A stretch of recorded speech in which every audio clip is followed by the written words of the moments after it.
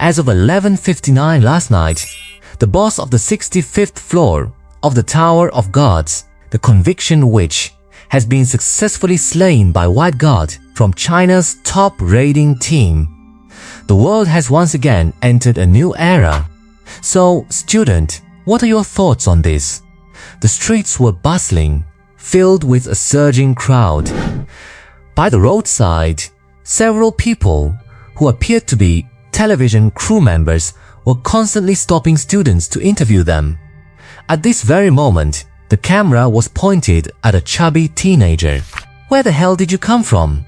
Can't you see I'm about to be late? I'm not the one who cleared the tower. What does that have to do with me? Get out of my way! You're blocking my view! After finishing his sentence, the chubby teen started running. The fat on his body jiggled heavily, looking rather comical from a distance. Damn! Are all the post-90s kids this arrogant nowadays? The young, vibrant reporter couldn't help but complain to the cameraman. I think they're actually from the post-00s generation. The cameraman looked awkward. The post-00s are already this old. The reporter looked confused. But then, her eyes suddenly lit up. She spotted a boy in the crowd, wearing the uniform of Xiaoyang No. 1 High School, with an exceptionally handsome face. Does No. 1 High really have such a good-looking student? The pretty reporter said to the cameraman, "Follow him, quick!" She then jogged over and walked up to him. "Hi there, we're from the Xiaoyang City TV station. What are your thoughts on China's top raiding team successfully clearing the 65th floor of the Tower of Gods yesterday?" Su Zhe raised his head slightly as a black microphone was thrust toward his mouth. Just as he was about to say something, a tall, thin figure squeezed in. Me, interview me. My name is Liu Tianyu. My thought is that China is amazing. China is the best ever." The pretty reporter looked embarrassed. Does this guy have a social personality disorder? She thought about kicking this idiot away so she could continue interviewing Su Zhe. But she saw that he had already walked far away. Damn it! The pretty reporter stamped her feet in frustration. She glared at the tall, thin boy with pure annoyance. I'm so annoyed. I wanted to get to know that cute little boy. Hey, Beauty, are you listening to me? You know, one of our school's seniors from last year awakened a speedster ability. He got scouted directly by the two giants, Meituan and Ilay Donmi. That's a super high-paying job, and you don't even have to raid that Tower of Gods. I'm still just a kid. I don't want to die young because I'm too talented.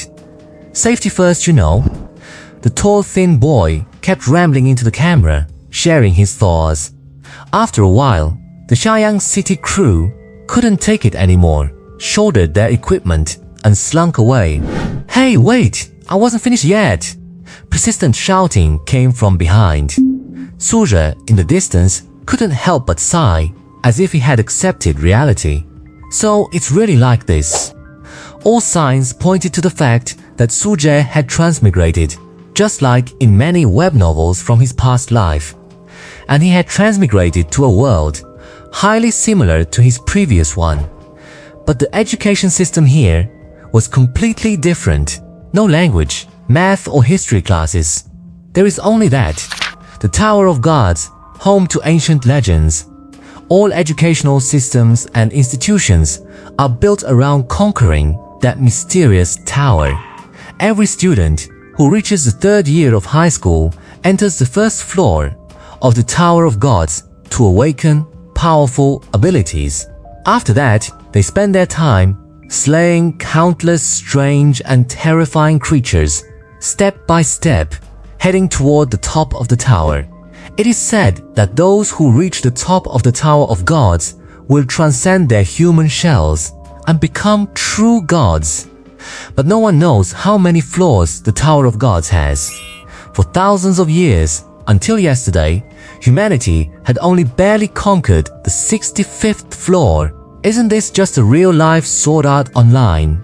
Su Zhe thought, speechless. In his previous life, Su was the owner of a small company at only 20 years old, living a life free from financial worries that others envied. Now that he's back in his third year of high school, he might have been able to achieve even more with his advanced knowledge base. He was the perfect urban fantasy male lead. But in this situation, raiding the Tower of Gods? Slaying terrifying unknown creatures? This isn't how the script is supposed to go. Student Suzhe, did you have a good holiday? A crisp voice interrupted Suje's thoughts. In front of the school gate, a girl with hair like a waterfall and exquisite features walked toward him. Her crystal-clear skin shone with an ivory luster in the sun, and her beautiful eyes were fixed on Suzhe. The girl was wearing the Xiaoyang No. 1 high school uniform, with a small gold-trimmed badge on her chest that clearly read Disciplinary Committee. You're late, Student Suzhe, the girl said, looking a bit shy. The girl's name was Yu Shuya, and she had been the class monitor for the 2 years Suzhe was in high school. She was said to be half Chinese and half Japanese. Her father was Chinese and her mother was from Japan. But in this life, Yu Shuya seemed not to have changed much.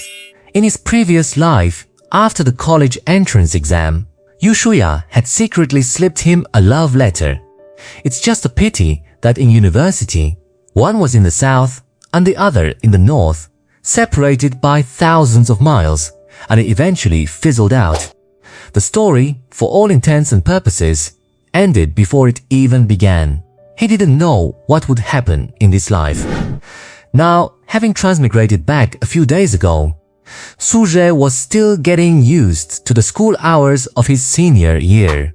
And on the very first day of senior year, he was caught red-handed by the monitor, Yu Shuya. Student Suzhe, you just go. I won't write down your name. Yu Shuya looked around the school gate, made sure no teachers were looking their way, and whispered to Suzhe. Suzhe nodded, and before Yu Shuya could come to her senses, he hurried toward the classroom. Hey! Yu Shuya looked at Suzhe's receding back, a look of resentment in her eyes, and muttered, Why are you walking so fast? I wouldn't eat you. Stepping into Xiaoyang No. 1, high old memories slowly resurfaced in Suzhe's mind. He could feel quite a few female students passing by, casting secret glances. Suzhe was filled with a sense of nostalgia. Suzhe, during his school days, was indeed exceptionally handsome, no less so than the internet influencers and stars of today. But after he started working and stopped taking care of his body, his looks gradually started to decline. Official note: why are all the male leads in novels so handsome? Because you, reading this, are handsome, so it increases immersion. Relying on his memories, Suzhe entered his classroom. The honors class from last year supposedly tried to raid the 33rd floor of the Tower of Gods during their final exam. But in the end, out of 50 people, only 12 survived. Is it really worth sacrificing your life to raid the Tower of Gods? As soon as Suzhe walked into the classroom, he heard many students discussing the Tower of Gods. Clearing the 30th floor of the Tower of Gods during the final exam is passing. They probably just wanted to get a better grade.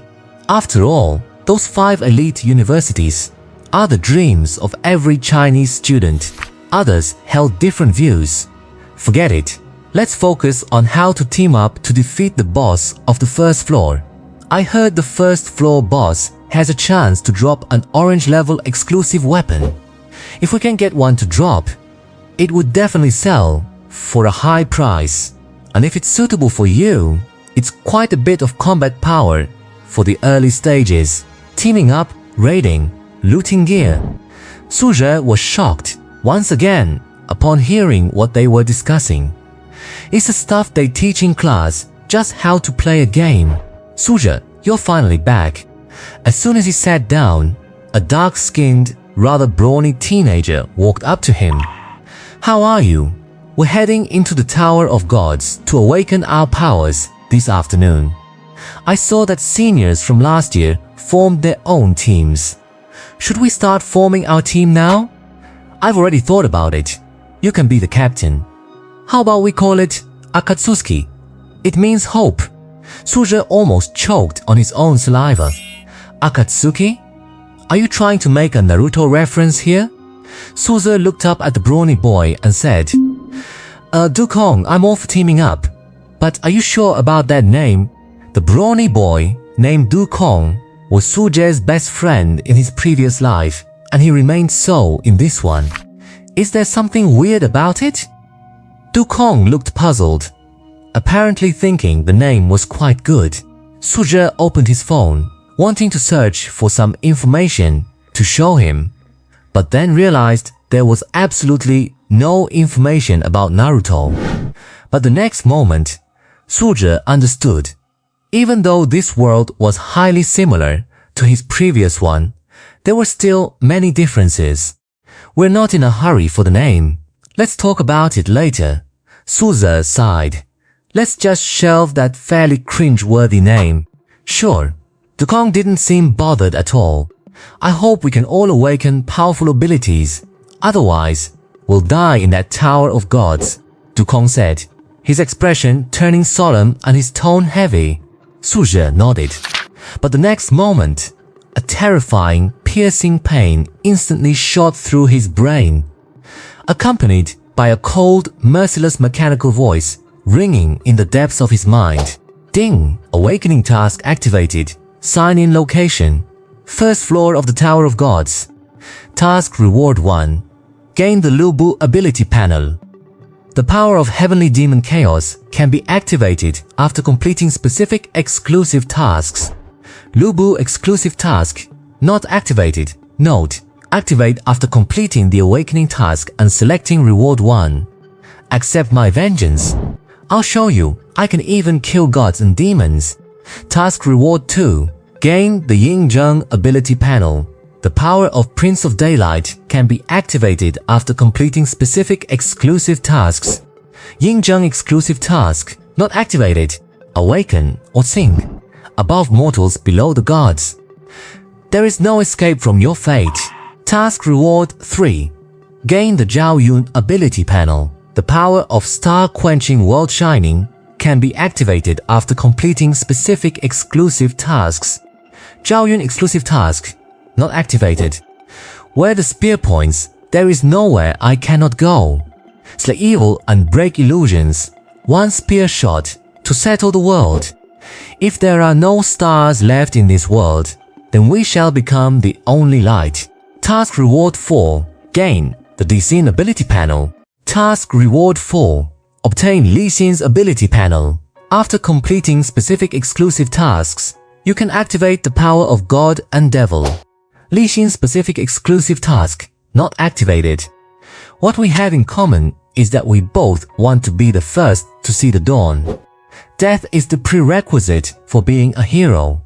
If you are afraid, would you run away? With one thought, I reach the heavens, fearless of gods and devils. This sword shall judge. Let the gods beg for forgiveness. Task Reward 5. Obtain Black Swordsman Kirito's skill panel. The cold mechanical voice echoing in his mind caught Suzhe completely off guard. But he soon realized that this was the standard system cheat for transmigrators. However, the rewards for the awakening task issued by the system seemed to only have the first 4 options that looked powerful. The rest of the options were quite a bit inferior in comparison. Lubu, Yingzheng, Zhao Yun, Li Xin. Suzhe fell into deep thought. If there were no surprises, Suzhe felt he would only choose from these 4 options. But every panel had its own pros and cons, and Suzhe couldn't make up his mind for the moment. Suzhe, are you okay? It's time for class. Dukong's voice reached his ears, pulling Suzhe's thoughts back to reality. The classroom door was pushed open, and a young, beautiful teacher, full of youthful vitality, walked in. Following right behind the teacher was the class monitor, Yu Shuya, who had just finished her shift. The moment she entered the classroom, Yu Shuya's gaze swept over Suzhe seemingly casually, revealing an inscrutable look. "Hello, students. My surname is Xie and my name is Shuli. I am your temporary substitute head teacher." The beautiful teacher stepped onto the podium. Lace-trimmed black stockings covered her slender, straight legs, and she wore red-soled black high heels, exuding the unique charm of a mature woman. Instantly, she caught the attention of all the male students. "These legs, invincible. Black stockings are eternal."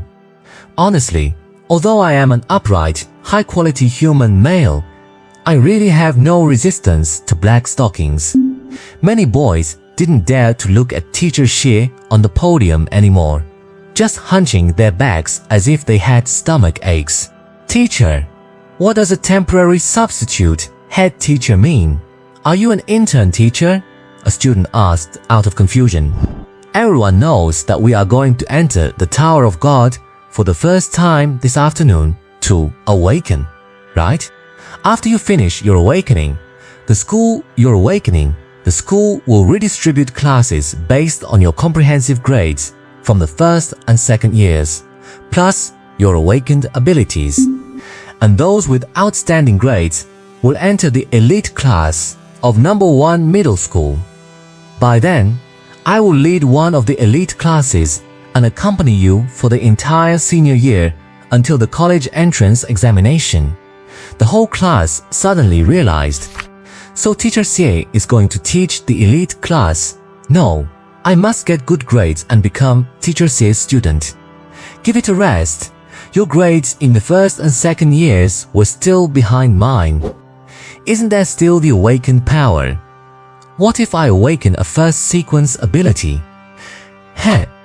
The students in the class were happy and worried, saying it's fair. It's theoretical grades plus awakened power. Saying it's unfair. The awakened power is innate and cannot be changed. It's like you've worked hard for 2 years only for someone else to awaken a powerful force and catch up in an instant, or even surpass you. Suzhe, actually, I've had a strange premonition over the past 6 months that the power I awaken might be extraordinary. So don't worry, even if you can't awaken a powerful force, I will protect you in the Tower of God. Dugong sat in front of Suzhe.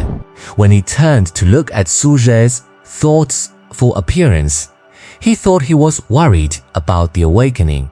Sir shook his head without saying much, just patted Dugong's shoulder to reassure him. With the system, how could Suzhe worry about the awakening? Any one of the first 4 options taken out might be the top power. What he was annoyed about was the difficulty of choosing. Let me tell you about the precautions first. Xie Shuli raised her voice. After entering the Tower of God, you will each be teleported to an independent space. But you don't need to be afraid. Feel the energy flowing in the space. If some kind of energy resonates with your body, then you will naturally awaken your own power. This is an ethereal stone, Yu Shuya. Please help distribute them to the students, Xie Shuli said, taking out some thumb-sized black crystals. The ethereal stone is an object for detecting power levels. After you finish awakening and come out of the Tower of God, you can hand it directly to the school. Of course, I hope you can be honest in the assessment. Some people have tried to use substitutes to detect power and enter the elite class. But the consequences, you should understand, Xie Shuli said, revealing a cold and sinister look. All the students couldn't help but shiver. Suzhe, this is yours. Yu Shuya held an ethereal stone and handed it to Suzhe. Thank you, Suzhe nodded and said, that, after awakening this afternoon, can you wait for me to go back together? Yu Shuya's voice grew lower and lower until it was almost inaudible at the end. Sure, it's on the way anyway, Suzhe nodded. In fact, after transmigrating back, he also had quite a few questions he wanted to ask others. Yu Shuya lived in the same residential area as him, which was convenient. Really, Yu Shuya's eyes lit up, and a beautiful blush appeared on her cheeks. After the ethereal stones were distributed, the rest of the time, Xie Shuli was explaining the procedures for entering the Tower of God. Until the afternoon, the time for awakening finally arrived. Teacher, aren't we going to the Tower of God? Why are we at the underground floor of the school, more smaller and light, taking the elevator from the teaching building to the underground area? Ancient and eerie totems were scattered all around, and in the center of the area floated a giant cube with a radius of 3 meters, emitting a mysterious halo. All the students looked surprised, staring at the object that looked like a Rubik's Cube. At a loss, "Do you see the Rubik's Cube in front of you?" Xie Shuli said lightly, "This is a man-made cube connected to the center of the Tower of God, through which you can be directly teleported inside the Tower of God. After all, that Tower of God is located at the center of the Blue Star continent. Later, when you get into those universities, you might have a chance to touch the secrets of the center of the world." Xie Shuli stopped mid-sentence. "Just reach out and touch the cube," Xie Shuli said to Su Zhe and the others. "Other classes have already entered the first level of the Tower of God. You should hurry up too." Many students began to feel eager after hearing her words. There was no queuing.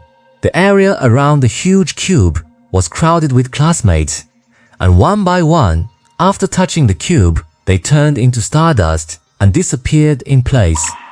Su Zhe Dukong walked over and said solemnly, "Be careful." Su Zhe nodded, his gaze swept over, and he accidentally saw Yu Shuya staring at him again. After being discovered, her cheeks turned red like a frightened rabbit, and, in a flustered state, she instantly touched the cube and entered the Tower of God. Su Zhe raised the corner of his mouth slightly, shook his head, and also entered the Tower of God. Ding, sign-in task. Location Tower of God, first floor completed. Please choose your task reward. Host? Reward 1, Lu Bu. Reward 2, Yin Zheng. Is it that simple to complete? Su Zhe was a little puzzled. Sign-in tasks. As long as you reach the location, it counts as completed. Looking at the series of rewards in his mind, Su Zhe showed a look of determination. Hero panels like Lu Bu, Yin Zheng, and Zhao Yun are powerful, but they all have their own flaws. And Li Xin, who possesses both divine and demonic forms, can almost make up for all the shortcomings, although he is jokingly called the Scraping Master in the game. But this is the real world, and if one possesses the power of gods and demons, it might be the top power in this world. Moreover, in the dark, Su Zhe seemed to sense that he should choose the Li Xin panel, so Su Zhe didn't hesitate anymore.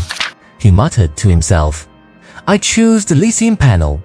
Today the stars reflect the ancient origins, and the gaze of the past guides the life and death of tomorrow. A deep, sublime voice echoed in Su Zhe's mind. "What we have in common is that we both want to be the first to see the dawn, young man."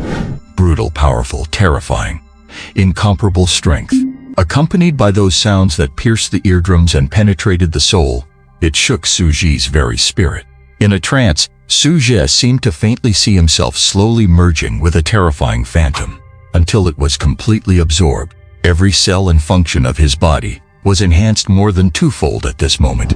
As Su Zhe slowly opened his eyes, a flicker of red light in his left eye and a glimmer of gold in his right gradually receded, and then returned to calm. Clenching his right hand in the void and feeling the changes in his body, Su Zhe exhaled a long breath of stale air. Ding! The host has successfully integrated the Li Xin panel, now unlocking the power of one thought. God and Demon, exclusive special mission activated. God and Demon exclusive mission. Slay the 4 symbols within 6 hours to clear the first floor of the God Tower. Note: this mission will test whether the host has the qualifications to wield the power of gods and demons. Failure will result in the permanent loss of this power. Failure will result in the permanent loss of the power of gods and demons? Suj frowned deeply. In other words, is this my only chance? But clearing the first floor of the God Tower, Suja immediately recalled Xie Shuli's words. After you have awakened your powers, you may return to the safe zone on the first floor of the God Tower on your own. Staff will be there to guide you at that time. Do not even think about venturing deeper into the God Tower. This is not a warning, it is an order. I know some of you will get restless after awakening your powers and want to quickly conquer the first floor of the God Tower. But I can clearly tell you that the first 5 floors of the God Tower are collectively known as the Eternal Night Maze, and the boss on the first floor is the most troublesome of all 5. This Lord-class monster is named the Four Symbols. Although its level is not high, its sensory abilities are extremely sharp, and it possesses powers of wind, thunder, water, and fire. With your current strength, even if you have awakened a first sequence ability, you will undoubtedly face a 10-to-1 death rate. Even that great figure in the Demon City only managed to conquer it 2 weeks after awakening their power, and that is a record that remains unbroken to this day. Recalling Xie Shuli's extremely grave expression, Suje was left speechless. In other words, even the strongest only began their attempt 2 weeks after awakening. But now this system wants me to clear the first floor of the God Tower in just 6 hours. Is this even possible? As expected, the missions issued by this system are never that simple. Although I could just take the power obtained from the sign-in and leave right now. But Suje knew he would definitely regret it later.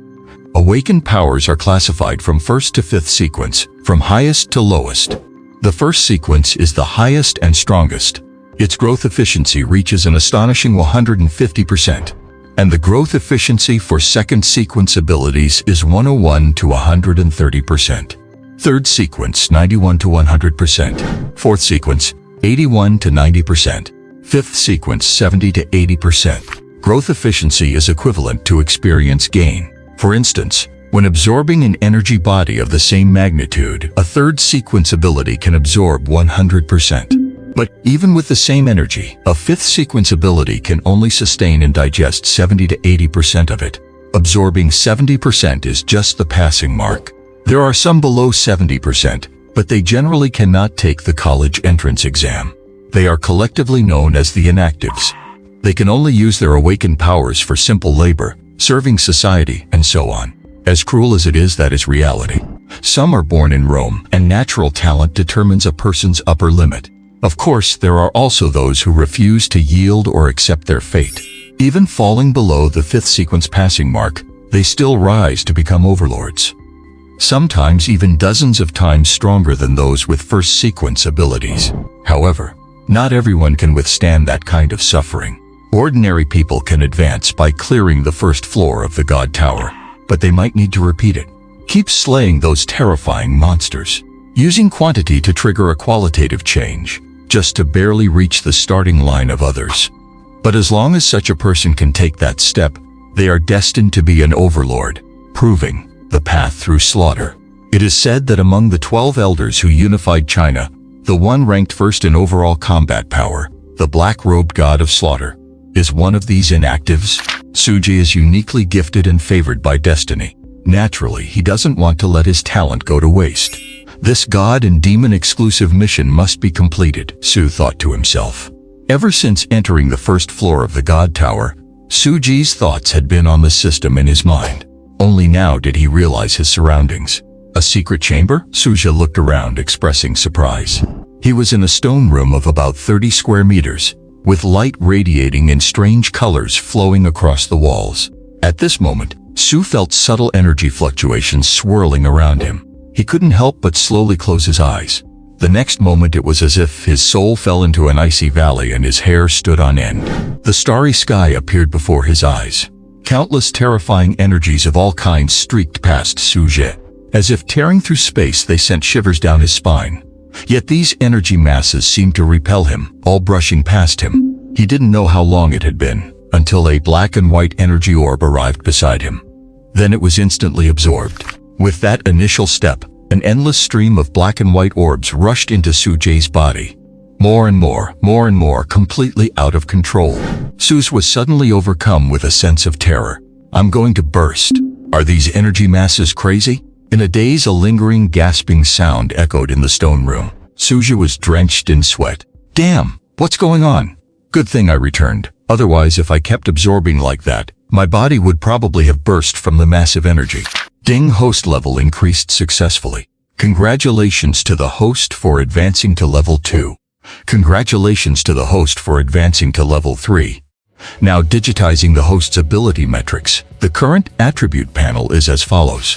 Suzhie. Race human. Affiliation. None. Level 3. Innate abilities. Light element first order, dark element first order. HP 88. Note. This health value is a digitized display. Sustaining fatal injuries will cause irreversible death or harm, so please do not treat this like a game, host. Mana spirit points 120. Strength 12 points. Affects physical attack power. 8 points. Affects HP and defense. Agility 10 points. Affects critical hits and reaction speed. A critical hit can be understood as spotting an opponent's flaw to deliver an attack similar to a strike bonus. Spirit 12 points. Affects mana spirit points and resilience and also influences the damage of certain skills. The higher the resilience, the lower the negative effects from psychic attacks, such as stun, confusion, charm, and other control status effects. The average base attributes for a normal human are between 3 and 5 points. Seeing his own attribute panel in his mind, Suzhie couldn't help but nod. With both light and dark elements at the first order, Sujie's aptitude surpassed most humans on this point alone. After all, according to what Xieshuli said, people with a first-order ability are very rare, appearing only about once in every 30 to 50,000 people, and their growth efficiency is generally in the range of 131% to 150%. Growth efficiency from 131% to 150% is considered first order, although reaching a growth efficiency of 131% counts as the passing line for first order. The highest level of first order reaches 150%. It might seem like a small difference, but as you reach the later stages, this gap of nearly 20% will become much more apparent. But 150% growth efficiency is impossible. That is merely a theoretical speculation. From the start of the Tower of Gods era until now, there has been 1,000 years of history, and the strongest human in history was the first emperor of China, Ying Zheng. According to historical records, his growth efficiency reached an astonishing 149%. He was just a hair's breadth away from perfection. But later generations have confirmed through research that 149% growth efficiency is already the human limit. And theory remains just theory. 149%, huh? Suzhie recalled Xieshuli's explanation, lost in thought. The next moment he took out the ethereal stone. Let's check my own growth efficiency first. As Suzhie channeled his energy into the ethereal stone, a mass of black and white energy was slowly absorbed by it. 145%. A number appeared within the ethereal stone. Only 145%. Suzhie felt a sudden dip in spirit. Growth efficiency is equivalent to growth talent, and 145% already surpasses 98% of all humanity. This kind of talent is 1 in 10,000, and he is already essentially a first-tier ability user. But this was not the limit Suzhie wanted. Even if he couldn't reach the theoretical 150%, having a system should at least allow him to reach the 149% level. Wait, the power of gods and demons. Su suddenly realized something. Yes, as long as I fuse the power of gods and demons, maybe I can elevate my initial growth talent to the absolute limit. Thinking this, Suzhie became even more determined. The God and Demon mission only has a 6-hour time limit, so I should hurry up and find a way out now. After feeling around the walls of the stone chamber for a while, Suze finally found a hidden door. He pushed hard, and the stone door creaked open. But what met his eyes was endless darkness. Suzhie didn't hesitate since it was the only path, so he walked inside. An icy chill seeped into his bones as if walking through a dark tunnel with no end. After who knows how long, a glimmer of light finally appeared ahead. Why haven't those staff members come yet? How about we just go and tackle the first floor of the Tower of Gods? God, I awakened a first-order power. I refuse to believe I can't beat those monsters. Chu Gaofei, could we perhaps team up in the future? I only awakened a fourth-order power. A delicate and innocent-looking girl said shyly, a hint of fawning visible in her eyes. Chu Gaofei patted his chest. At Shaoyang City's #1 high school, there were a total of 20 classes in the third year. There were naturally countless pretty girls, and Yu Shuya from his own class was even ranked as one of the school beauties. But Chu Gaofei wasn't delusional. He knew exactly where he stood. Yu Shuya was out of his league, but this girl in front of him, who also looked quite good, was a decent choice. The ethereal stone in Chu Gaofei's hand clearly displayed the number 131%. More and more classmates were gathering around him. Many female students were showing signs of wanting to curry favor with him. He loved this feeling. He loved the feeling of being looked at by women with admiration, even if that 131% score was just the passing line for the first order. Inside the massive hall, only 4 giant totem stone pillars stood with dignity. Now, one after another, many classmates had appeared in the hall. Everyone's expression was mixed, some happy and some sad. It was clear that everyone had awakened the powers corresponding to them. 100%? A girl's startled cry suddenly rang out. Squad leader, how come you only awakened a third order ability?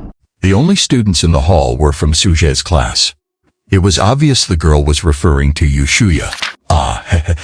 Yu Shuya felt awkward, her face showing an unnatural expression. She seemed to be trying to hide the bitterness in her heart, but anyone could see the desolation and defeat in her eyes.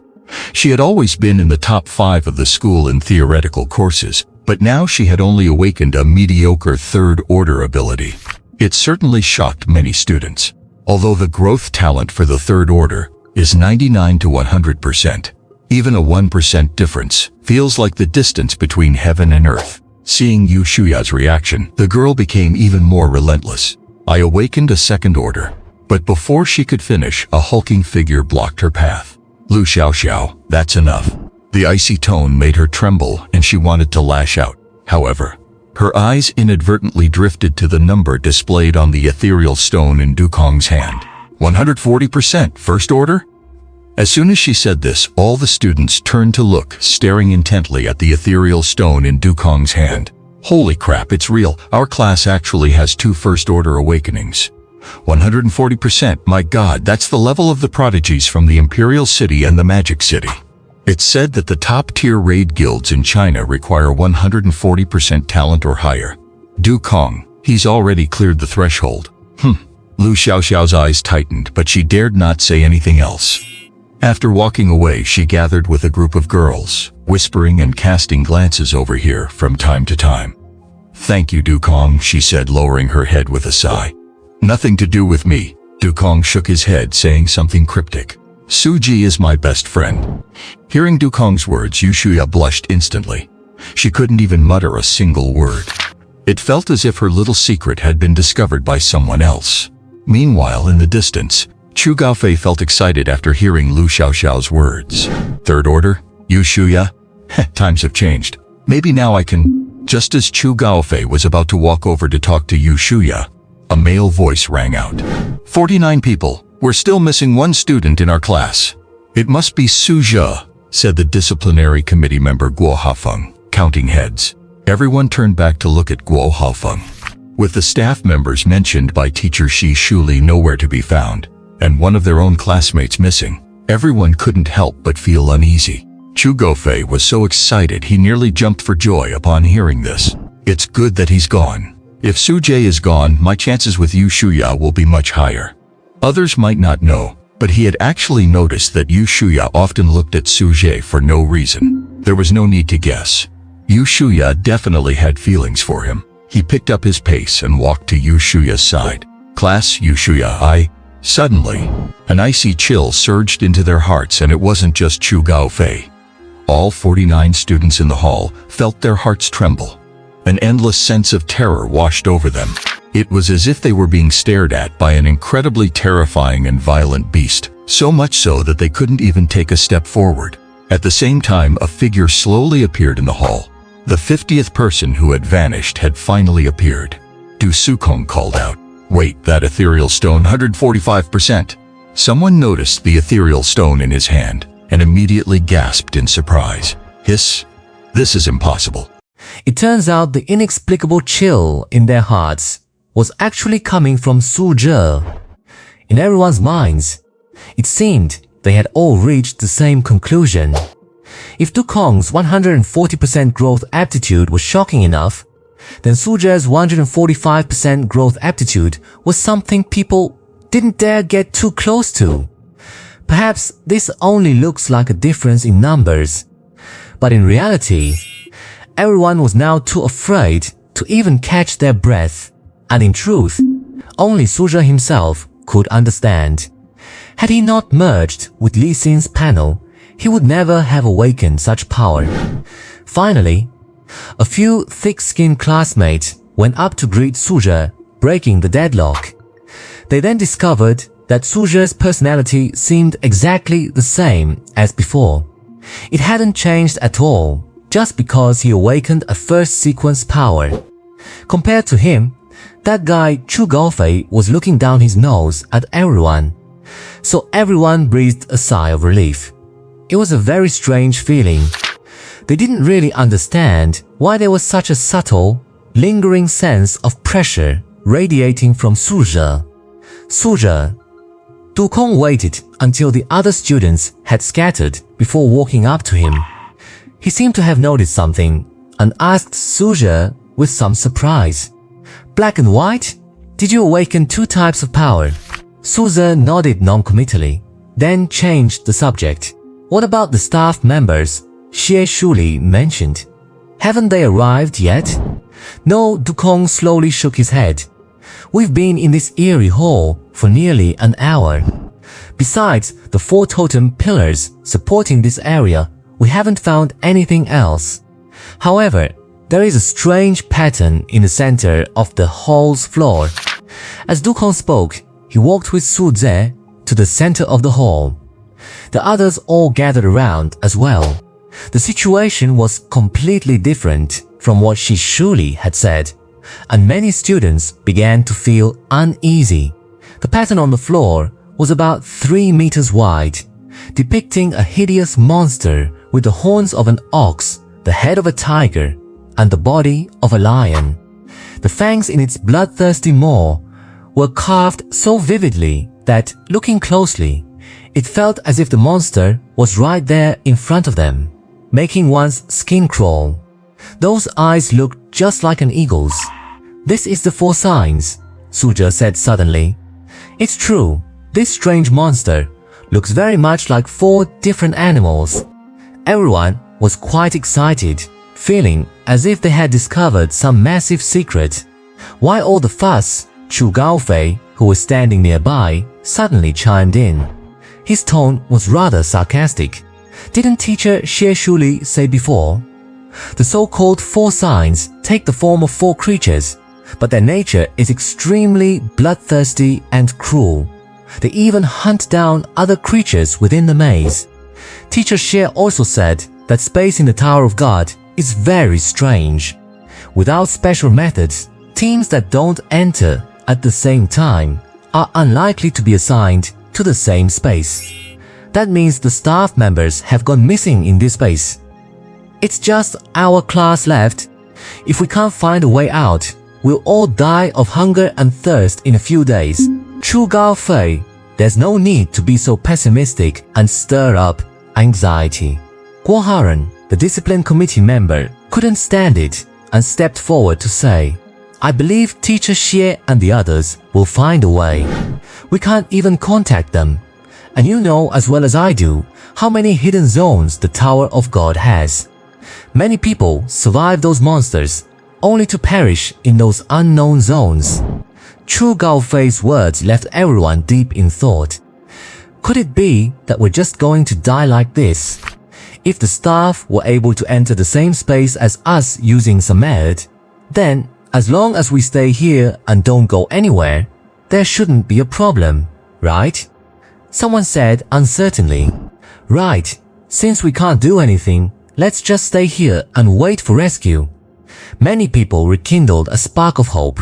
Students in our class who have awakened the attributes of wind, lightning, water, and fire, please step forward first. Suzhe spoke up. Everyone was a bit confused, standing there blankly and not knowing what to do. Only Dukong didn't question him and walked directly to Suzhe, saying, I have the lightning attribute. Su Zhe looked at Du Kong, nodded, then looked around at the others and continued. Do you remember what teacher Xie Shuli said? The 4 signs possess wind, lightning, water, and fire attributes simultaneously. I noticed something strange about the 4 pillars here when I entered the hall just now. But after seeing the pattern on the floor, I can be fairly certain. These 4 pillars correspond to the wind, lightning, water, and fire attributes respectively. You can go over and look at the totems carved on them to verify what I said. I need 4 students to channel their wind, lightning, water, and fire powers into the pillars. Rather than sitting here waiting to die, we might as well try to activate the totems. After Su Zhe finished speaking, everyone present became quite surprised. Many people walked over, confused, to check the state of the pillars. It's true. The totem patterns on this pillar look a lot like lightning. Here too. And here. Chu Gaofei's eyes were icy, and a look of displeasure showed on his face. He seemed unwilling to see Su Zhe become the center of attention in the class. But at this point, he couldn't argue with Su Zhe, and he didn't want to sit here waiting to die either. So he walked slowly to the edge of the crowd, keeping his distance. You seem to have some hostility towards Su Zhe. Is it about Yu Shuya? An icy female voice reached his ear. It startled Chu Gaofei immediately. He turned to look and saw it was that girl, Lu Xiaoxiao. Work with me. Lu Xiaoxiao's delicate, slightly charming face revealed a dark look. What do you mean? Why should I work with you? It seemed that the phrase, is it about Yu Shuya, had hit Chu Gaofei's psychological defense, causing Chu Gaofei to laugh in an angry, distorted way. Because I only want Su Zhe, Lu Xiaoxiao's sultry voice came through. What? You? Chu Gaofei, everyone with half a brain knows you've got a thing for Yu Shuya. I can also tell you plainly, I like Su Zhe, and that's been true for a long time. Lu Xiaoxiao gave a cold sneer and continued. But don't think I'm like you. I don't care what happens to Yu Shuya, but if you dare lay a finger on Su Zhe, even if you are a Tier 1 Awakener, I'll make you wish you were never born. Huh, who do you think you are? Chu Gaofei found it somewhat amusing. A Tier 2 ability user, daring to negotiate with him, a Tier 1, and threatening him on top of that. Is that so? Lu Xiaoxiao smiled, looking intrigued. A circle of eerie, ink-green magic patterns slowly bloomed within her pupils. Poison type. Chu Gaofei's heart skipped a beat. No, this is no ordinary poison type. Upon seeing Lu Xiaoxiao's eyes, Chu Gaofei froze like a statue, unable to move an inch. Time passed, and the magic patterns in Lu Xiaoxiao's eyes slowly faded away. Chu Gaofei finally snapped back to reality, breaking out in a cold sweat. If this were a real fight, even a second of distraction would be enough to get him killed. Besides, he had no idea how long he'd been dazed. It was enough time for Lu Xiaoxiao to kill him 10 times over. What kind of power is this? It's clearly a poison type, but why does it feel so much like a mental illusion? Chu Gaofei suddenly felt a sense of frustration. He thought that awakening the demonic mist, a sub-branch of the Tier 1 dark type, was enough to look down on the whole class. Maybe even enough to win Yu Shuya's favor. But first, there was Du Kong, that guy who awakened as a Tier 1 with 140% growth potential. And then Su Zhe, that's even more absurd. Like a monster, he awakened a dual-type ability with 145% growth potential. Now even Lu Xiaoxiao, a Tier 2 woman, poses a lethal threat to me. Damn it! Chu Gaofei spat out a curse.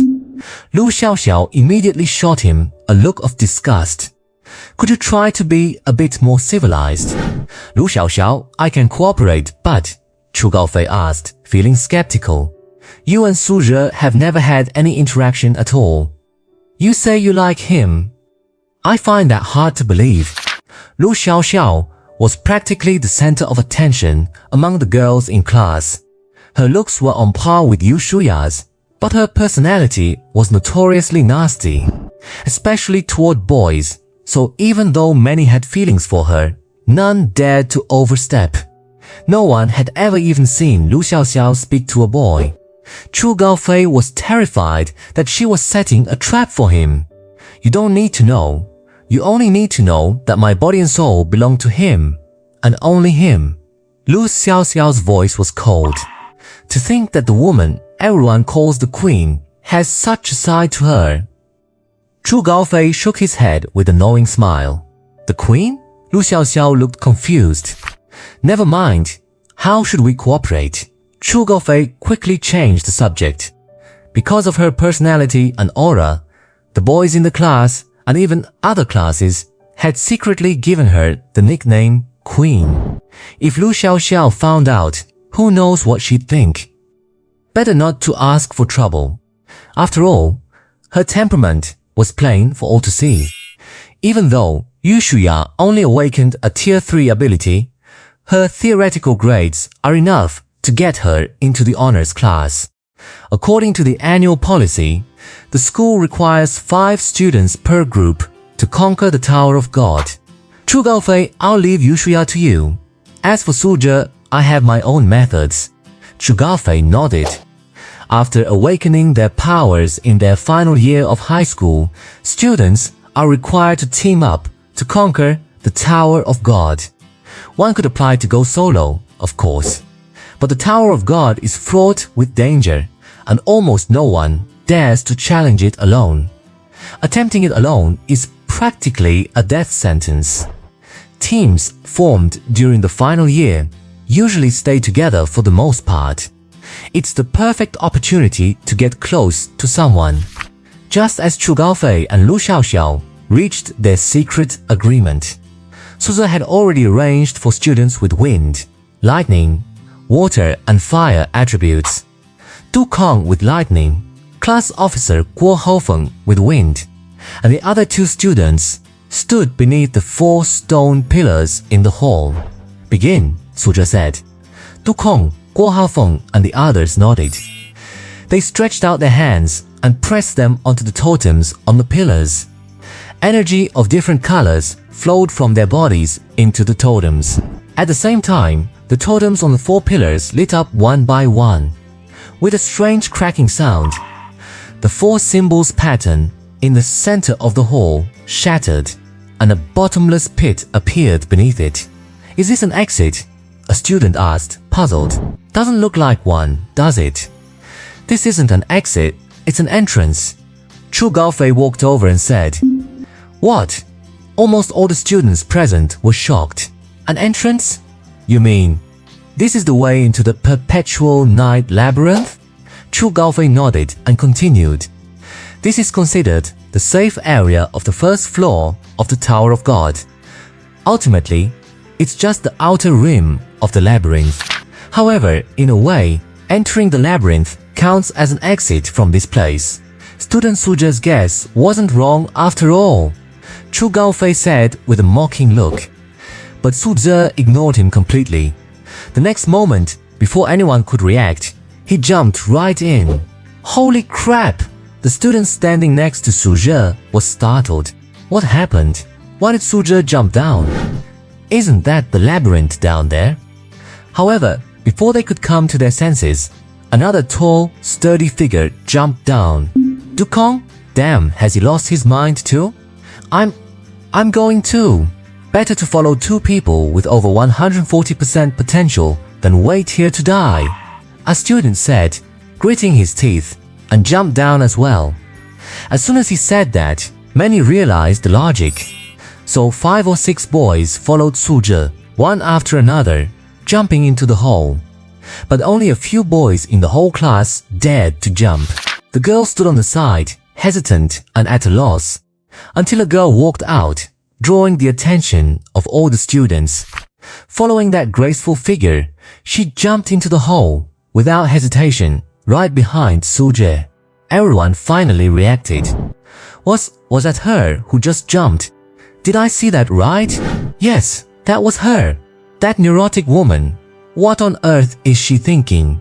Chu Gaofei frowned, looking stunned.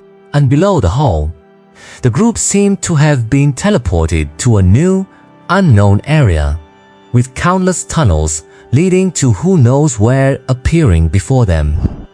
Why did you come down?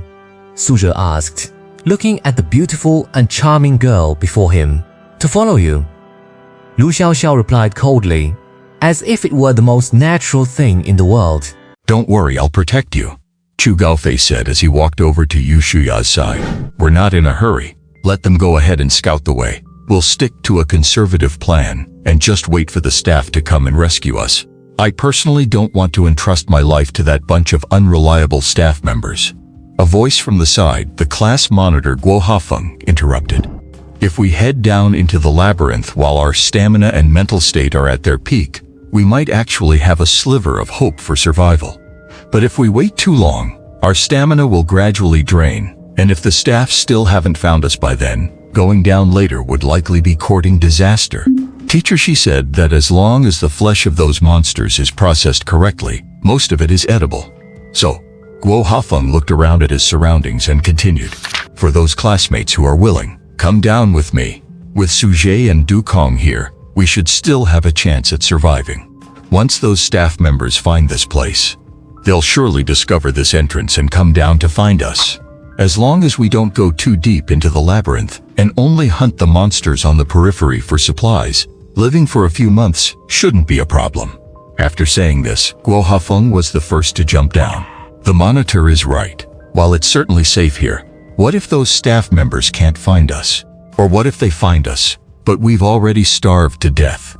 Rather than sitting here waiting for death, we might as well fight for that sliver of hope. Following this, several more students jumped down.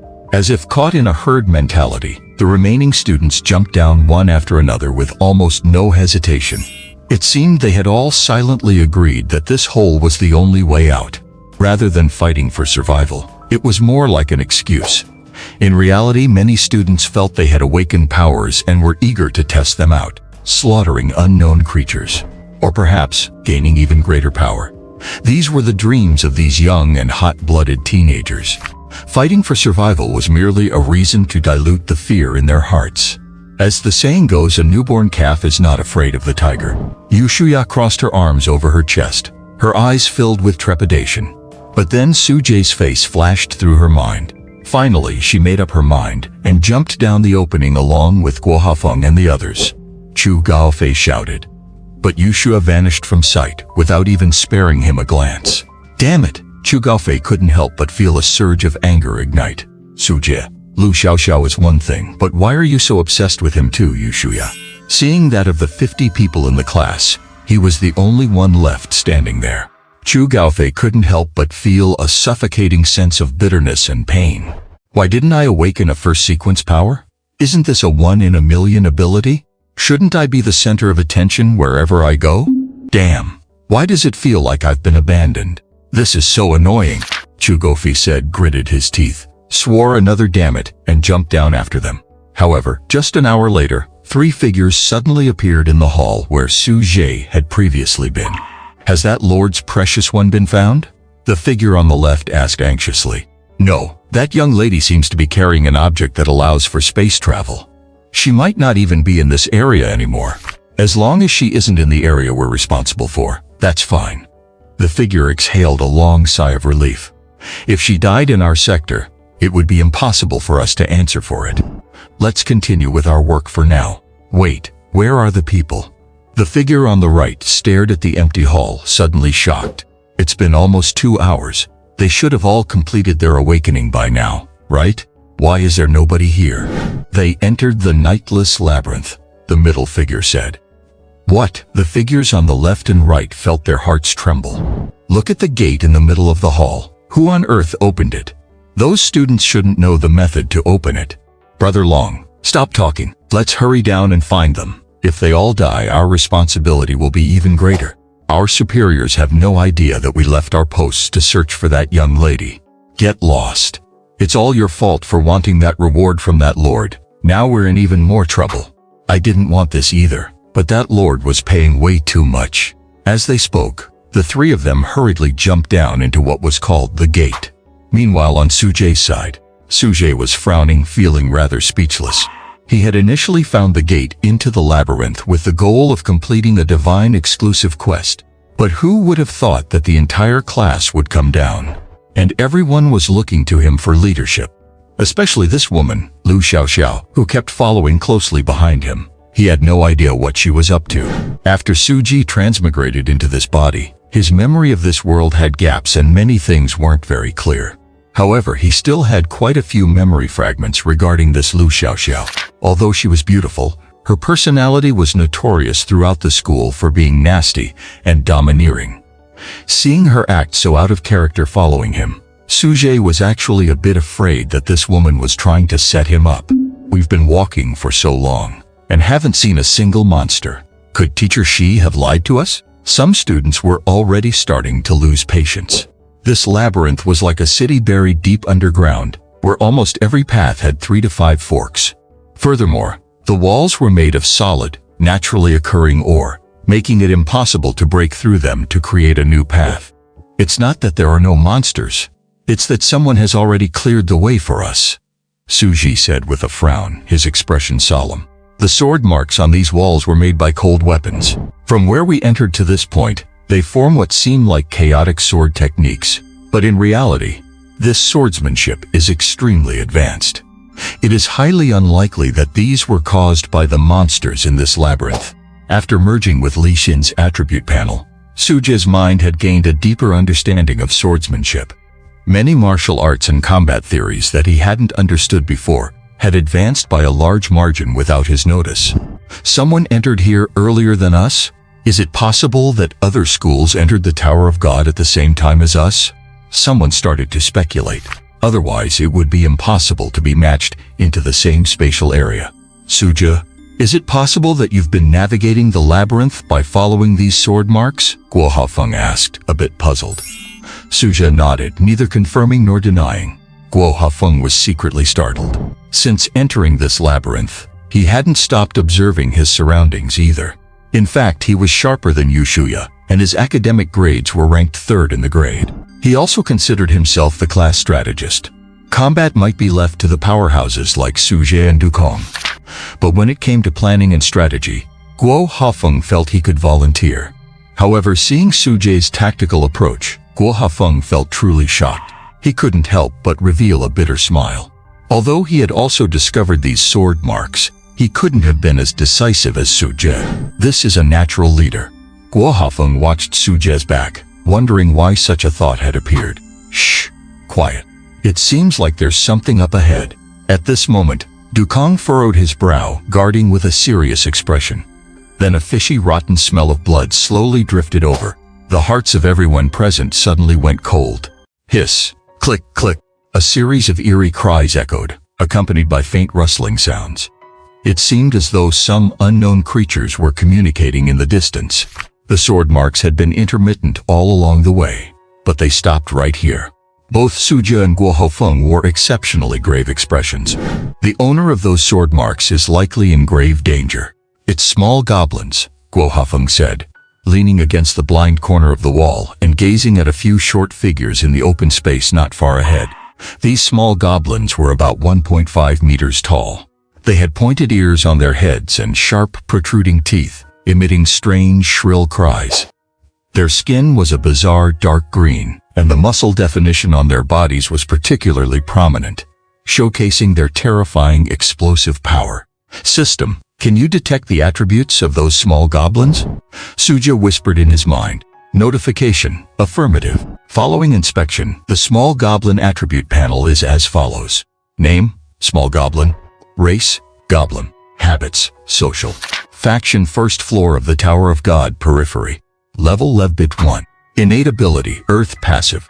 Skill 1, active violent strike. Uses a weapon to deliver a fierce blow to the target, dealing twice the strength in damage. Skill 2, active falling rock. Manipulates loose stones to deal continuous damage to the target. Health points 50-50. Spirit points 30-30. Strength 7. Physique. Agility 7. Spirit 3. A single small goblin doesn't pose much of a threat, but Suge watched as more figures appeared one after another. There were at least 10 of them. If we just rush into a head-on battle, we might suffer heavy casualties. Suji had been observing Dukong, the first sequence awakener with the highest growth potential other than himself. Name Dukong. Race. Human. Faction. None. Level B1. Innate ability Thunder First Sequence. 140. Skill 1. Active. Lightning Descent. Summons lightning to deal continuous attacks to the target. Skill 2. Active Extreme Thunder Armor. Negates 15% of damage for 5 minutes. Skill 3. Active Sixth Senses Enhancement. Can perceive surroundings within 10 meters. Health points 70-70. Spirit points 50-50. Strength 8. Physique 7. Agility 7. Spirit 5. Dukong's attributes were actually already quite high tier. An ordinary person's base stats are generally only between 3 and 5. In most cases, even after awakening, one's power doesn't increase by much in the early stages. Moreover, all 4 of his attributes were above 5. Suja only had an average of over 10 across the 4 attributes because he had obtained Li Xin's panel, and his level had reached LV.3. However, personal combat power is one thing. The main problem now is that our group has absolutely no sense of organization or discipline. After all, they are just fledglings who just awakened. Many of them can't even control their own power. Except for a few classmates with decent growth potential, whose attributes are close to those of the small goblins. The rest are honestly quite lackluster. No wonder Shishuli didn't let us go off to conquer the Tower of God right after we awakened. To have them go and slaughter these goblins under these circumstances? They'd be dead for sure. Suje, do you have any good strategies? Guo Haofeng leaned over and whispered. Guo Haofeng's average attribute score had just reached 5. It was decent enough. But if he were asked to fight a small goblin one-on-one, he'd probably be killed instantly. 2 options. First, take another path. But I'm not sure if we'll encounter even stronger monsters ahead. Perhaps these small goblins are the lowest level creatures here.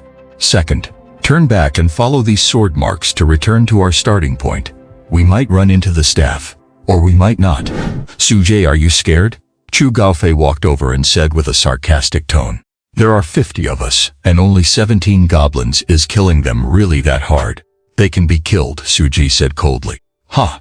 Then you. But our team will inevitably suffer casualties. The strong will naturally be able to protect themselves, but if someone gets injured here, if we encounter more powerful creatures later, they will inevitably become the ones abandoned. Chu Gaofei, or are you saying that you want your classmates to be your stepping stones? The crowd was startled after hearing what Suje said. That's right. My own strength definitely can't compare to those first sequence people. If we face life-threatening danger, who would be able to look after me? Consequently, many people started looking at Chu Gaofei with looks of disgust. You? Chu Gaofei's face turned as ugly as if he'd just eaten excrement. Quite a scheme. Guo Haofeng, standing to the side, felt his heart racing. He hadn't fully grasped Suje's combat power yet, but he was already won over by Suje's tactical thinking. Now Guo Haofeng finally understood. The students in the class were as loose as scattered sand. Even though Suje had awakened a first sequence power, many in the class would surely be jealous and refuse to obey him. And at this moment, Chu Gaofei served a perfect purpose. That is, to become the common imaginary enemy for everyone. People are inherently self-interested. When someone threatens their interests, even if they don't say anything on the surface, they will harbor irreparable resentment in their hearts. Perhaps they will even unite against a common foe. And since Suje is powerful enough to confront Chu Gaofei, who is also a first sequence awakener, then even if these people are dissatisfied, for the sake of their own interests, they will certainly follow Suje's lead. Not to mention, this concerns their own lives. This is a bit terrifying. Who exactly is Suje? I never realized his strategic mind was this incredible before. Guo Haofeng didn't believe for a second that Suje was just saying that off the cuff. From the moment they discovered the sword marks until now, Guo Haofeng felt fortunate that he hadn't crossed Suje. Otherwise, he wouldn't even have to lift a finger, and I wouldn't even know how I died. As for Chu Gaofei, Guo Haofeng couldn't help but shake his head with some sympathy. Chu Gaofei, I don't know whether to say you're lucky or unlucky, running into someone like Suje. Sure enough, from that moment on, almost every student took a few steps away from Chu Gaofei. Even those who initially wanted to team up with Chu Gaofei began to look at him with disdain. Instead, they slowly gravitated towards Suje. Seeing this, Suje inadvertently curled the corner of his mouth upward. Conquering the first floor of the Tower of God is impossible to do alone. Therefore, Suje had to use some special methods to make everyone submit to him. And now, clearly, he succeeded. I didn't mean that, Chu Gaofei suddenly shouted. However, Chu Gaofei was now in a position where he couldn't explain himself even if he wanted to. Since that's the case, I've come up with a great plan that can ensure the safety of the entire class while also taking out these goblins. Suje smiled and said, to be honest, he didn't understand why this guy Chu Gaofei kept targeting him. Was he jealous because I awakened with 145% strength growth potential? Or was there some other reason? Regardless of the reason, Suje wasn't one to let things slide. If you dare to target others, then you better be prepared to pay the price in blood. What kind of plan? Guo Hofeng immediately perked up, having previously wanted to volunteer himself as the strategist. But now, he was completely won over by Suje's capabilities. The others were also curious. Now, after all, those with lower abilities didn't want to become cannon fodder. Chu Gaofei, since that wasn't your intention, how about you act as the bait? Suje said to Chu Gaofei indifferently, your strength isn't bad. Compared to the others, your chances of survival are much higher. Me acting as bait? Chu Gaofei was filled with anger the moment he heard that. Suje, are you trying to send me to my death? No, I'm not. Suje shook his head and said coldly, as long as you run fast enough, you won't die. Besides, didn't you want to prove yourself? Chu Gaofei immediately gritted his teeth. Damn it! How did things turn out so differently from what I imagined? He just couldn't stand the fact that Yu Shuya kept thinking about Suje. He just wanted to gross out Suje. But how on earth did he end up putting his own life on the line? Can someone tell me what the hell just happened? Chu Gaofei looked at the eyes of his classmates fixed on him. They were full of disgust and resentment, some even bordering on hatred. Finally, Chu Gaofei remembered his own ability and gave a dejected nod. What do you want me to do? After saying this, Chu Gaofei swore to himself that after this, he would never provoke this demon, Suje, again. First, his family background was only a small one, and second, he had awakened a first sequence ability, making him feel as inflated as a nouveau riche. Climbing from obscurity to the peak in an instant would make anyone arrogant. But now, after this stunt by Suje, Chu Gaofei had sobered up quite a bit. So what if I have a first sequence ability? Chu Gaofei looked at the handsome Suje before him and for some reason felt a strange sensation. He hadn't noticed it before, but since this guy awakened his power, he seemed to possess an added air of nobility. It was like Chu Gaofei suddenly remembered the princess he met while traveling abroad during his family trip last year. His home country, China, was a top-tier great power in this world. Its strength, like a waking lion, intimidating all directions, with no one daring to infringe upon it. Under China's protection, there were also many small neighboring countries, and among them, a nation called the Dragon Kingdom was developing relatively well. The people of the Dragon Kingdom primarily specialized in summoning and beast-taming abilities, and it is said that powerful individuals could tame a legendary dragon as their mount. They could also tame various monsters to fight for them. Therefore, many students who awakened summoning or beast-taming abilities during the college entrance exams would choose to go abroad. They would study at the Dragon Kingdom's Reno Academy and return to China after graduation. And in the Dragon Kingdom, royal authority was supreme. During that trip, Chu Gaofei had caught a glimpse of the Dragon Kingdom's third princess from afar. Ever since then, he could never forget that girl with her heavenly beauty.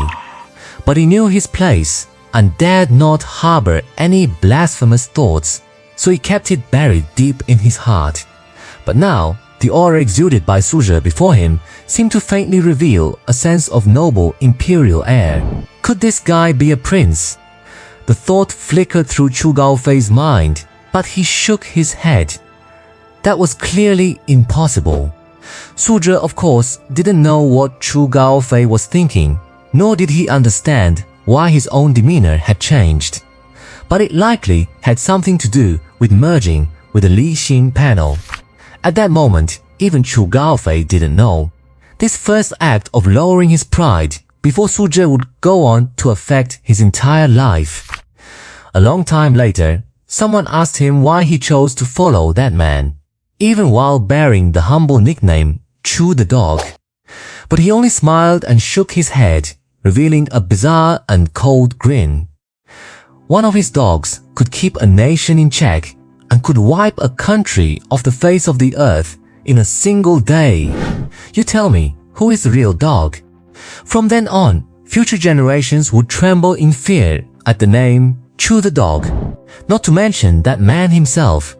Chu Gaofei, don't be nervous, just be prepared. To Su Zhi, Chu Gaofei was also a decent combat asset. After all, there was no deep-seated enmity. If it weren't necessary, Su Zhi wouldn't let Chu Gaofei go to his death. Students with Earth-type abilities, come with me, Su Zhi said, gesturing for 5 or 6 students to follow him. Give it a try and see if we can work together to dig through the rock in this tunnel. All right! The few Earth-type students nodded, their hands emitting yellow halos as they pressed them against the rocks on the ground. It's no use, even working together. We can't do anything. The 5 or 6 students were covered in sweat, clearly having used all their strength. Although they had known upon entering this maze that these rocks were extremely hard. But the fact that 5 or 6 people working together couldn't move them at all was somewhat terrifying. Su Zhi frowned. The end of the tunnel they were currently in led to the territory of those little goblins. He originally intended to build some traps and then have Chu Gaofei lead the goblins over to wipe them all out at once. It was just a pity that Su Zhi had overestimated the strength of his classmates. Student Su Zhi, if we just need rocks, we don't necessarily have to dig here. We can use our own abilities to create some stones or mud. It's just that in terms of hardness, they certainly won't compare to the rocks of this maze. Hearing what those students said, Su Zhi frowned and thought for a moment before speaking. In that case, try using your abilities to seal this tunnel. Seal the tunnel? Aren't we going to attack those goblins? Someone asked in confusion. Of course, not completely seal it. Su Zhi shook his head. The end of the tunnel is the goblin territory. As you seal it with mud, leave a gap just wide enough for a small goblin to pass through. After that, Chu Gaofei, you go and lure the goblin's aggression. Su Zhi turned to Chu Gaofei and continued. Goblins are generally not very intelligent. When they chase after you, they will line up and pass through this gap one by one, commonly known as walking straight to their deaths. What if these goblins don't follow us? Chu Gaofei muttered, feeling somewhat speechless. One by one, coming to deliver their heads on a platter. That would be the ideal scenario. Rest assured they will. Su Zhi shook his head, looking quite confident. His gaze involuntarily drifted toward Lu Xiaoxiao beside him. Name Lu Xiaoxiao. Race human. Faction none. Level 1. Talent ability 2nd tier poison element 130%.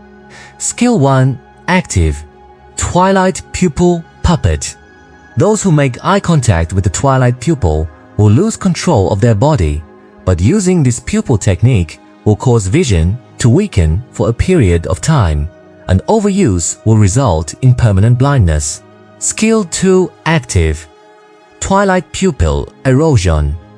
Releases neurotoxins through the twilight pupil to erode the target, causing a slow decaying death effect.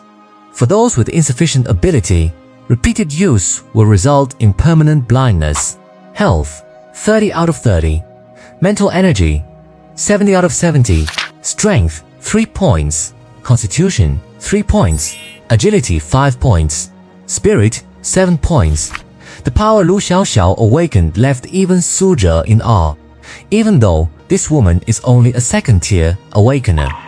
This ability called Twilight Pupil is even trickier than Chu Gaofei's demonic smoke. Chu Gaofei's demonic smoke can turn his body into a gas called demonic miasma. It can pass through certain binding barriers or slip into the darkness. You could say it is quite insidious and cunning, and the Twilight Pupil's ability is practically a nightmare for organic life forms. If you are not careful and get eroded by the neurotoxin, your only fate is to wither away and die. It is a very peculiar poison-type ability. At least according to Xie Shuli's explanation, typical poison abilities usually use toxins, poisonous gases, or other media to attack. Lu Xiaoxiao's ability to attack through eye techniques is quite rare. Lu Xiaoxiao noticed Suzhe looking at her and seemed to be a bit confused. Lu Xiaoxiao, I will leave the rest to you, Suzhe said. Lu Xiaoxiao looked blank, not understanding what Suzhe meant. But she nodded nonetheless and said, I will listen to you. Hiss! As soon as those words were spoken, the students besides Suzhe showed expressions of shock and couldn't help but shiver. That is truly horrifying. That infamous queen, whose bad personality is even more well known than her beauty, actually said to a man, I will listen to you, who said Lu Xiaoxiao was a misandrist and only liked women. Damn it! What exactly did this Suzhe do to make Lu Xiaoxiao so obedient? Many of the men looked at each other, eventually letting out a silent sigh of "Oh my God." Gu Haofeng's personality leans toward being conservative, so he naturally had no affection for the somewhat rebellious Lu Xiaoxiao. But at this moment, he could not help but admire Suzhe. Meanwhile, Yu Shuya felt her heart tremble. For some reason, her eyes lowered and she seemed lost in thought.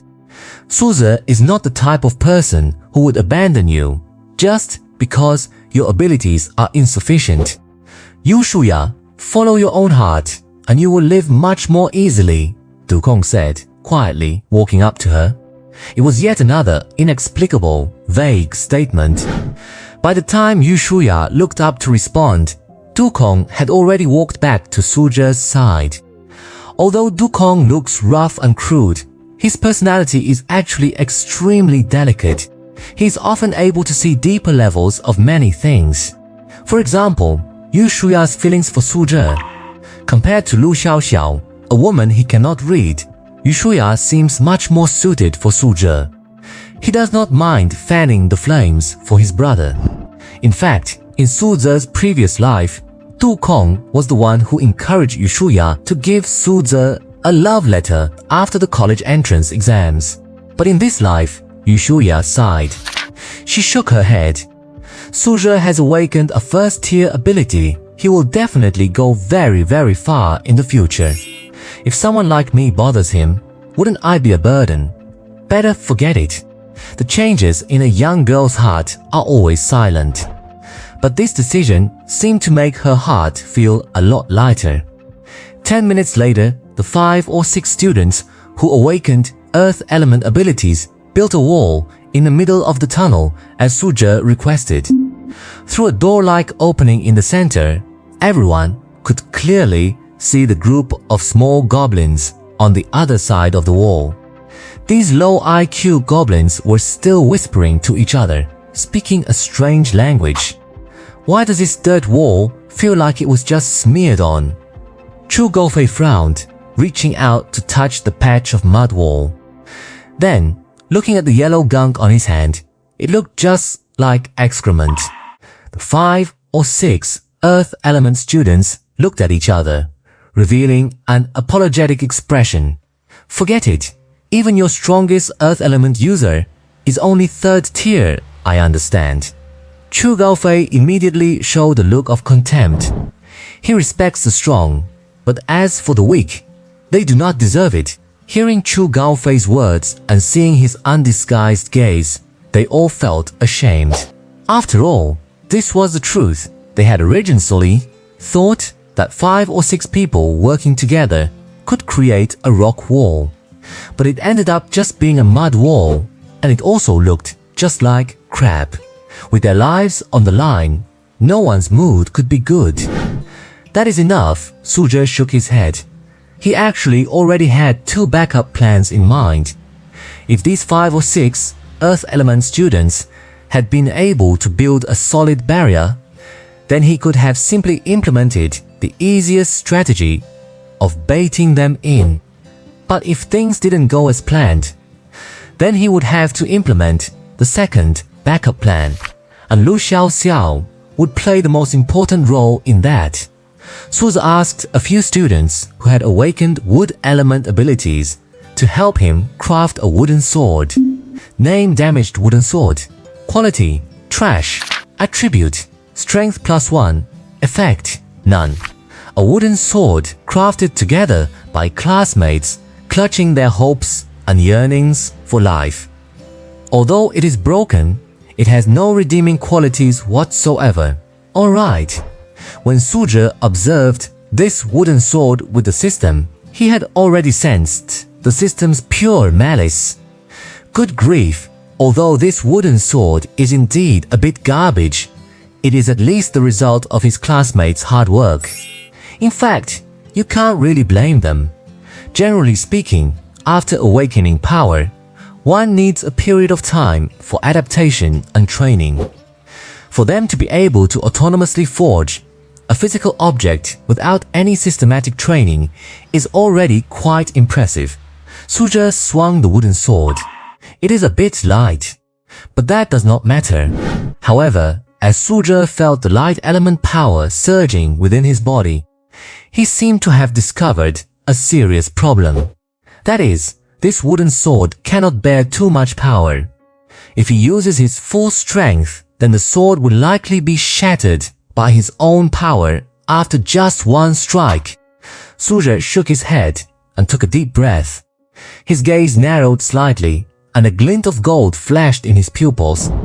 But one strike is all I need. Chu Gaofei, although we don't like you, you are technically risking your life for us right now. Regardless, stay safe out there. Yeah, that's right. Even if your conscience is rotten, the actions you're taking to prove yourself are working in our favor. As the saying goes, even if someone is only pretending to do good, if they keep doing it their whole life, they are effectively a good person. Chu Gaofei erupted in fury instantly. What do you mean pretending to do good deeds? Damn you!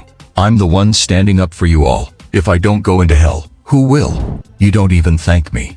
Is this really what you think of me? Chu Gaofei had never felt so wronged. Ah, god damn it! Chu Gaofei fell silent for a moment before he couldn't hold it in any longer. He cursed at the classmate who spoke to him first. Then he suddenly transformed into a wisp of eerie cold demonic energy and charged at the group of small goblins. Gaga squeak, gaga squeak. Noticing the intruder in their territory, the goblins' ears twitched as if they were listening for something. They began chattering and calling for their companions to gather around. They've got some intelligence after all. Chu Gaofei, now in the form of demonic mist, wore a solemn expression. His ability Demonic Breath allows him to turn his body into a wisp of dark demonic energy. But as of now, his power isn't enough to let him vanish into the darkness completely. In other words, he's still vulnerable to physical attacks. Hovering above the heads of the goblins, Chu Gaofei shouted with utter disdain. You idiots, I'm right above your heads. Keep looking.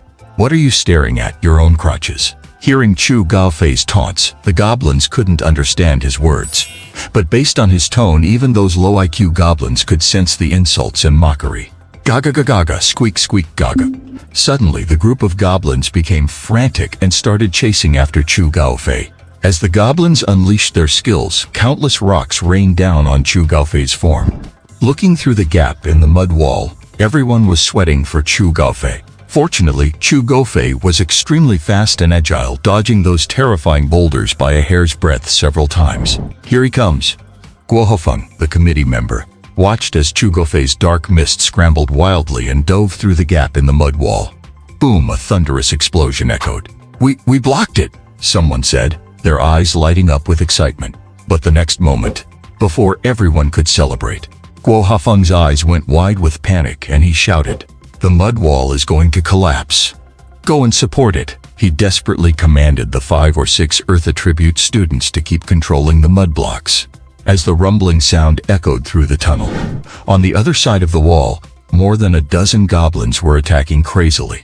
The mud wall kept shaking, as if the whole tunnel might collapse at any second. Just then, one goblin seemed to spot a weak point and poked its head through the gap in the mud wall. It slowly crawled forward. "Now's our chance," Guo Hofeng shouted. Dukong nodded, holding a wooden sword crafted by the Wood Attribute students. He channeled the surging thunder energy within him into the wooden sword and drove it hard into the first goblin that stepped through the gap. With the sound of splashing liquid, a smear of crimson flashed before everyone's eyes. Gag, ga, ga. The goblin collapsed, twitching, clawing at the wooden sword lodged in the back of its head while letting out a miserable cry. Before long it went quiet. Right up until its death, the goblin had no idea why a mud wall had appeared in the tunnel, complete with a trap-like weak point. And that weak point was a trap after all. With the first goblin slain by Dukong, the others became excited. "It works. This method works. If we just take them out one by one, we won't have any casualties." "Don't be so optimistic," Chu Gaofei frowned and said. He looked at the Earth Attribute students, who looked like they were on the verge of total collapse. Their bodies were trembling, and the cold sweat pouring down their foreheads had already soaked their clothes. They looked like they might collapse at any moment. Another goblin crawled in through the gap. Dukong didn't hesitate, raising the wooden sword again to pierce the monster's skull. The foul-smelling blood gradually formed a pool, spreading across the floor. But the scent of blood didn't terrify the other goblins. Instead, it only made them more frantic. Their attacks grew more intense, and the mud wall kept shedding chunks of dirt, becoming increasingly fragile. It was clearly on the verge of collapse. It wouldn't be long before it gave way entirely. "Lu Xiaoxiao, it's up to you." Just as everyone was trembling in fear of the wall collapsing, Su Ji's voice finally spoke up. This was undoubtedly a huge relief for everyone. Lu Xiaoxiao looked at the several goblins scrambling to get through the gap. She understood what Su Jie was thinking. "The price I have to pay for using my power isn't small. Su Jie, you'd better take responsibility for this," Lu Xiaoxiao said coldly, not waiting for Su Jie's reply. Circles of eerie moss-green patterns began to spread across her irises. Twilight eye. Erosion. As a strange green light flickered in Lu Xiaoxiao's pupils, an ancient and mysterious magic seal mark suddenly appeared on the forehead of one of the goblins. In an instant, the goblin's limbs began to twist in unnatural directions. Crack, crack. The bone-chilling sound of bones snapping echoed out. Its veins began to swell as if something was slithering inside them. When the goblin with the mark on its forehead spewed a mouthful of black blood, the blood splashed onto the other goblins nearby. And the next moment that goblin began to suffer, just like the first one, starting to decay in a bizarre way. What a terrifying poison. It wasn't just Su Jie, Dukong, and Guo Hofeng. Almost everyone who witnessed this scene couldn't help but feel a chill. Not to mention Chu Gaofei, who had been threatened by Lu Xiaoxiao earlier. After using her power, Lu Xiaoxiao was covered in cold sweat, and her eyes were hazy as she leaned against Su Jie for support. But the next second, Su Ji stepped forward, raising his wooden sword. This caused Lu Xiaoxiao to tumble to the ground, her body hitting the rocks painfully. "Damn it! Tossing me aside the moment you're done? Su Jie, you're not a man!" Lu Xiaoxiao exclaimed in frustration. But Su Jie didn't even turn his head, pretending he hadn't heard her. Decay. Through neurotoxins, the target's physical functions are all diminished. Without gear, defense drops to 0. If not treated in time, life force will slowly drain away, only effective on organic life forms. This was the analysis Su Jie received from the system, eroding the target's nerves to diminish their functions. This negative status is very similar to the weakness skill learned by mental type users. But cutting defense by 100% without equipment. This kind of debuff is absolutely unheard of. And when a target with 0 armor stands in front of Li Xin, the result is obvious. Light Wing Slash. A flash of gold shimmered in Suja's pupils. He brandished the wooden sword in an upward stroke. He unleashed a light attribute sword technique, and 3 terrifying sword beams roared into existence, smashing through the mud wall with overwhelming force. Swish, swish, swish. Boom! A thunderous roar shook the tunnel, as if the entire maze sector was about to split apart. The dozen or so goblins were shredded, leaving limbs and gore splattered everywhere. The rivulets of blood slowly trickled towards everyone's feet. Everyone's expression shifted instantly from shock to pure terror.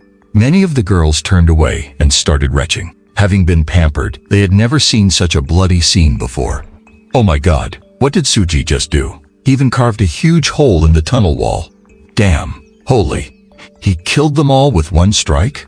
The moment he unleashed the light-winged slash. The wooden sword, crafted collectively by the Wood Element students, shattered completely as expected. Compared to when Dukong poured all his lightning attribute power into a wooden sword earlier, and then pierced the skull of the small goblin. But that wooden sword has remained undamaged to this day. This gave Suji a deeper understanding of his mastery over the light attribute. The power of the light attribute is already this formidable. Not to mention the dark attribute power that hasn't even been unleashed yet. According to what Xie Shuli said, the fastest awakened ability user to clear the first floor of the Tower of God took 2 weeks. But if this trend continues, it might not be impossible to clear the first floor of the Tower of God within 6 hours. Suje, should we continue moving forward? Dukong said, carrying his wooden sword. As he walked over, Guo Hafeng also took a step forward, despite his originally arrogant personality. After witnessing Suje's absolute strength, he also began to revolve around Suje. Chu Gaofei stood silently to the side, lost in his own thoughts. The most interesting part is, Lu Xiaoxiao, supported by several girls, glared viciously in Suje's direction, gnashing her teeth in frustration. Yet she managed to hold it all in. If any other boy had treated her like this, Lu Xiaoxiao would have stabbed him in the back without a second thought. And the girls around her noticed this as well. Sister Xiaoxiao, this Suje is really being a bit ungrateful. Don't say that. If it weren't for Suje, we would all be facing a brutal battle, and who knows. But still, he shouldn't treat you like that, Sister Xiaoxiao. Although his strength is impressive, he's definitely good enough for you. The girl next to Lu Xiaoxiao said, her tone initially confrontational, gradually shifted to one of admiration. Her eyes also unknowingly lit up. He is my man, I warn you not to fight me for him. Lu Xiaoxiao didn't try to hide it and said it directly. The surrounding girls weren't intimidated. Instead, they started teasing Lu Xiaoxiao. Chu Gaofei, standing nearby, also heard Lu Xiaoxiao's words. He just muttered, "This crazy woman," and then he ignored her completely. Chu Gaofei's mind was filled with the memory of Suje's earth-shattering, mountain-splitting sword strike from earlier. Just awakened. Everyone else is only level 1. So why is Suje able to unleash power equivalent to level 5? Chu Gaofei naturally didn't know. Normal people awaken through their own inner realization. But Suje, the cheater, awakened using the system. The energy gained from his realization was automatically absorbed by Suje as if it had gone mad, which was then converted into experience points to level up. This terrifying power was something Chu Gaofei couldn't fathom. He has a cousin in his family, a student from the previous batch. Back then, he had observed his cousin's training, and personally experienced his cousin's strength at the time. And now, the aura Suja projected was almost identical to his cousin's. At that time, his cousin had already finished exploring the outskirts of the first floor of the Tower of God, and was preparing to advance into the central area of the first floor. And back then, his cousin had just broken through to level 5, but Suje just awakened, and already has level 5 strength. How could he be so strong? Let's collect these goblin corpses first. If there's no other choice, we'll have to eat them, Suje said. Understood. Dukong and Guo Hafeng nodded. They arranged for some boys to go and collect the goblin remains. The girls looked at the piles of goblin corpses. and couldn't help but feel a chill run down their spines.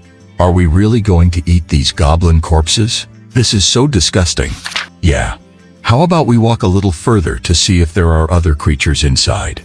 I heard there is a creature called a dire wolf on the first floor, and its meat is quite delicious. Be grateful we have something to eat, some boys grumbled.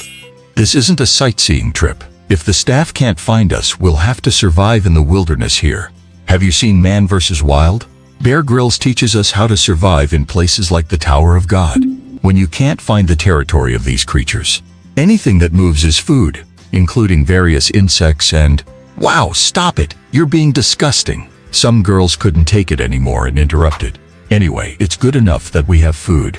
Don't be so picky. Got it. Let's just hope the staff can find us soon. The internal organs of these goblins seem to contain toxins. The meat should last us 3 to 5 days after removing them. Dukong took inventory of the food and spoke to Su Jie. But Guo Haofeng, standing by the side, showed a worried expression. He said slowly, "The food is enough for now, but water is an issue. There is a water source in the goblins' territory." At this point, Chu Gaofei said coldly from behind the group, "When I went in to lure the goblins earlier, I heard the sound of flowing water deep inside." As soon as he said this, Guo Haofeng nodded and didn't say anything more. He headed straight toward the depths of the open area to find the water. The goblin territory was located in an open area, surrounded by the same hard rock walls. But the ceiling of the area was 7 or 8 meters high. Walking in the labyrinth tunnels earlier, everyone felt a sense of oppression. But now, standing in this clearing, everyone felt a sense of relief. Let's use this place as our camp. Many students nodded, feeling much better. However, right at that moment, deep in the clearing, a blood-curdling cry suddenly rang out from that dark tunnel. "Surun!" That wasn't the sound of flowing water. A figure fled from the darkness in a pathetic state. His right arm looked as if it had been bitten off by a ferocious beast. Completely severed, the bone was exposed, held together by only a few tendons, with blood flowing out uncontrollably. It was none other than Guo Haofeng, who had just gone to find water. Boom! A hair-raising sound came from behind Guo Haofeng. A terrifying wave of sound whipped up a hurricane, sending Guo Haofeng flying through the air. He crashed heavily to the side like a broken kite. Dukong ran over immediately. His legs enhanced by lightning power, he was incredibly fast, and barely managed to save Guo Haofeng. "Quick! Someone with healing abilities help stop the bleeding. If we treat him early, his arm can still be reattached." Dukong shouted loudly to the students behind. "It's pointless." But at that moment, Chu Gaofei's voice came through, his eyes filled with unprecedented despair. "That is, the hidden boss of the first floor of the Tower of God, the heavenly winged serpent. Damn it, why would this monster appear here?" Hearing Chu Gaofei's voice, everyone couldn't help but turn their gaze toward the depths of the clearing. A shadow nearly 3 meters tall slithered slowly out of the darkness. Looking closely, it was a giant snake nearly 20 meters long. Its body was covered in countless irregular jet-black scales, faintly emitting an eerie black mist. The giant snake opened its bloody maw, revealing terrifying and gruesome fangs that sent shivers down everyone's spines. It had a strange tumor-like horn on its forehead that seemed to have some unknown function. It stared at the group with scarlet and cold eyes. Black rotting wings on its back began to flutter slowly. The terrifying pressure it emitted caused everyone present to tremble at the core. What kind of monster is this? However, just as everyone was horrified, the cold voice of the system suddenly rang in Su Jie's head. Independent subquest activated. Defeat the hidden boss of the first floor of the Tower of God alone. The heavenly winged serpent. Quest reward: 1 rare serpent-clashing giant sword. Su Jie was instantly overjoyed. Awesome. Finally, some equipment.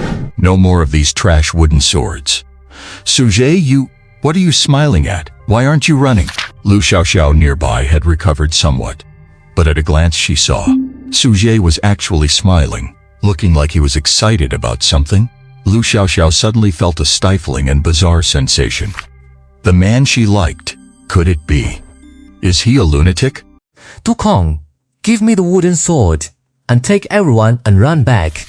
Su Jie's eyes narrowed slightly as he spoke to Dukong and the others. Su Jie, you are absolutely insane. Before Du Kong could say anything, Lu Xiaoxiao shouted, "At a time like this, why do you still have to play the hero? You were like this before, and you're still like this now.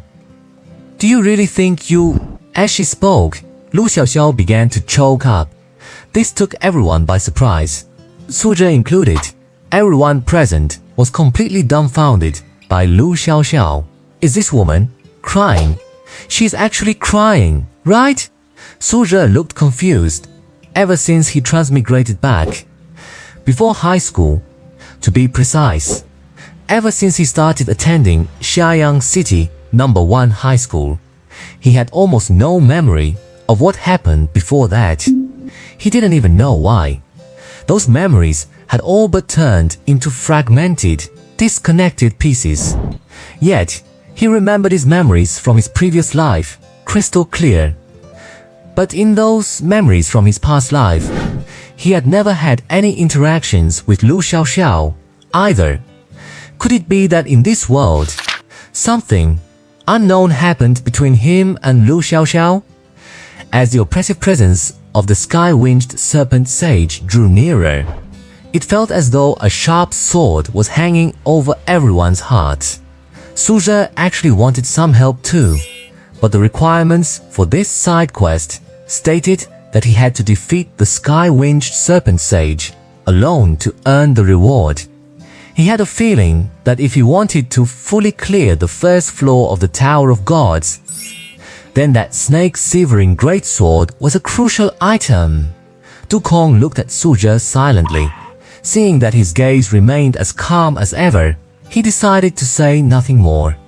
Although he felt in his heart that it was impossible for Su Zhe to defeat this terrifying giant serpent, if no one bought them time, then their entire class would be wiped out without a place to be buried. Su Zhe, take care, Du Kong said. It seemed like he was saying goodbye, or perhaps waiting for something. Su Zhe, I take back what I said before. Chu Gaofei changed his previous cynical tone.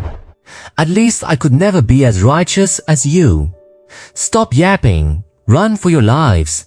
It'll be too late if you wait any longer. Su Zhe shouted loudly. Damn it. Do you think I want to be a hero? It's just that this quest requires a solo kill. Alright. With that said, Chu Gaofei said nothing more and was the first to start running back. Seeing that Chu Gaofei had already fled, everyone fell into a panic and followed suit to escape. The students who awakened wood-type abilities had crafted 4 wooden swords in total. Excluding the one he was already using, there were 3 left. They were all handed to Su Zhe. As they were fleeing, everyone turned around in unison to look at that one hero. Looking at his silhouette, he was holding a tattered, broken wooden sword, while the other 2 wooden swords were tucked into his belt. It was quite a melancholic scene, reminiscent of the ancient poem, "The wind blows cold, the river freezes, the hero goes and never returns." Wow, Su Zhe is truly so great. Many female students looked at him with admiration. A man of such righteousness, sacrificing himself for the whole class. How could they not love him? Ah, the sword in his hand is already so rotten, yet he still wants to help us buy time. Sob. It's so tragic. Su Zhe, don't worry. We will remember you forever. The whole class kept calling out as they retreated. Only Du Kong remained expressionless the entire time. He didn't look back at Su Zhe even once until he left. Goodbye, my brother. Du Kong clenched his fists tightly, radiating a sense of grit. His ancestors were all from the orthodox Huaxia raid army. Humanity's forces raiding the Tower of Gods were divided into 3 factions. First were the guilds, organized independently by civilians with great power. These types of guilds were a mix of all sorts of people.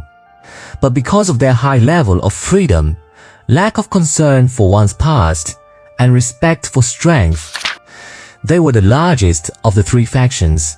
Like the headline that the media were fighting to report on right now, the boss of the 65th floor of the Tower of Gods, the condemnation which has been successfully slain by White God of Huaxia's top-tier team. That White God came from the strongest civilian guild, Yamaho. The second faction was organized by schools. The academy raid teams which treated the entire school as a single entity. For this type of force, only full-time students were eligible to join. After all, tests, entrance exams, and everything else required raiding the Tower of Gods. Therefore, academy raid teams were almost entirely used to evaluate a student's comprehensive ability and grades, which would be recorded in their files. And it was even more so once they reached university. Various colleges would compete against each other in all sorts of combat tournaments, all to fight for more glory and higher academy rankings. Therefore, although they were just academy raid teams made up of students, during their university years, among the top-ranked universities, it was a battle of dragons and tigers, truly spectacular. It was a force that could not be underestimated. The third faction was the national team, also known as the Raid Army. After university life ended, some people would join guilds, while others would join the nation's orthodox Raid Army. Generally speaking, the Raid Army's main mission was to garrison and guard the 10th floor, 20th floor, 50th floor, even the 60th floor of the Tower of Gods. Every 10th floor was a safe zone. Over the past few hundred years of exploration, these safe floors had become just like real life, with many cities established within them. Many humans lived there. Those guilds raiding the tower would also conduct resupply runs there, and the Huaxia Orthodox Raid Army maintained order and guarded the safety of the people on these safe floors. In the entire Tower of Gods, only the initial floor where power was awakened was absolutely safe.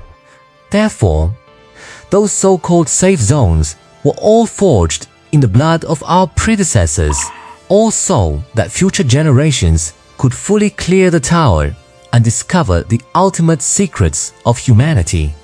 Some scholars even hypothesize that at the top of the tower lies the secret of human origin.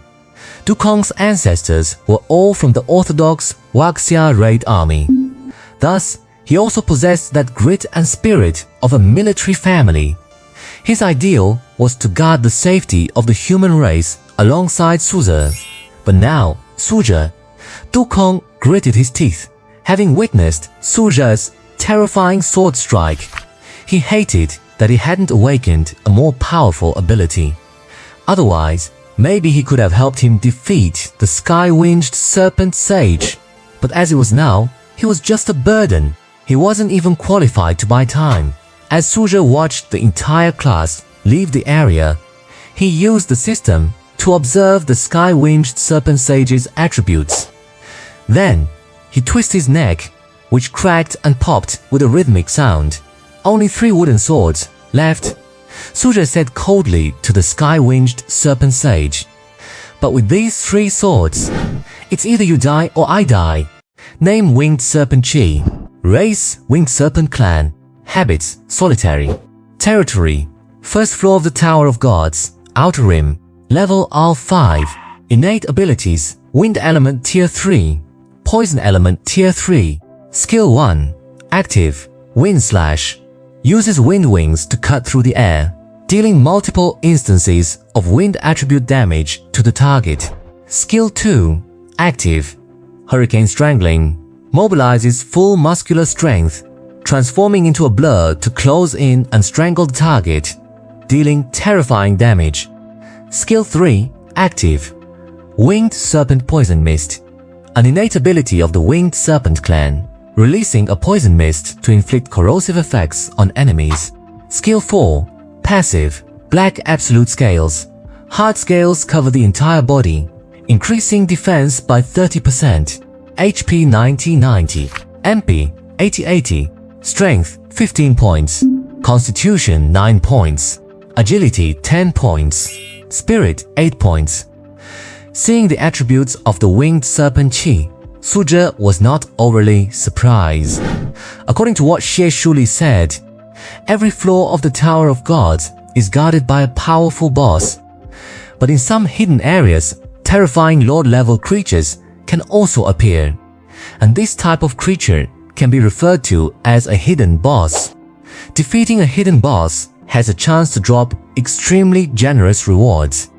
They might even be more bountiful than the rewards from the floor's final boss. However, on the first floor of the Tower of Gods in the early stages, generally speaking, low-strength monsters like small goblins do not drop rewards. Only by killing creatures that reach the Lord level will they drop. Like the hidden boss right in front of him, the Winged Serpent Qi. The Winged Serpent Qi had already been discovered by other ability users. Therefore, it was already recorded in the textbooks. But in reality, there are still many hidden bosses that have yet to be discovered. Some bounty hunters even specialize in searching for the habitats of these hidden bosses. If a new hidden boss is discovered, they will receive even more generous rewards upon returning to the real world. Suzhe's current level is only L3, but his actual average attributes are not much different from the level 5 Winged Serpent Qi.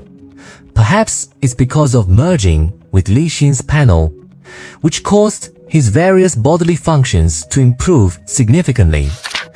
Given this, Suzhe might just be able to solo this Winged Serpent Qi. Hiss! With a sharp sound of scales rubbing against the rocky ground, the Winged Serpent Qi twisted its body and charged at Suzhe like a blur. Going for the ultimate move right away, Su's eyes turned serious. He realized that the Winged Serpent Qi was using Hurricane Strangling. Snakes can mobilize almost all of their muscles, and such a terrifying strike was making full use of its 15 points of strength attribute. A huge black shadow bore down on him. The snake's body instantly coiled into a spiral, surrounding Suzhe. However, at the moment the snake's body tightened, a golden glint flashed in Suzhe's pupils. Then long golden hair slowly manifested. When Suzhe killed the goblin earlier, he didn't fully activate his light element powers. Now that his life was on the line and in grave danger, Suzhe held nothing back. He channeled his light element powers to the limit and entered the Dominion form. At the same time, he unleashed the Leap of Hope. Suzhe instantly transformed into a piercing golden beam of light, reaching the space just above the Winged Serpent Qi's head. And then, 3 terrifying, massive sword energies descended from the sky. The momentum was magnificent. Like a crushing wave, they slashed toward the protruding growth on the Winged Serpent Qi's forehead. According to the system's observations, the snake's body, covered by black absolute scales, would be almost impossible to penetrate with his current strength. Being able to perform only throw sword strikes, he couldn't waste one trying to break through the scales. Sure enough, the Winged Serpent Qi shrieked in agony the next moment. Struggling constantly, its body twisted and thrashed wildly everywhere. A continuous, thunderous crashing sound erupted. Debris exploded. It felt like an earthquake, as if the entire clearing was about to collapse. What is going on? The group of fleeing students couldn't help but panic. Is this maze collapsing? No way. Chu Gaofei shook his head and said, "The maze won't collapse that easily. I'm afraid that Winged Serpent Qi just went mad. That guy Suzhe actually has the power to fight the Winged Serpent Qi." Chu Gaofei gritted his teeth. Recalling the sword strike Suzhe used to kill the goblin, an incredible thought flashed through his mind. I'm afraid Suzhe didn't even use his full strength with that strike back then. Is this Suzhe a monster? How could he be so terrifying? He was completely unremarkable for the first 2 years of high school. The only thing that ever caught people's attention was his handsome appearance. Damn it! Chu Gaofei felt unwilling to accept this. But recalling that Su Zhe was in a near-death situation, he stopped overthinking it. Student Su Zhe. Yu Shuya never had the confidence to talk to Su Zhe from start to finish. Even now, she remained the same. If only I had enough power. Yu Shuya slowly lowered her head. Thousands of words all turned into a helpless, self-reproachful sigh. Only Lu Xiaoxiao's followed behind the crowd without a word. Then, she gritted her teeth as if she had made a decision. Suddenly, she turned around and started running back. She ran back in the direction of Su Zhe. Sister Xiao Xiao. The other girls obviously didn't expect Lu Xiaoxiao to make such a choice. The most surprised one was Chu Gaofei, who secretly speculated to himself. Could it be that something actually happened between Su Zhe and Lu Xiaoxiao before? But at this very moment, Lu Xiaoxiao stopped in her tracks halfway through running. A terrifying pressure instantly enveloped everyone. Damn it! Finally found you little brats. Standing in place waiting for us would have been fine. But run, run, run. Run your ass off. An angry and slightly hoarse voice rang in everyone's ears. It's the staff members. The crowd felt an immediate sense of relief. Finally, we're saved. Wait, Dukong suddenly shouted. Go save Su Zhe quickly. There's another student back there, buying time. Buying time? What do you mean buying time?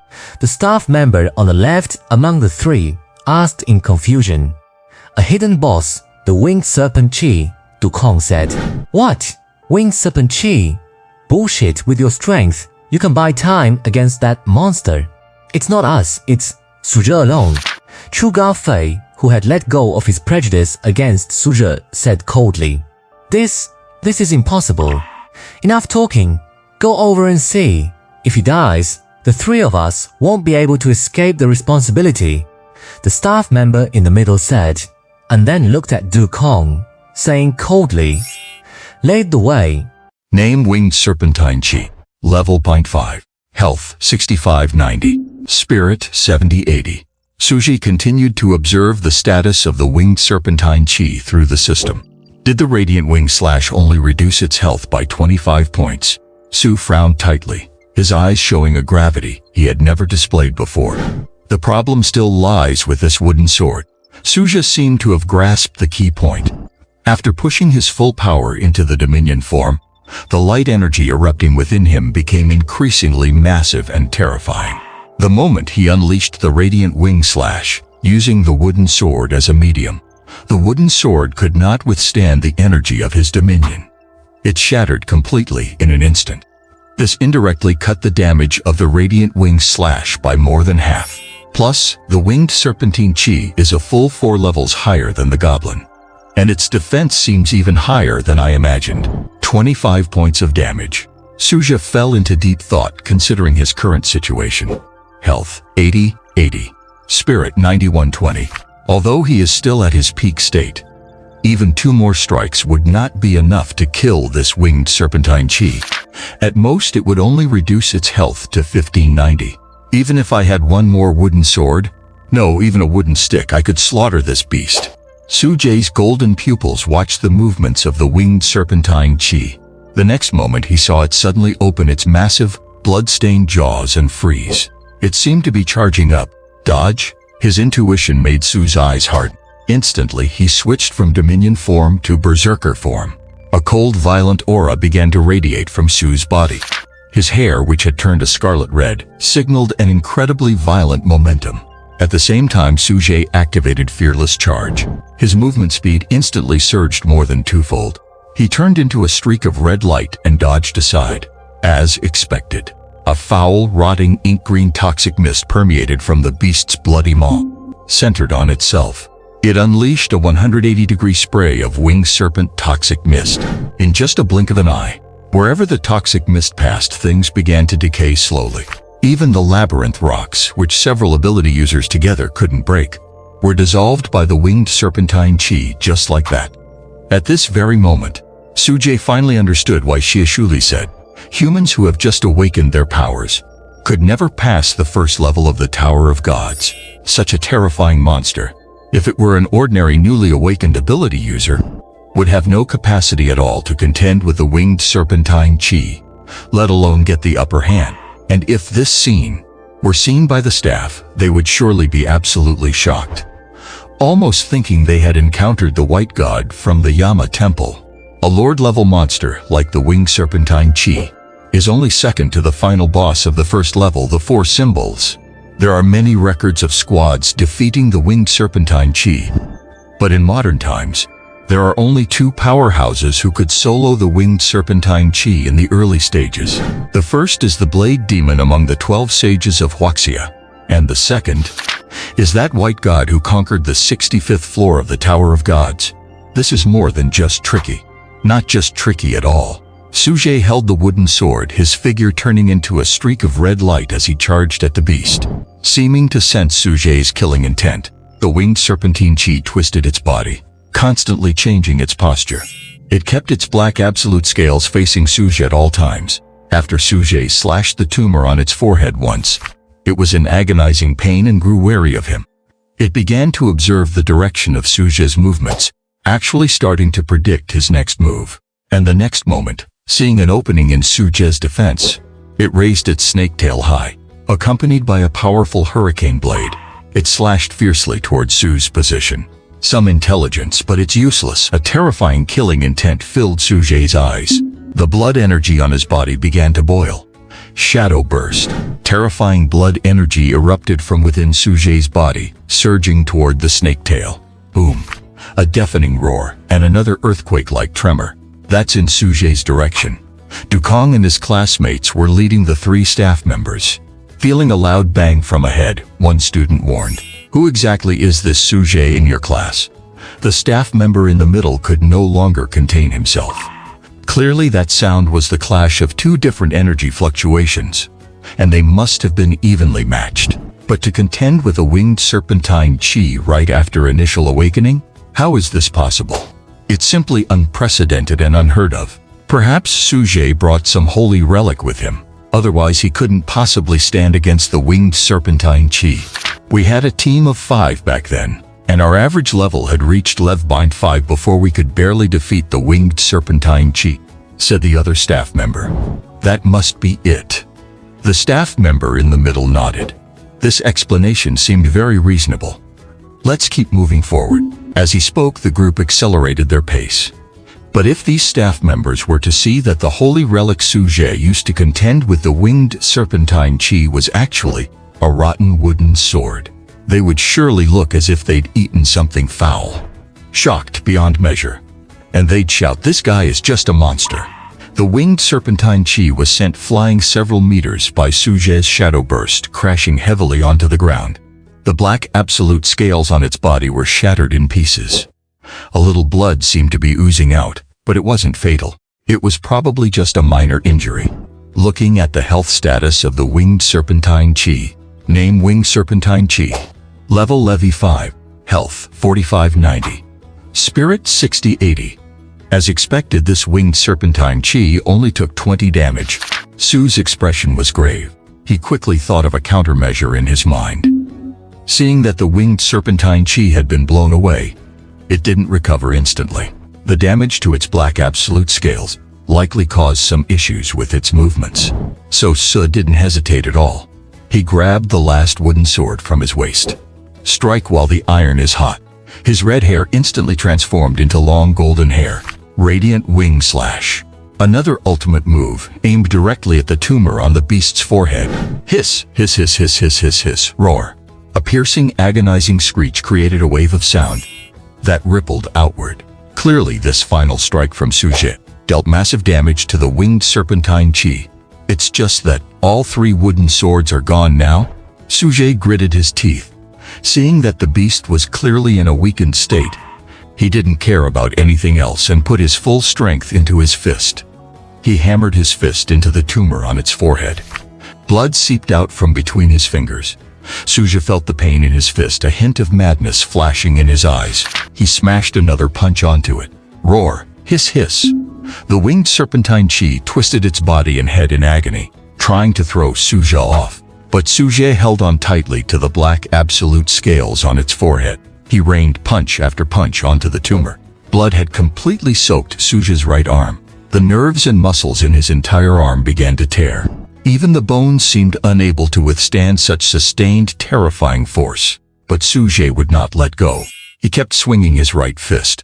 He knew deep down that he had only this one chance to kill the winged serpentine chi. If he missed it, he would surely die. Roar, hiss, hiss. The winged serpentine chi was still twisting wildly, but Suja was even crazier than it was.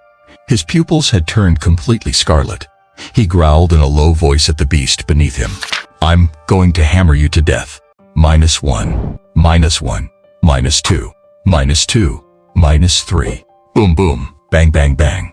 Punch after punch. The finger bones of Suji's right fist were twisted into an unrecognizable mess. Fresh blood kept oozing out. His entire right arm was stained red. Without a wooden sword as a medium, none of his sword skills could unleash their true power. This caused Su's combat power to drop significantly. But even a mosquito bite can eventually strike an artery. Following a strange squelching sound, a burst of ink-green blood erupted. A foul, rotting stench instantly filled his nose. Suji's relentless heavy punches finally shattered the growth on the sky-winged snake's forehead at this moment. Hiss, hiss, hiss, roar. In its final moments, the sky-winged snake writhed its body wildly, slamming hard into the rock wall ahead, trying to take Suja down with it. Suja's eyes narrowed, dragging his numb, sensationless right arm. He leaped away just before the collision with the cliff. Boom! With a sound louder than ever before, the sky-winged snake finally collapsed slowly, with no signs of life left. But at that very moment, groups of colorful light began to condense beside the sky-winged snake's body. Eventually, they formed a small chest made from obsidian scales. It was just like a boss dropping a loot chest. But that was simply the rule within the Tower of God. No one knew why. Many scholars have only been able to make guesses so far. These chests are formed by the condensed life energy of those monsters. And according to what Shishuli said, these Lord-level boss chests usually yield decent items, including various equipment, tools, consumables, and more. They could even contain the Lord's innate skill books, but such odds are extremely rare. Once a skill book is found, it can be sold for a sky-high price in the real world. Therefore, many small guilds rely on this to make a living. Of course, there are also merchants who get rich off of this. They just keep farming bosses and sell the chests they get directly. There's even a discount for a 10 draw. But it's also a form of high-stakes gambling. After all, many people have gone bankrupt trying to pay for chest draws. Hearing the cold, mechanical voice of the system in his mind, quest complete? Suji ignored it. Putting it aside for now, he already knew the reward was a great snake serpent sword. But the chest in front of him was rumored to contain skill books. And seeing such a rare lord chest for the first time, Suji couldn't help but feel curious. Suji gritted his teeth in agony. Enduring the searing pain from his right arm, he walked over. He looked it over closely for a while. The whole chest seemed to be forged from the sky-winged snake's black scales. The shape of the chest itself was nothing special. Since he couldn't move his right hand or fingers, he had to use his left hand to open the chest. The moment he opened it, a chilling black light emanated from within, before slowly fading away. Black Abyss Mask.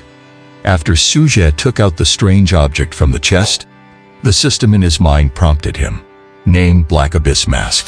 Quality: excellent. Attribute: none. Effect: hides personal level aura. Ineffective against those with vastly superior strength. A half mask forged from the sky-winged snake's obsidian scales possessing mysterious effects. Hiding aura, huh? Suja looked at the object in his hand, that black half mask, and pondered for a moment. The mask emanated a cold, dark aura throughout. Its slightly curved shape resembled a snake's head, with strange, eerie patterns carved into it. It appeared as if, in its shadows, it held a wicked and sinister quality. Actually, compared to equipment and tools, Suje would have preferred a healing consumable. After all, he could barely move his right hand at all. But this is a great item for murder and looting. It'll be convenient to wear this mask for any shady business inside the Tower of God later. Suje had already planned how to conduct his hidden operations in the Tower of God. After he took the mask out, the chest dissolved into blue stardust and vanished. At the same time, a black void rift suddenly appeared before Suje. It tore through the air with a thunderous crack. What on earth is this? Suje looked at the void rift with vigilance. It was fully 3 meters tall. Inside the rift, which resembled a dark abyss, countless bolts of lightning crisscrossed and spread out, looking quite terrifying. Is this the entrance to the interior of the first floor? A thought suddenly flashed through Suje's mind. But he turned to look at his right arm dripping with blood. If he continued forward, he might risk his life. After thinking it over for a while, Suje finally took off his shirt. He wrapped his right arm tightly and bandaged it as best as he could. He kept going until the blood stopped seeping out. After transmigrating into this world, Suje had already accepted reality. There was an opportunity to get stronger right in front of him, and he didn't want to give up. Besides, he had a feeling, if he completed the God Demon exclusive quest and obtained the power of the God Demon, it would likely lead to a qualitative transformation. You need a solid foundation to build a skyscraper, and now this was his chance. So Su slowly put on the Black Abyss mask and jumped directly into the Void Rift. The Black Abyss mask had the function of hiding his aura. It would surely be of some help to him. However, just as Suje entered the first floor of the Tower of God, Du Kong's voice rang out at the entrance of the clearing. He was followed by his classmates and the 3 staff members. It's right here. This place? Then where is this Suje you mentioned? Why don't we see him? The middle staff member asked. The rest of the class was also puzzled at this moment. They all crowded in to observe the area, and one look was enough. Everyone was shocked, and their eyes widened in disbelief. What the hell? What happened here? The clearing looked completely different. It was full of holes everywhere. There were sword marks and crumbled rocks everywhere, shattered by powerful energy. It was clearly evidence of a monumental battle that had taken place here. Hey, look, isn't that the sky-winged snake's corpse? A student spotted a massive, motionless dark shadow in the distance. He shouted loudly. It seems real, but why did it die? Suje killed it, Du King said suddenly. Those sword marks, he's the only one who could have made them.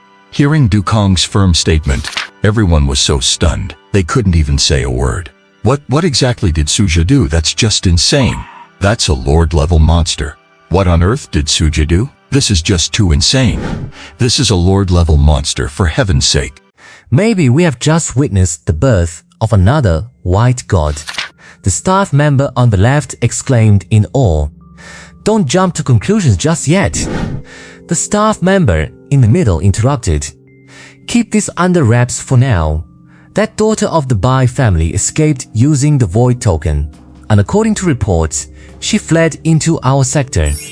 But she cannot be found on the outer perimeter of the first floor of the Tower of Gods, so it is possible she has entered the inner sanctum. In all of history, no one has ever been able to slay a Lord-level creature right after awakening. I suspect this Suje may have teamed up with that Bai girl. Together they killed the heavenly winged serpent and entered the inner part of the first floor. When we walked over just now, there were faint sword marks on the rock wall.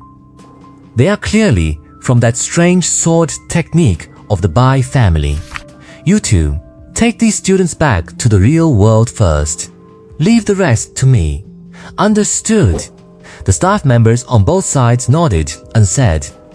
They then led Du Cong, Lu Xiaoxiao, and the others back the way they came and departed. And if it really was Suje who killed it single-handedly, then I must carefully reconsider what comes next. After everyone had left, the staff member in the middle muttered to himself. A newly awakened ability user with such terrifying power, he might just be able to help that person in Demon City. Suje, I hope you're still alive. Countless starlight flickered before his eyes. Suje felt a wave of dizziness. Then he felt solid ground beneath his feet. Where is this? Suzhe looked up and scanned his surroundings. Black mist was everywhere. He couldn't see anything in the distance at all. It was as if he were in a space independent of the labyrinth. Only one incredibly majestic European-style palace came into view. Above the palace, a void rift spanned thousands of feet. The end of the rift looked like a dark abyss staring back at him. Countless lightning dragons intertwined and coiled together, exuding such terrifying pressure that it was impossible to even peer into. Is this the interior of the first floor of the Tower of Gods? Suzhe was somewhat surprised. According to what Xie Shuli said, every floor of the Tower of Gods generally has an outer area and an inner sanctum. Under normal circumstances, the monsters in the outer area are relatively weaker than those inside. Moreover, these monsters essentially exist within the labyrinth. They rarely leave the maze. To be alone in a separate space, there is only one scenario where such a phenomenon occurs. That is, for the final boss of each floor.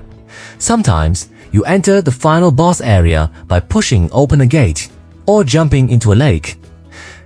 But something like this before me. After killing the hidden boss, I was teleported directly to the area where the final boss resides. This is a bit ridiculous. Suzhe couldn't help but feel speechless. Suzhe originally wanted to search inside the maze to see if he could find any healing items, but he didn't expect to skip directly to the last level. Does this mean I have to slay 2 Lord-level monsters in a row? Now there should be about 3 hours left before the God Devil mission fails. The silver lining is that it saved him the time of searching for the path to the final boss. I just need to kill that 4 symbols creature within 3 hours. Suzhe let out a sigh and began to rest and recuperate. I should check out the sword the system gave me first. Name: Rare Serpent Fang Greatsword. Quality: excellent. Attribute: Strength +5. Effect: Life Steal 15, All Defense 15%. Every race has a powerful leader. This sword was forged from the fangs and blood of the 32nd Patriarch of the Heavenly Winged Serpent Clan. Note: carrying this sword will incite the hatred of the Heavenly Winged Serpent Clan. While gaining power, you will also bear a curse. Equipment quality breakdown: broken, white, common blue, good green, excellent, purple, perfect, orange, epic, red, legendary gold. This sword is pretty good, certainly much better than those one-time use wooden swords. Suzhe picked up the Serpent Fang Great Sword with his left hand. The blade was about 7 feet long, curved like the body of a snake. The middle section was a dark purple, engraved with snake-like patterns. The whole body radiated a chilling purple aura. The tip of the sword was forked like a snake's tongue, looking extremely bizarre, but holding it in hand, it felt remarkably comfortable and well-balanced, a perfect fit. Although defense is reduced by 15%, the Serpent Fang Greatsword has a 15% life steal effect.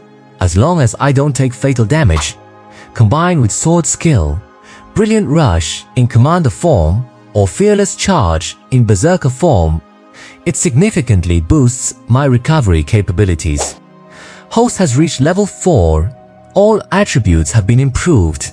I was too focused on checking the treasure chest dropped by the Heavenly Winged Serpent. Seeing the system prompt now, it turns out I leveled up after killing the Heavenly Winged Serpent. Host: Suzhe. Level beat 4. Health: 90-90.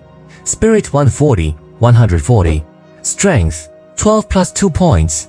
Physique: 8 plus 1 point. Agility: 10 plus 1 point. Spirit: 12 plus 2 points. According to the ability users in this world, leveling up increases various physical attributes. But under normal circumstances, it's impossible for someone to have all their attributes rise like Suzhe.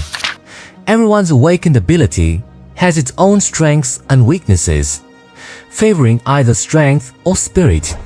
Only in this way can they master their own awakened power. But Suje's attributes, within the same tier, he is an anomaly, with all attributes far surpassing everyone else, and they are so balanced that he appears to have no specialty. But in reality, this is a true attribute panel of a hexagonal warrior. The growth value of every attribute has almost reached the peak. You might be very strong if you specialize in one attribute, but I am specialized in all of them, with stats even higher than yours. How can you beat that? Congratulations to the host for completing the achievement. The less weapons you have, the stronger you become. Distributing rewards now. Suje was suddenly taken aback. There's a reward too. Congratulations to the host for completing the Li Xin achievement. The less weaponry you have, the stronger you must become. Distributing rewards now. Optional reward 1. Gains 3 free attribute points. Optional reward 2. Obtain a low-tier skill book, Shadow Cloak. Optional reward 3. Obtain a bottle of good quality, blood-nourishing pills. System prompt. Shadow Cloak. You can swap positions with your own shadow within 50 meters, with a 60-minute cooldown. This skill cannot be upgraded. Skill book tiers.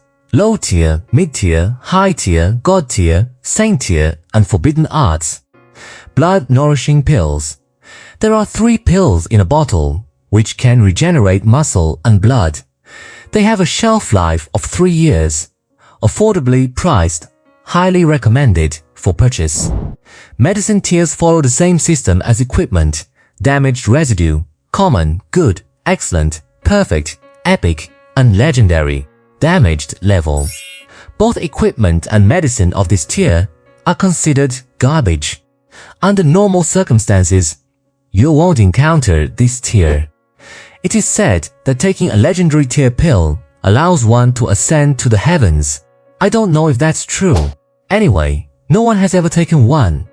1,000 years ago, Yin Zheng sailed east in search of the elixir of life. The elixir of life was said to be a legendary tier pill. Of course, this historical story remains to be verified. After all, this is no longer the same world as before. Who knows, maybe in this world, First Emperor Yin Zheng actually obtained the elixir of life and is still alive today. Furthermore, there is one more important thing. Because humans below the 5th sequence struggle to utilize awakened abilities. Therefore, the vast majority of humans change their classes to practice ancient martial arts or join the path of the weapon master. Although those humans who awaken abilities below the 5th sequence cannot unleash powerful awakened powers, their physical constitution from the moment of awakening will also receive varying degrees of improvement or enhancement, and so-called ancient martial arts focus primarily on forging one's own body and bodily functions. By continuously strengthening the body's intensity, one gains power comparable to ability users. For example, the first among the 12 sages of China, the black-robed god of slaughter, that invincible powerhouse who self-mockingly called himself a man of inaction. In later generations, everyone referred to him as the Blade of Inaction. But this inaction does not mean having no ability or achieving nothing. It refers to the inaction spoken of by Laozi. To do everything, to have things one does and things one does not, to do what one ought to do. The Blade of Inaction is the sharp blade of the country.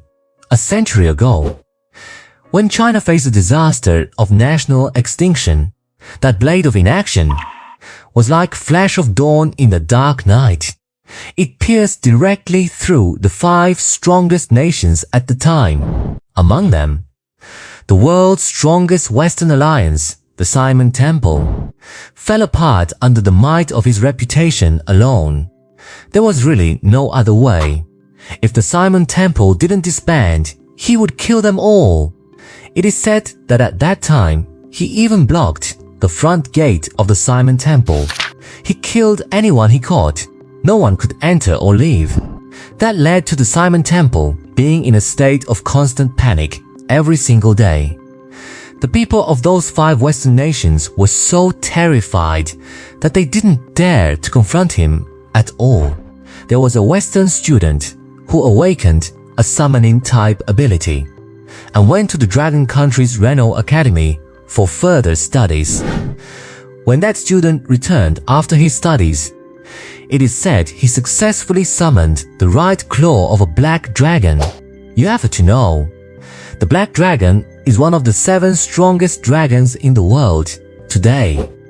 Hundreds of years have passed. Even the royal family of the Dragon Country is unable to summon the 7 legendary dragons. Therefore, although he didn't truly summon a complete black dragon, even just the right claw of a black dragon is enough to shatter the void, destroying heaven and earth. This kind of talent and power was already ranked in the top tier of the 5 Western nations of the Simon Temple. However, just when everyone thought that the Blade of China would die under the foot of the Black Dragon, that Blade of Inaction sliced off the Black Dragon's right claw with a single stroke. Such terrifying power and monstrous momentum scared that Black Dragon right back, forcibly severing the contract. And the student who summoned the Black Dragon's claw due to the collapse of the contract and the disparity in strength compared to the Black Dragon was wiped out of existence by the backlash of the Black Dragon's contract. From then on, no one dared to challenge him again. He even chopped down a true dragon. That is a creature said to be comparable to gods in ancient times. Who wouldn't be afraid? Who would dare to block him?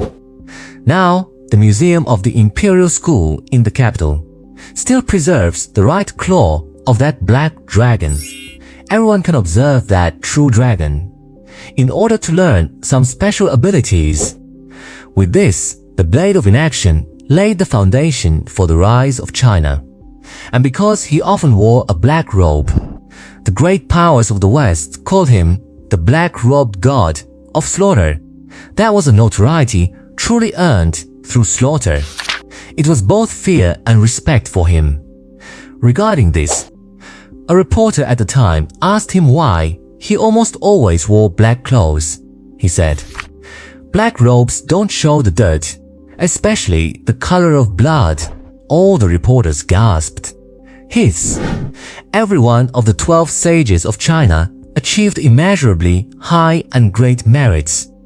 And this is just a story of that one Blade of Inaction. Also, that Blade of Inaction, his surname is Du, and it is precisely because of this. With the precedent set by the black-robed God of Slaughter, humans below the 5th sequence have finally gained the corresponding respect and status. Although some people still look down on these people of inaction, this phenomenon is much better than it used to be. However, it is worth noting, the skills learned by humans in the ancient martial path are called martial arts.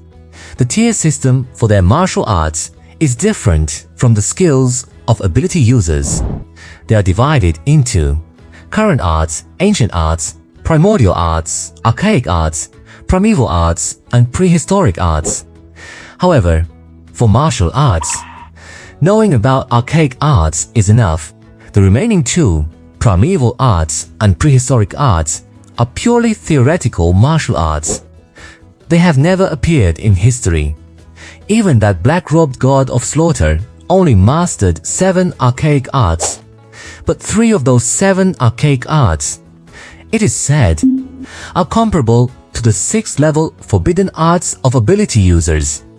Killing Lord-level hidden bosses or certain special hidden labyrinths might drop skill books and martial arts. but the drop rate for martial arts is 10,000th of that of skill books.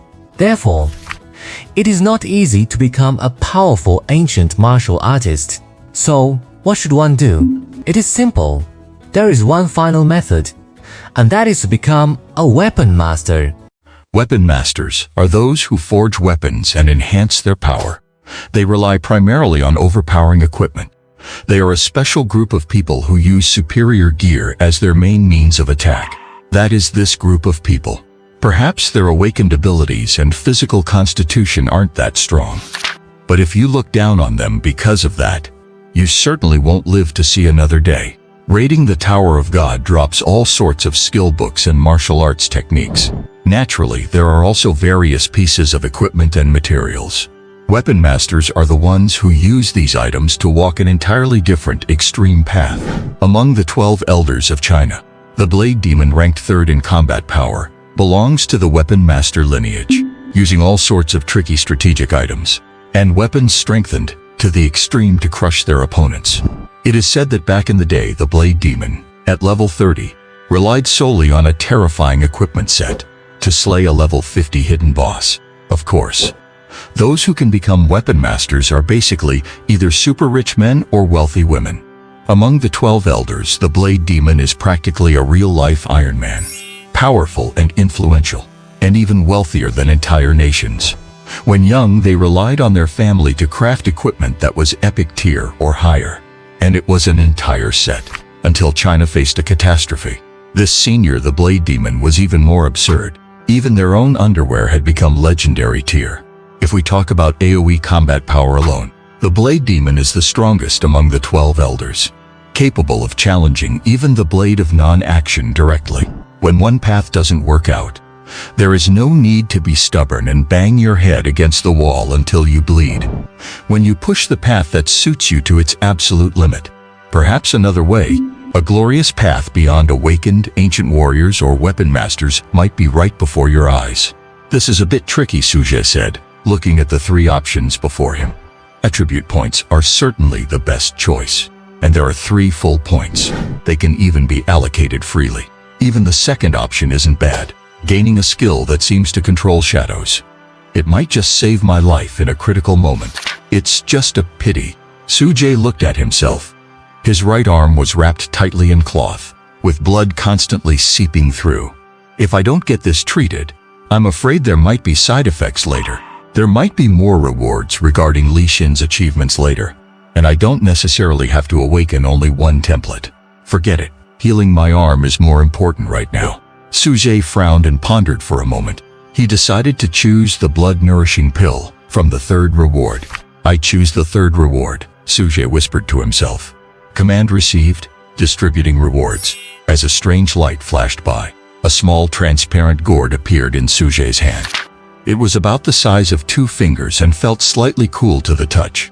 It seemed to be made of some unknown crystal. It appeared to have the function of preserving the medicine's potency. After opening the crystal gourd, Suje took out one of the pitch-black blood-nourishing pills inside. He tilted his head back and swallowed it in one gulp. As an extremely bitter taste permeated his taste buds, Suje suddenly felt all the cells and blood in his body begin to stir.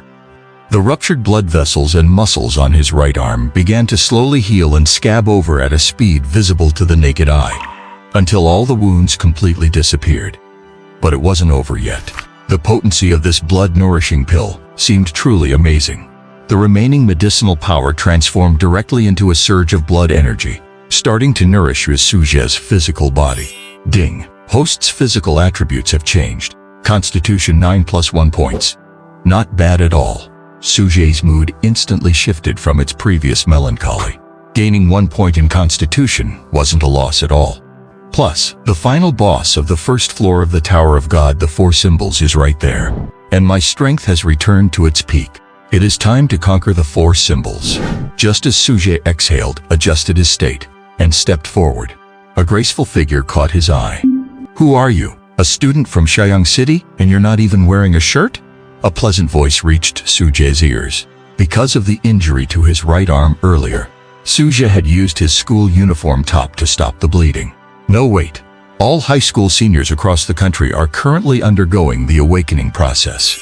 In Chaoyang City, there's no way a student could have reached this far. Sujie watched the young girl before him talking to herself without answering. He just stared at her coldly. "Hey, I'm talking to you." The girl in front of Suj wore a black dress with gold trim. She had an alluring figure with very prominent curves. The most eye-catching feature was her proud and upright chest. In both his lives, Sujie had never seen such an exaggerated and captivating figure. But this girl also wore a strange mask on her face. Unlike Sujie's half-snake mask, the girl wore a dark red mask that resembled a fox hiding her entire face, exposing only a pair of bright, clear eyes, fixed intently on Sujie. On the outskirts of the first floor, were those sword marks on the stone walls made by you? Sujie looked at the pitch-black sword in the girl's hand and asked coldly. Outskirts of the first floor? The girl paused as if pondering something. Oh, I remember now. Those goblins wanted to capture me. They even tore the new dress I bought. So annoying. So I killed them all. Wait, I'm the one asking the questions here. Why did it turn into you asking me? The girl seemed to have realized something and grew a bit angry. Are you a high school senior from Chaoyang City? How did you get here? A normal person shouldn't have the strength to reach this place. Could it be that you're in cahoots with them, and you've come to drag me back? The girl said, looking at Sujie with suspicion and vigilance. This woman, I don't think she's quite all there. Sujie immediately felt that the girl in front of him was inexperienced and a bit naive. She was talking to herself, and had practically spilled everything already. You've misunderstood, Sujie shook his head. I saw that the sword intent contained in your sword marks was excellent. Could you teach me that sword technique? Of course I can offer you some compensation. Honestly. When Su saw the sword marks on those walls, he had already realized that this sword technique most likely reached the god tier. Although his main task right now was to conquer the 4 symbols and complete the one-thought god demon quest. But who could refuse to learn a potential god tier sword technique while raiding the first floor of the Tower of God? But as soon as he said this, the girl's eyes instantly turned cold. You want to steal the White family's impermanence sword? Do you want to die? The girl's eyes betrayed endless fury as she drew the black sword in her hand, pointing it at Sujie. Don't test me, I'll kill you. Don't think I won't kill you. Are you retarded? What the hell is wrong with you? Sujie was rendered speechless. I only asked if you wanted to trade sword techniques, that's all. Did you really need to get that worked up? However, Sujie managed to gather some useful information. The Bai family? The Wuchang sword. Seeing the fox-masked girl bristling like a cat whose tail had been stepped on, Sujie suddenly hit upon a brilliant idea. He straightened his posture and put on an inscrutable, mysterious air. You must be a student from one of the big metropolises like the Imperial Capital or Demon City, right? Coming from a small town, I'm certainly no match for you. But don't you want to know how I managed to get here? Wearing his slightly sinister and mysterious snake pattern mask, Sujie stared coldly at the girl. As soon as he said that, it worked. The fox-masked girl's hostility suddenly subsided. The black sword in her hand slid back into its sheath. Then tell me, how did you get here? The girl asked, taking a few steps closer. Even I only know a few small secret passages. Because I killed the hidden boss of the first perimeter layer, the Skywind Serpent Chi, Sujie stated flatly. The fox-masked girl was instantly taken aback. You're lying. The Skywind Serpent Chi is a lord-level monster on the same tier as the 4 symbols. How could a normal person possibly kill it? And what if I told you the sword techniques I've learned are even more powerful than your Bai family's Wuchang sword? Sujie interrupted. How is that possible? The fox-masked girl nearly jumped in shock. Hook, line, and sinker. Su felt a surge of secret delight. This girl is truly a dimwit. Move aside, everyone. It is time for Sujie to flex. And so? The next moment, Sujie said coldly, this is my family ancestral swordsmanship, known as the Dugu 9 swords. I have only mastered 3 of them so far, but that alone is enough to look down upon the entire world. Standing tall and straight, his black mask completed the look. He exuded a strange aura that was equal parts sinister and refined. Yet these 2 qualities didn't clash at all. He looked exactly like a legendary hermit master. Dugu 9 swords, the girl asked, looking confused. I've never heard of it, but the name, It sounds very powerful. At least more impressive than my Bai family's Wuchang sword. And that's not all. Suzhie raised his voice slightly and continued. Back in the day, my family was also a hidden powerful clan from Demon City. But due to certain events, we ended up here. Let's not dwell on the past. Suzhie shook his head, adopting a tone of slight grief and sorrow. He completely stunned the girl into silence. She stood frozen, not knowing what to say. Suzhie had already integrated the Li Xin character panel. That noble aura had naturally become a part of his body, even deep within his soul. No wonder I always felt this guy had the vibe of those small nation royals. Could it be that everything he said is true? Does he really possess sword techniques stronger than our Bai families? The fox-masked girl's heart began to ripple. She seemed to be buying his story. Suzhie watched her look of shock. He was ecstatic inside, thinking to himself, "It's working." He decided to stoke the fire and continued. In the old days, my family's swordsmanship was peerless and invincible. Although many of those techniques have been lost, I still have plenty of powerful ones I could exchange with you. For instance, the Bixi sword technique, fast as lightning and ghostly in movement. Learning it comes with a price, sure, but that doesn't matter as long as it's powerful. And there's the 6 Meridian Divine Sword, which channels sword energy through your fingers. Once unleashed, no one at the same level can compete. It can even insta-kill Lord-level bosses. And the sword control technique, killing from 1,000 miles away. Suzhie rattled off a long list of sword techniques. He didn't care if they were nonsense or not. As long as they had flashy names, he brought them up. He completely bamboozled the fox-masked girl. You. Are they really that strong? You've already mastered dozens of sword techniques. Even the sword saint at the Imperial Academy doesn't know as many as you. You're not lying to me, are you? The girl suddenly grew suspicious. Obviously, Suzhie realized he had gone too far. So he quickly added, "Before my family fell, we were a great clan that encompassed all sorts of knowledge. Naturally, we collected many sword techniques and other martial arts." Collecting sword techniques? The fox-masked girl paused. She started to ponder. Then she gave a sudden start. Her body trembled, and the curves of her chest became even more captivating. Are you a survivor of the Su family of Demon City? What? Suzhie was startled. But then it dawned on him. He had just been bluffing. He hadn't revealed anything real about himself. So he asked, confused, "The Su family of Demon City, who are they?" "You don't know?" The fox-masked girl was surprised. 200 years ago, monsters from the Tower of Gods suddenly appeared in the real world.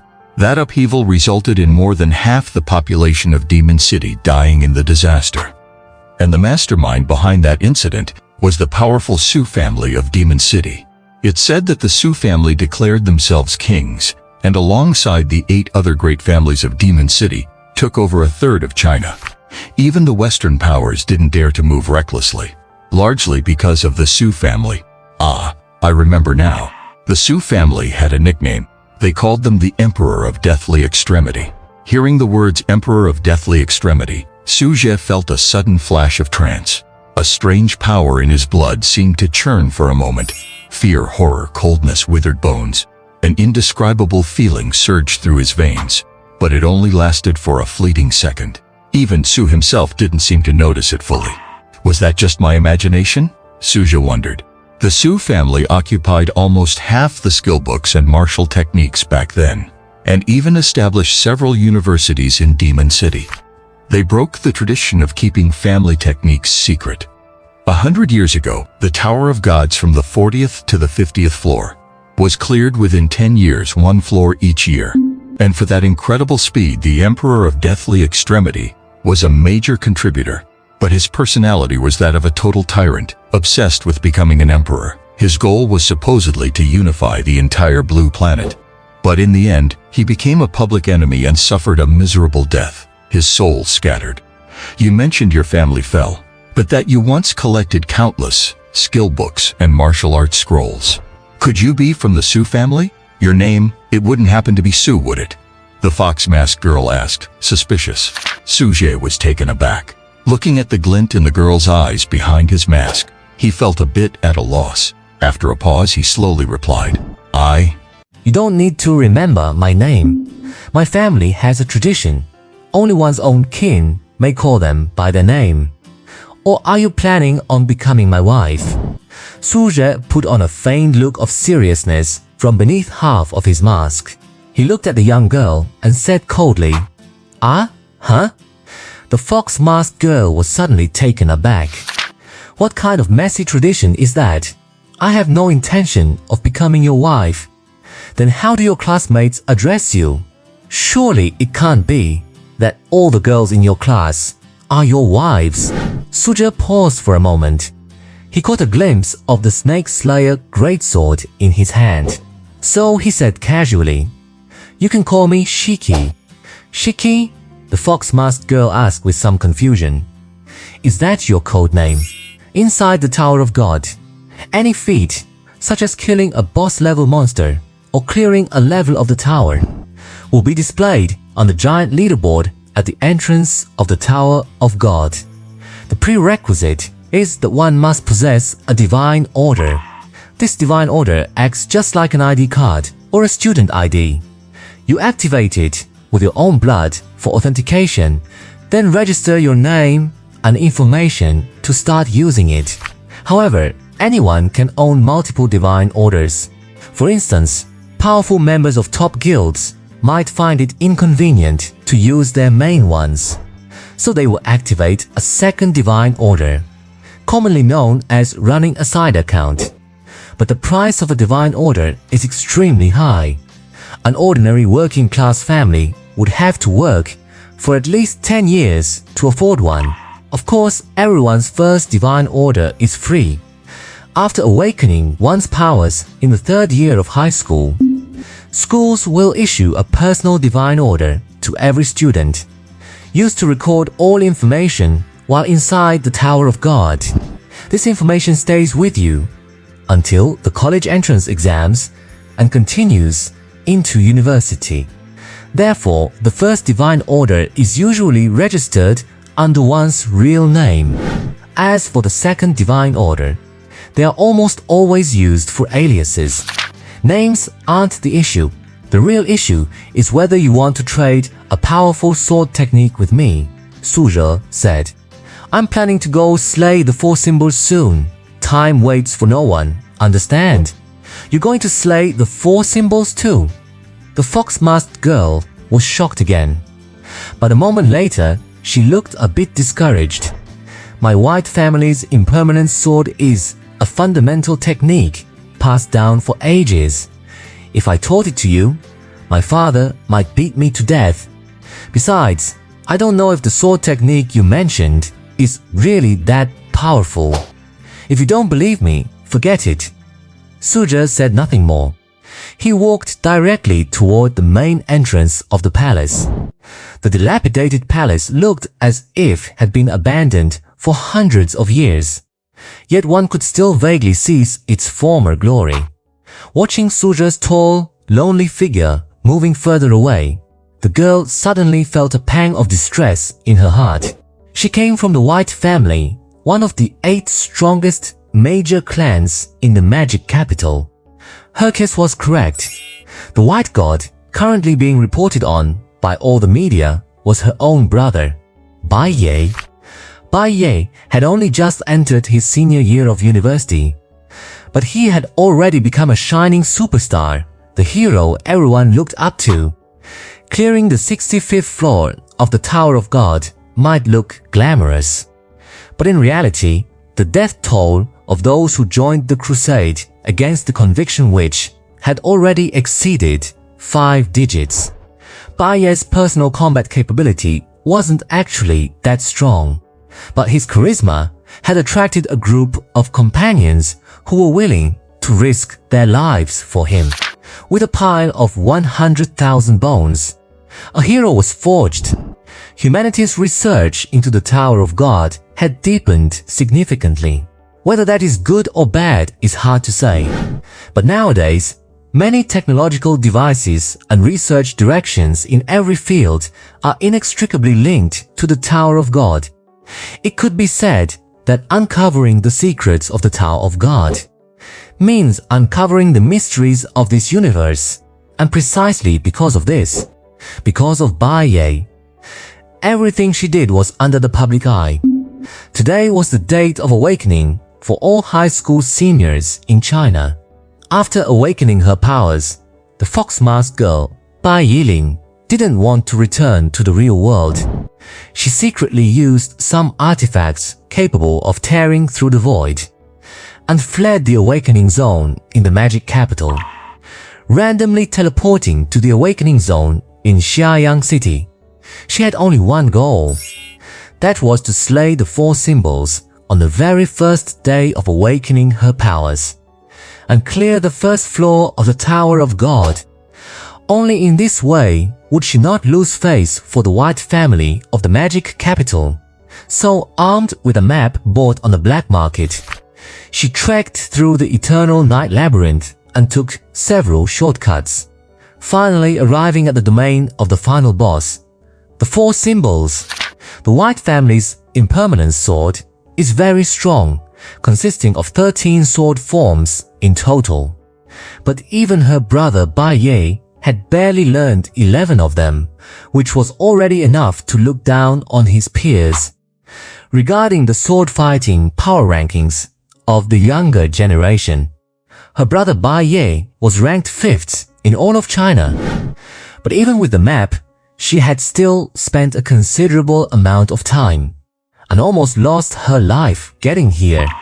Looking at this man in front of her, named Shikri, it seemed as if he hadn't suffered even a scratch. Could this person be incredibly, unimaginably powerful?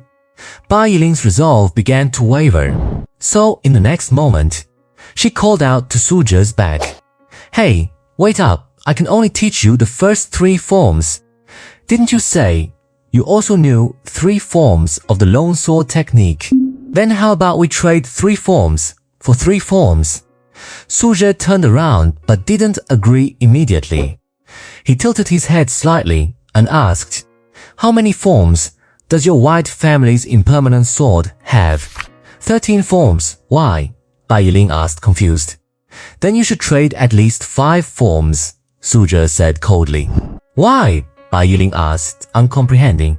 "Because my Lone Sword technique is more advanced than your impermanent sword, and 3 forms of my technique account for 1/3 of the total. So we need to be fair," Su Zhe said. "That's not fair at all."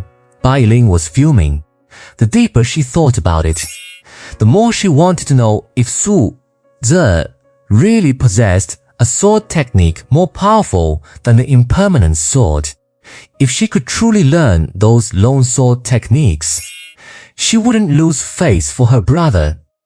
Maybe she could even surpass her brother, or perhaps even give that evil ward sword technique to her brother to practice. "I remember my brother's sword style is mainly based on speed and agility," Bai Yiling thought to herself. "That guy Shiki said the evil ward sword technique is ghost-like in form. It might just help my brother climb several spots in the sword rankings. Maybe even defeat that disciple of the Sword Saint. Forget it. Why not just trade the White family's impermanence sword for the 3 forms of the Lone Sword technique and get the complete version of the Evil Ward sword technique too? If my brother learns the Evil Ward sword technique, he will definitely become even more powerful. As for any consequences, what kind of consequences could learning a sword technique have? At worst, it's just muscle fatigue." So, Bai Yiling said loudly to Su Zhe, "Hey, you! I can give you the impermanent sword, but not only do you have to give me the first 3 forms of the Lone Sword technique, you also have to give me that Evil Ward sword technique. I want the complete version." As Bai Yiling spoke, she was already imagining her brother after practicing the Evil Ward sword technique, truly becoming the leader of the younger generation. "Hey," Bai Yiling couldn't help but chuckle to herself. "Alright, little sister, you have a bright future ahead of you." Su Zhe also smiled, a very happy smile. Empty-handed, he was playing a long game. Su Zhe didn't know anything about the 9 swords of Dugu, or the evil warding sword technique. In his previous life, these sword techniques came from the martial arts novels of Mr. Jin Yong. But in this world, it seems such literary works do not exist. Spouting nonsense, Suzhe wasn't worried at all about her noticing anything wrong. Of course, it was also because this young girl seemed quite naive and inexperienced. That was how Suzhe managed to trick her. "Watch closely," Suzhe said coldly. "I will only give you one chance to learn this." "I understand," Bai Yiling nodded obediently. So Suzhe picked up the great snake-slaying sword. He pointed the sword toward a crumbling wall of the palace ahead. Radiant wings slash. In his heart, Suzhe was reciting the ultimate move of Light Li Xing, but out loud he shouted, "9 swords of Dugu." In an instant, 3 terrifying sword auras with overwhelming momentum erupted from the ground. The golden sword aura transformed into a chilling tide that swept forward, boom, boom, boom, with a thunderous roar. The already dilapidated outer wall of the palace was leveled to the ground. Suzhe, wielding the great snake-slaying sword, perfectly unleashed the governing power of Light Li Xing. The damage was at least twice as high as when he used the wooden sword. Wow, Bai Yiling was so shocked that she covered her small mouth. Even though she was wearing a mask, it was easy to see the look of admiration shining in her eyes. Are these the first 3 moves of the 9 swords of Dugu? So strong, so massive, what a fierce sword aura. Just these 3 moves alone must have reached the Saint tier level. Trading my Bai family's impermanent sword for the 9 swords of Dugu is well worth it, Bai Yiling muttered. Thinking of her own family's impermanent sword, it only becomes a complete Saint tier technique after learning all 13 moves. But these 9 swords of Dugu, the first 3 moves alone have already reached the Saint tier. If all 9 moves are mastered, wouldn't that be the legendary Forbidden Art? It is said that Forbidden Art level skills possess the power to destroy the heavens and shatter the void. If this boy named Snake Slaying really learns all 9 moves, perhaps he could even take the top spot on the Huaxia sword ranking. Forbidden arts are not something our generation can easily control. Even learning them requires passing layers of trials and reporting it to the Huaxia state-controlled martial arts agency. A human who has learned a forbidden art is equivalent to a country developing a nuclear weapon that threatens world order. It is an unstable threat, both internally and externally. Therefore, generally speaking, Saint tier is already the top echelon of skills, and Saint tier skill books only drop after clearing the 50th floor of the Tower of God. The probability is extremely low. Thus, ordinary families couldn't possibly inherit a Saint tier sword technique. Thinking about it this way, Bai Yiling became even more convinced. The boy named Snake Slaying in front of her must be the young master of some fallen noble family, enduring humiliation for over a decade, biding his time, all for the sake of restoring his family's glory.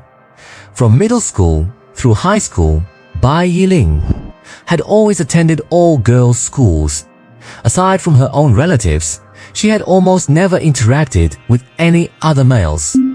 She had only seen sweet encounters between protagonists in romance manga and novels recommended by her classmates. And among them, there were some male leads who were young masters of fallen families or princes of destroyed kingdoms. These male leads, with their firm characters and stoic endurance, were deeply loved by Bai Yiling. Even as a direct descendant of the Bai family, one of the 8 great families of Magic City, Bai Yiling was still just a simple young girl. Naturally, she would develop special feelings for such stories, to the point where she connected it to reality, hoping that one day she would meet such a strong-willed man. That's right. This was the ideal type of man in Bai Yiling's heart. Even if he had lost his reputation and had nothing left now, the fact that he refused to yield to fate made Bai Yiling admire him all the same. And now, Bai Yiling had accidentally stumbled upon Su Zhi. After hearing his life story and seeing his immense power, Bai Yiling's heart couldn't help but flutter. Could this be fate? Bai Yiling was a bit dazed. Could the plots from those shoujo manga and novels actually happen in real life? Did you learn it? Su Zhi said coldly, maintaining his inscrutable demeanor. The so-called 9 swords of Dugu were naturally fake. It was just that one move, Radiant Wing Slash. And even if she could learn the form, she could never truly grasp the essence. Not to mention that only light attribute power can unleash the true Radiant Wing Slash. The most critical technique requires a mindset of, there is no one else but me. Only by truly merging with the Lee Sin panel could one understand the mystery. The so-called Radiant Wing Slash, including Leap of Hope and Swiftness of Flame, are generally considered standard Saint-tier sword techniques. But if one harbors great righteousness or a powerful conviction, all power in the ruling form increases linearly, including sword techniques like Radiant Wing Slash. Listen to the heavens, but do not yield to fate. Mindset and conviction will fully unleash the true power of these techniques. Su Zhi had a feeling. As long as he obtained the power of one thought, God and demon, and grew to the later stages with a strong enough conviction, then in the ruling form, Radiant Wing Slash and the other sword techniques of the ruling form would very likely break through to the legendary forbidden art.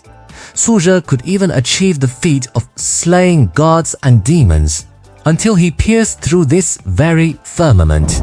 In other words, even if this fox-masked girl could learn Radiant Wing Slash, she would only learn the form, not the intent. And the sword intent is the very foundation of Radiant Wing Slash. Without the sword intent, she cannot truly unleash the power of Radiant Wing Slash. At most, it would only have the power of a high-tier sword technique. Trading it for the same tier impermanent sword was a bargain. And although Radiant Wing Slash looks like 3 sword auras, it is actually just one technique. But with this fox-masked girl's dim-witted brain, she probably couldn't even tell if it was 3 techniques or not. I understand a little bit, Bai Yiling nodded. Then she drew the black sword from her waist and slashed forward. A crooked flame sword aura swept down.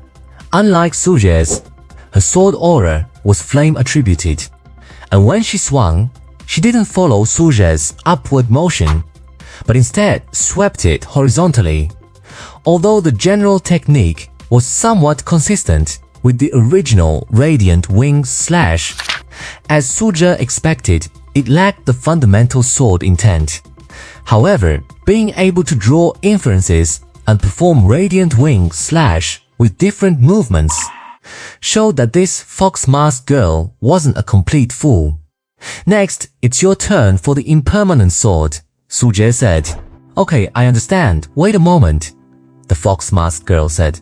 She took out a palm-sized red embroidered pouch. She opened the small mouth and dumped everything out. This embroidered pouch actually had internal space and could be used to store items. What is this? Su Zhi had never seen a small pouch with storage capabilities.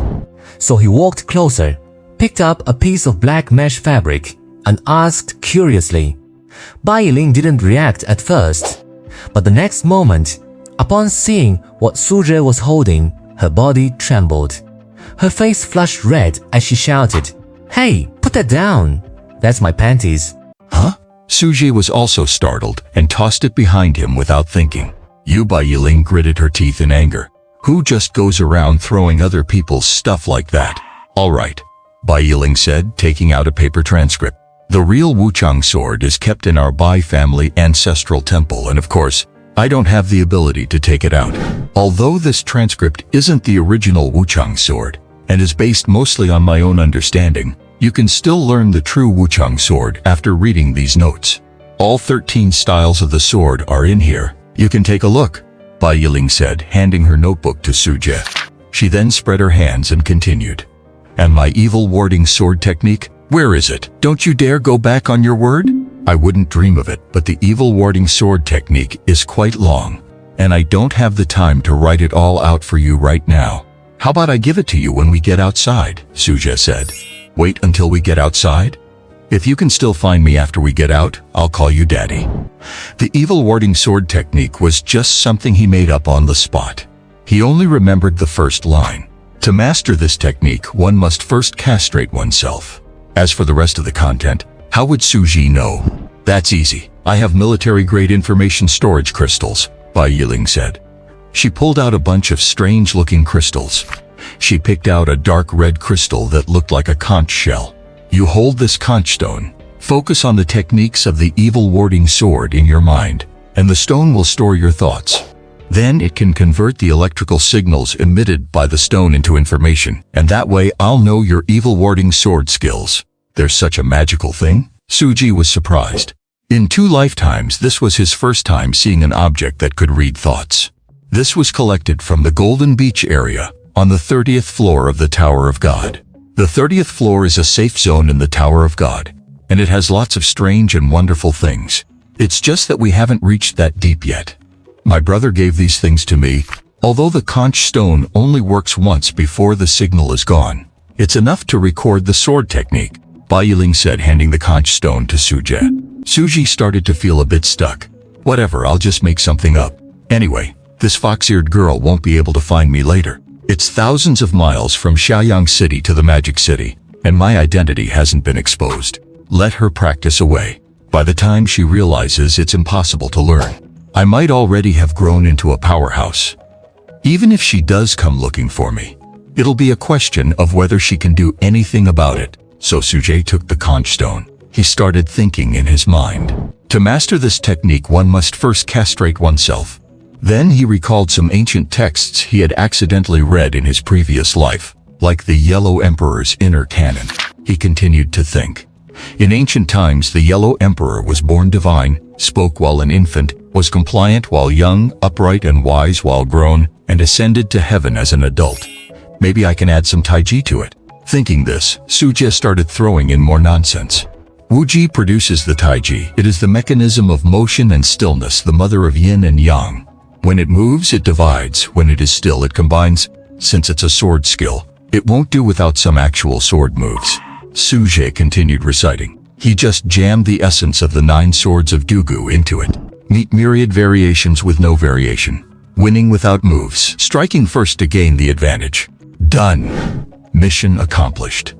Suje handed the conch stone containing the evil warding sword technique back to Bai Yiling. Remember, those who practice this must endure the disaster of dragon damage. Dragon damage? Bai Yiling asked, confused. What is that? Don't ask. You'll know when the time comes, Suje said, faking an inscrutable tone. Oh. Bai Yiling felt an inexplicable trust in Suje and wasn't afraid that he would lie to her.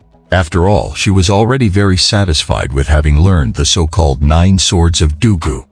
But she never imagined that this nonsense evil warding sword technique from Suje would later in the Magic City create such a massive stir. It even drew the direct attention of China's high-level officials. The legendary old sword saint from the Imperial Academy in the capital rushed over upon hearing the news. After some verification, the old sword saint discovered that the content was likely written in modern times, and it wasn't some ancient heritage sword technique at all. Which sword genius was able to write such a technique? Damn it, he actually came up with a forbidden art. I, the old man, am going to take him as my final disciple. That's a story for another time. What are these crystals for? After Su returned the conch stone to Bai Yiling, he noticed several ink-black, token-shaped crystals. These are divine tokens, don't you know? My brother gave me a few. Give me one. Before Bai Yiling could finish, Suje reached out and took one directly. This divine token is very expensive. Bai Yiling said. She looked quite unhappy. Don't be so stingy. Didn't I give you the evil warding sword technique? Su said. You have so many. It doesn't matter if you give me one. I need these to save my life. Bai Yiling huffed, but she didn't say anything more. These divine tokens, besides being able to record one's own information and records within the Tower of God, also possess the power of space traversal. But you have to crush the token completely. The energy released at the moment of shattering is enough to teleport someone to another area within the Tower of God. That's how Bai Yiling traveled from the Awakening area in the Magic City to Xiayang City. With only 3 divine tokens left, Bai Yiling quickly put them away, not letting Su Jie see them again. If anyone knew that Bai Yiling was using such luxurious divine tokens just to escape, she would definitely be scolded for being a spoiled brat. Of course, Su Jie didn't think in that direction. He studied the divine token in his hand. Su's lips curled into a smile. After awakening and going outside, the school would issue an official divine token.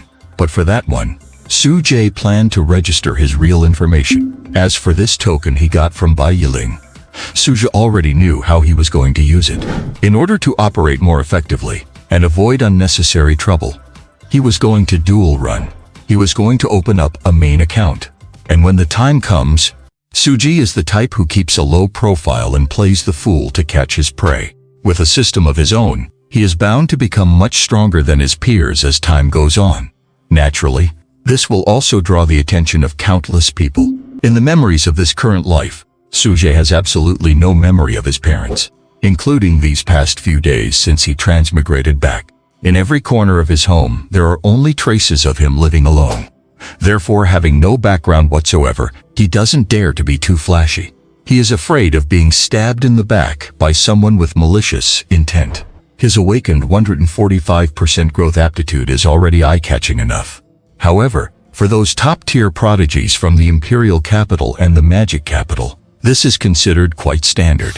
Su's personal motto is this: develop in the shadows, then shock everyone. That is why he intends to run 2 accounts. His alt account uses the God decree issued by the school, and the progress of this account will be the same as that of an ordinary student. As for his main account, Sus plans to do it all on his own. By the time of the college entrance exam, while you all have cleared to the 30th floor of the Tower of Gods, I will have already cleared the 50th floor. At that time, as long as he can enter some prestigious universities with high status and prestige, or gain the appreciation of some powerful individuals, he figures those small-time villains wouldn't dare to be too reckless. It is just because he is truly too afraid of trouble. After Su Jie put away the God decree, he took the impermanent sword notes that Bai Yiling handed over. Ding detected that Su Jie has come into contact with the Saint-tier sword technique, the impermanent sword. Would you like to consume 1,000 mental points to master the impermanent sword? Detected that Su Jie's mental points are at 140, which is below the requirement for mastery. Command failed, so it really is a Saint-tier sword technique. Su Jie frowned. But mastering it directly requires 1,000 mental points. It basically means his current level is too low to learn such a high-level sword technique. He could fully master the impermanent sword through the system, but his current mental points don't meet the criteria. Su Jie thought for a moment and sighed. It looks like after he finishes this god-demon task, he will have to try and master it himself. Although it will be a bit slower, he will eventually be able to learn a powerful sword technique. Hey, do you want to team up with me to hunt the 4 symbols? After Bai Yiling packed away those miscellaneous items, she said to Su Jie, actually, I don't have much confidence in hunting the 4 symbols all by myself. If you can help, I can offer you some rewards. Sure. Su Jie nodded without even thinking. It wasn't because of the reward, but because the God-Demon exclusive task didn't specify that he had to kill the 4 symbols solo. So naturally a team hunt is an option. This way, the probability of completing the task is higher.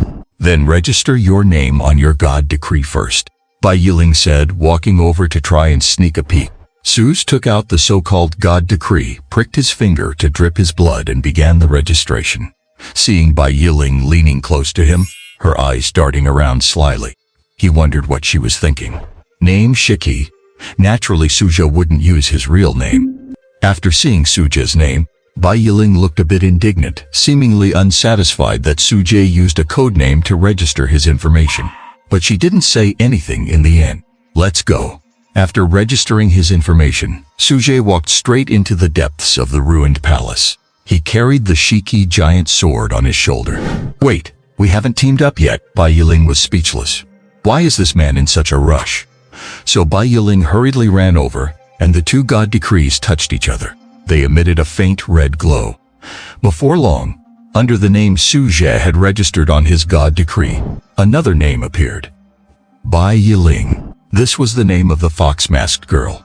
There we go, that counts as a team. But this is a temporary party. It will automatically disband after we leave the Tower of Gods, Bai Yiling explained.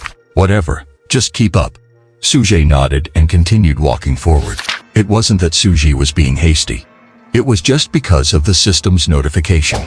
Time remaining for the God Demon exclusive task, 53 minutes and 32 seconds. Less than an hour left. Sujie was worried that they wouldn't be able to take down this four symbols boss. Got it. Bai Yiling walked up and marched side by side with Sujie. One carrying a snake-shaped greatsword, the other with a thin black sword at her waist. They looked somewhat like human warriors heading to the battlefield. Suj pushed open the dust-covered, broken and cracked palace gates. A decaying scent of centuries of dust hit them in the face. Cough, cough, cough. Bai Yiling couldn't help but cough immediately. How long has it been since anyone lived here? There's so much dust. Sujie frowned and didn't speak. From the moment he stepped into the main hall, he sensed something eerie. It was too quiet. Outside the palace there was at least the sound of the howling wind. But here, despite signs of airflow, it seemed as if all sound was blocked by some mysterious force. Through the skylights around the ceiling, a few faint beams of light filtered in. The decorations in the hall were very luxurious, but they seemed to have been left uncleaned for years, covered in dust and cobwebs. Dust hung in the air, making it hard to breathe. Some wooden objects had already rotted away. Deep in the hall, only a long corridor came into their view. Why don't you go in and take a look first? Bai Yiling on the side seemed a bit scared. She hadn't noticed it when they arrived. But why did it start feeling so creepy once they got into the palace? Sujie didn't respond. Just then a strange breeze brushed against his neck. Suddenly he seemed to sense something. His eyes narrowed. He walked slowly to the center of the hall. He shouted angrily, "Show yourself already." At the same time, Sujie wielded the Shiki giant sword. A red glint flashed in his eyes as he slammed it down onto the floor. Boom! With a deafening crash. The floor shattered instantly, and the entire palace seemed to shake, as if it would collapse. As dust flew, a cold voice suddenly sounded from a distance. "You can see me?" And with the sound of that voice, a cough, followed by the sound of dripping blood. A stench of blood wafted toward Sujie and the others. Clearly, Sujie's strike just now had seriously wounded this unknown creature. What an overbearing sword. Cough, cough. To think someone could wound me while I was sleeping. At the same time, the dust dissipated. A figure appeared before Sujie and the others. He is not the four symbols. Bai Yiling was terrified. Could there be other students who made it here? This is impossible. No. Sujie shook his head and said in a deep voice, "He is the four symbols. A mutated four symbols." Name Xenomorph 4 symbols. Race 4 symbols. Habits solitary. Territory first floor of the Tower of God. Lord's Palace. Level 6. Innate abilities. Find affinity, third affinity. Third sequence. Third sequence, water affinity. Third sequence, fire affinity. Third sequence. Skill 1, active. Storm Sword. Uses wind-attributed sword energy to tear through targets, dealing multiple hits of wind damage. Has a chance to cause bleeding. Skill 2, active. 9,000 Thunderbolts. Engages all muscles to instantly transform into a bolt of lightning to approach the target, dealing massive thunder damage. Skill 3, active. Water Moon. Flowing Moon style. Unsheathes the katana with speed exceeding the sound barrier to slash forward, dealing terrifying water-attributed damage. Skill 4, active. Fire Exquisite. 3 sword style. Changes attack mode for 60 seconds. utilizing 3 swords with all attacks dealing fire attributed damage, adds burning effect, enters a weakened state after the duration ends. Skill 5, passive, Eagle Eye. After entering battle, dynamic vision is increased by 30%. HP 6150. Mental power 8080. Strength 18 points. Constitution 15 points. Agility 12 points. Spirit 8 points. Eagle eyes, bull horns, tiger head, lion body. This is the form of a typical 4 symbols. However, the mutant 4 symbols before them looked almost like a human. The skin on its face was exceptionally pale and sickly. Aside from eyes that glowed with a faint, sharp red light, the entire body radiated an aura of death. If this thing hadn't spoken, one would have thought it was a corpse. A head of long black hair dragged almost to the ground. Its upper body was bare. It wore black leather pants on its lower body. In its hand, it held a slender black katana. The whole figure was shrouded in a cold black mist. It looked just like a grim reaper claiming souls. On its pale face, below the corner of its mouth, was a smear of bright red. Clearly, it had been wounded by that terrifying strike from Su Zhe. Its health had dropped from 150 points to 106. Who are you, sir? And why have you come to my residence? The mutant 4 symbols asked in confusion. Can Lord-level monsters talk? Su Zhe was also puzzled. He turned his head to ask Bai Yiling beside him. If it weren't for the system's detection, confirming that the thing before him was indeed a 4 symbols, Su Zhe wouldn't have dared to believe that a monster could turn into a human. I don't know either. Bai Yiling shook her head, clearly also frightened. I heard from my brother that above the 50th floor, not only do Saint-tier skill books drop, but the monsters encountered there seem to have gained intelligence, capable of communicating like humans, building houses, and living like them. But I've never heard of the 4 symbols on the first floor being able to talk like a human. The real 4 symbols is a monster with eagle eyes, bull horns, a tiger head, and a lion body. Upon hearing Bai Yiling's answer, Su Zhe's expression turned cold. They must have encountered the type of mutant lord-level monsters Xie Shuli mentioned. Having been tempered by the Tower of God, not only do humans improve, but those monsters also grow alongside them. Some monsters evolve into higher-level creatures. Some are even more powerful than the final floor boss.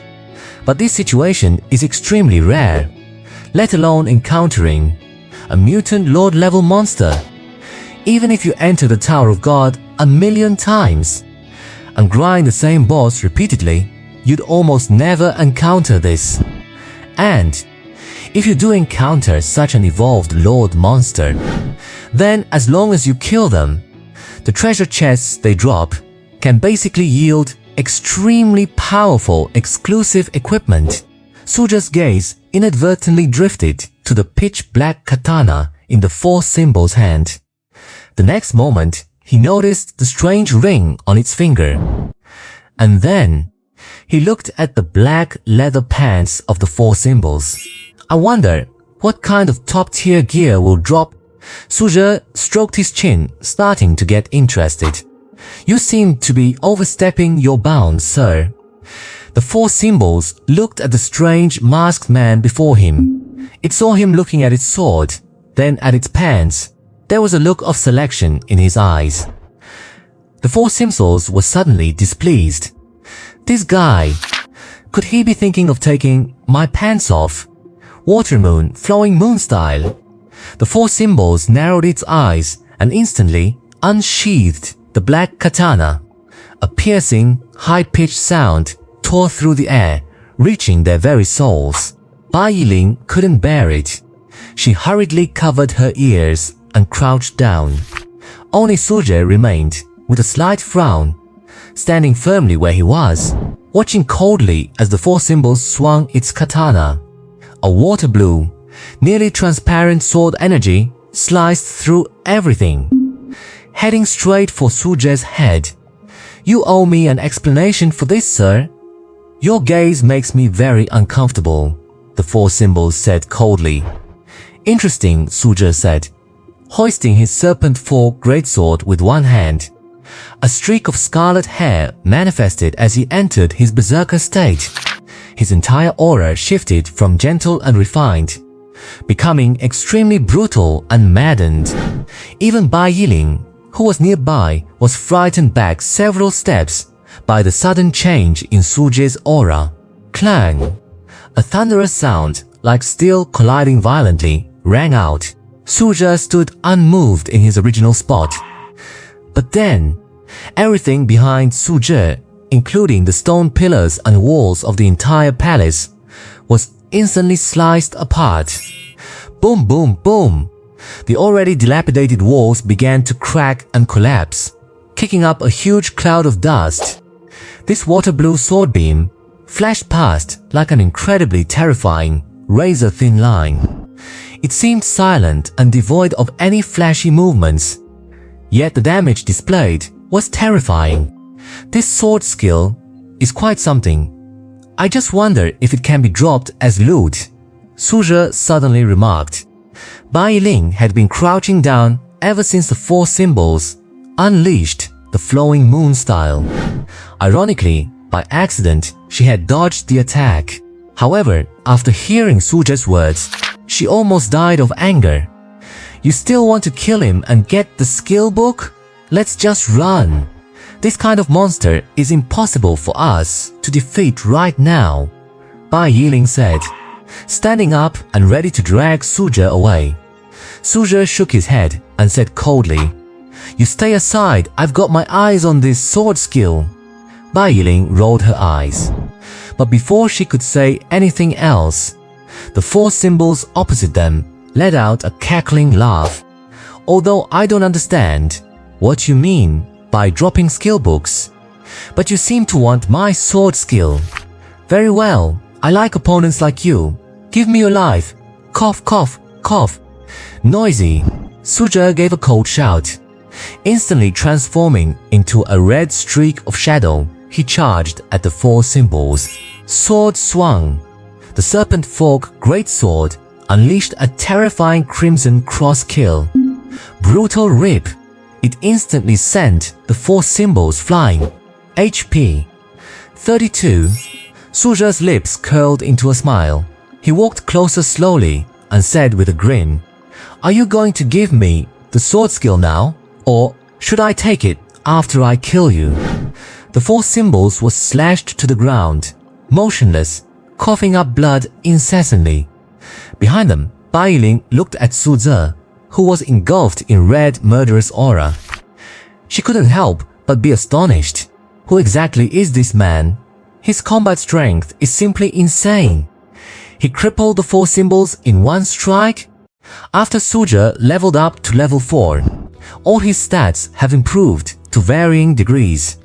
HP 100-100, Spirit 115-140, Strength 14 points, Physique 10 points, Agility 11 points, 14 points. Furthermore, with the Snake Key Greatsword adding 5 points to his strength, Su Zhe's strength stat has reached a staggering 19 points. This level of strength is equivalent to that of an average ability user between level 8 and level 10 without equipment, and yet Su Zhe is only level 4. Fortunately, that ethereal stone used to detect awakened abilities couldn't read Su Zhe's stats. Otherwise, it would have surely brought unnecessary trouble. The xenomorph Fo Xiang only has 18 points in strength, although the numerical difference is only 1 point from Su Zhe's. In reality, various factors, including skills and fighting styles, create an even greater gap. Moreover, Fo Xiang was caught by Su Zhe's sneak attack right from the start. He was already heavily wounded, and now another powerful finishing sword strike. Fo Xiang simply couldn't handle this one. He was sent flying, crashing through countless walls.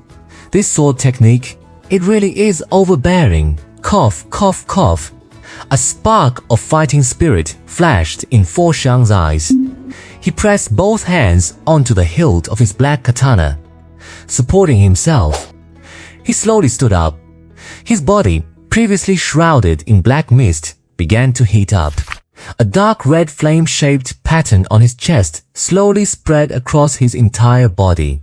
Then, Fo Xiang's black mist was replaced by a scorching and dazzling tornado of flames. Flames surrounding his body. I was born here, but I don't know why. Endless darkness and silence have accompanied me for countless ages. Only this blade, the Black Moon, has been my lifelong companion. I have a mission to slay every living soul that enters this palace. I don't know who entrusted me with this mission, but I suspect he must be a god. Fo Xiang's previously calm voice suddenly shifted into a roar. Fire Lotus three-sword style. Activate. Curtains lying. Dragon form. As the words fell, the black moon in Fo Xiang's hand conjured two eerie black shadow blades.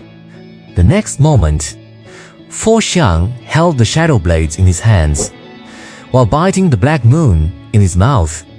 Crossing his arms in front of him, a flow of flame energy surged through his body, gradually forming a terrifying crimson ball of energy. "If you don't want to die, get out of here," Su Zhe shouted to Bai Yiling standing aside. With such overwhelming energy, there was no way she could provide even the slightest bit of help. She would be lucky just to stay alive. Su Zhe focused intently on Fo Xiang before him, not daring to make the slightest mistake. He had to find the flaw in Fo Xiang's sword technique in this very moment to find his chance for victory. Otherwise, he might not be able to withstand this strike either. Bai Yiling nodded and moved away.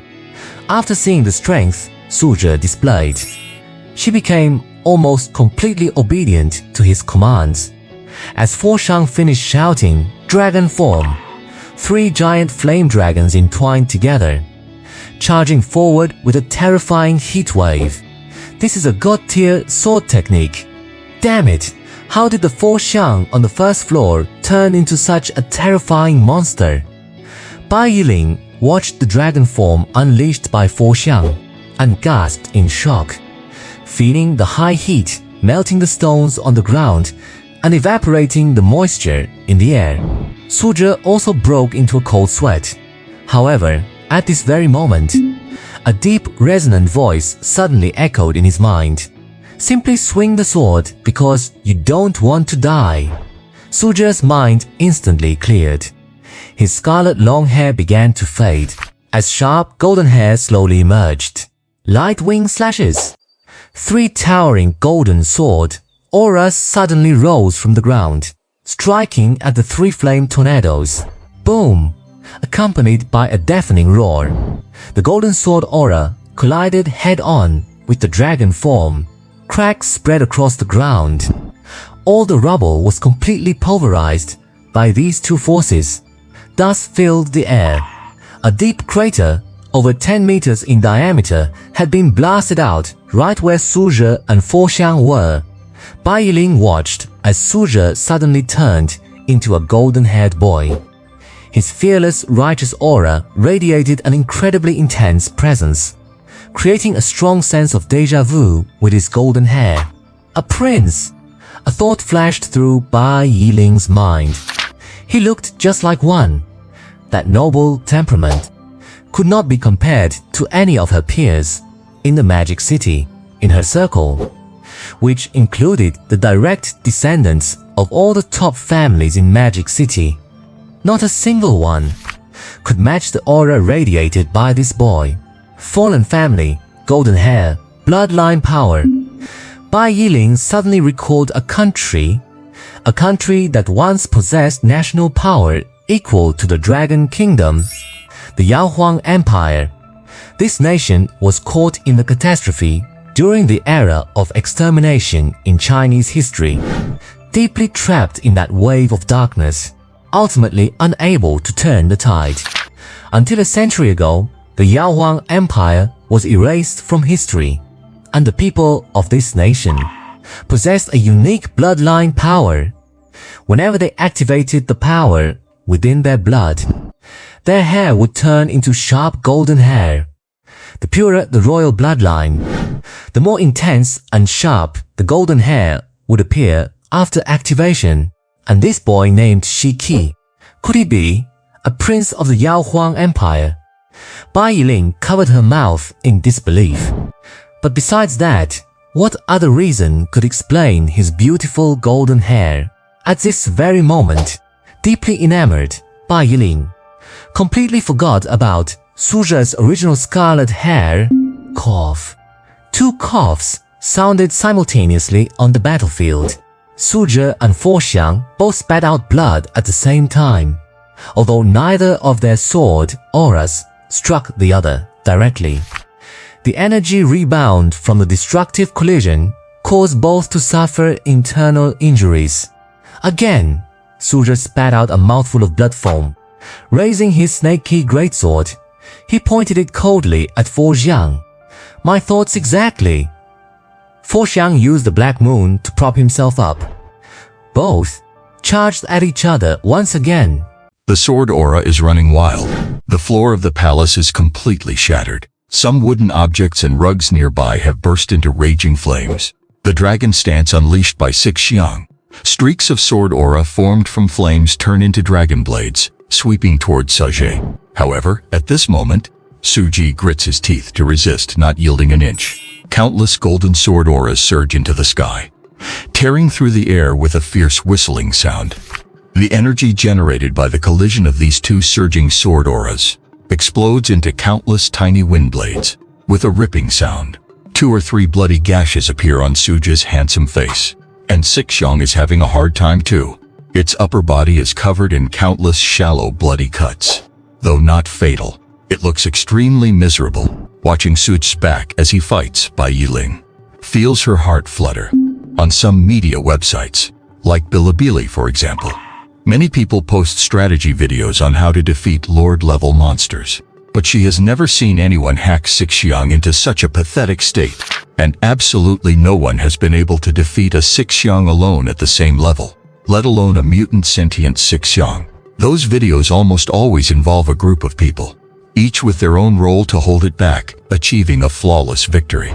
Maybe he really is that exiled prince of the Shining Phoenix Empire, possessing the legendary power of the Shining Phoenix bloodline.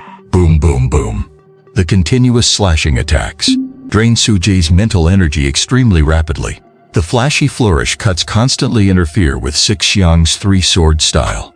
Whenever Sixiang tries to unleash another curtain-kill dragon stance, Suja manages to interrupt it, causing Sixiang to frown deeply, wearing an expression as ugly as if it had eaten something disgusting. Your swordsmanship is no less than mine. Why must you covet my technique? Leave at once, I will not entangle with you further. Are you scared now? Suje sneered. He immediately unleashed 5 or 6 flashy flourish slashes at Sixiang. Nonsense. Sixiang struggles to raise Black Moon to block. Following a few harsh sounds of clashing steel, sparks fly everywhere. Sixiang retreats a few steps. Name, Sixiang. Remaining HP 32 out of 150. According to the system's detection, Suji can see that Sixiang is at the end of its rope. It probably won't be long now before Sixiang is slain by him right here. However, interestingly, this Sixiang has actually started to lose its nerve. The intelligence it has developed is no different from a human's now. Will you not leave at once? Sixiang shouted with a raised voice. Are you going to hand over the sword technique or not? Suja also raised his voice and shouted. Damn it! Sixiang can no longer hold it together and completely breaks down. Why are you pestering me? I've already given you a chance to flee this place. Do I need one? Suja sneered. He raises his snake-severing greatsword and uses Hope's Leap to blink directly in front of Sixiang, accompanied by a surging blast of sword energy crashing down. Boom! Another earth-shaking blast and the ground trembles. The entire palace begins to collapse slowly. Although Sixiang used its super dynamic vision to block this strike, the hands holding Black Moon burst into a mist of blood at this instant. The nerve tissues were completely shattered by Suje's sword aura. HP reduced by 23. Name, Sixiang. Remaining HP 9 out of 150. You have forced my hand. Sixiang grits its teeth, its pale face contorted into a ferocious expression. This Black Moon has been with me for countless years, long before I gained consciousness. My swordsmanship was self-taught from this Black Moon. Take this, my final strike. I will bestow this Black Moon upon you. Ding. Host has triggered a hidden quest. The Story of Black Moon. Quest content. Defeat the mutant Sixiang. Quest reward. 100% drop rate for the 12 famous blades. Black Moon, do you accept? Suje did not hesitate at all. His guess was correct. The reason this Sixiang developed sentience is likely because of this katana named Black Moon. Suje had already scanned this Black Moon with the system before, but the stats he saw shocked him. Name, 12 famous blades. Black Moon, incomplete. Quality, epic. Attributes, Kami. Effects, Kamek. For an incomplete weapon to be of epic quality, if it were a complete Black Moon, would it not reach legendary status? Water Shining Moon. Sixiang's voice echoes slowly. Its three-sword style time has completely run out. Just a moment ago when Suje slashed, Sixiang entered a weakened state, and Suje had been counting the time in his head. He timed his strike perfectly to hit Sixiang, reducing Sixiang's HP to only 9 points. It is now near death, and at this moment, Sixiang holds its sword across its chest as usual. It seems determined to burn its bridges, using its final strength to unleash a fatal blow. You can see it. Drawing its blade. Flowing Moon Stance. Ultimate technique, Heavenly Gate Slash. A water blue crescent slash is instantly unleashed from before Sixiang. The next instant, time stood still. The world stood still. Even Suje could not react at all in that moment. He was frozen firmly in place, unable to even perform the slightest action like blinking. Oh crap! This sword technique is strange. A sense of terror rises in Suje's heart. In his vision, the entire world has come to a standstill. Only that water blue crescent slash moves slowly, slicing towards his throat. The speed is so slow, but he cannot make any move to evade, as if he can only wait for death. God damn it, I went too far with the showing off. Am I really going to die just like this? Suje feels a bitterness inside. Damn, this start is so unlucky.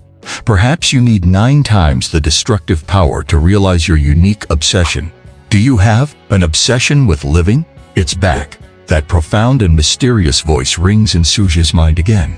If I had the choice to live, who would ever want to die? Suje yells internally.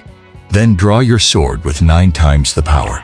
The next moment, that profound voice resounds in Suje's heart, accompanied by a touch of anger. At the same time, Suje feels as if a shackle on his body has been broken. His entire being feels light. Congratulations to the host for achieving the Li Xin achievement. Perhaps you need 9 times the destructive power to realize your unique obsession. Reward obtained in a single instant. Suje's pupils radiate a strange golden glow. His body slightly opens up, and then he holds the snake-severing greatsword across his chest, slowly drawing his sword. Water Shining Moon, Flowing Moon Stance. Ultimate technique, Heavenly Gate Slash. The exact same sword technique is unleashed by Suje. Golden sword aura forms a crescent slash. This strike uses 9 times Suje's power. A terrifying, static, and impossible to dodge sword technique, instantly leaving Sixiang and Bai Yiling shocked beyond words. Nani? What on earth is going on? It was as if space itself had been sliced by an incredibly sharp blade. It was just like a mirror shattering, an unavoidable strike. In that very instant, it tore this void to pieces. Finally, everything that had been frozen began to flow once more. A figure, severed from the upper body to the waist, started to slide down at an angle. A giant sword slammed heavily into the ground, with a thunderous boom, kicking up a cloud of dust. Blood began to seep from Su's eye sockets, nostrils, and ears. The veins all over his body were bulging beneath his skin.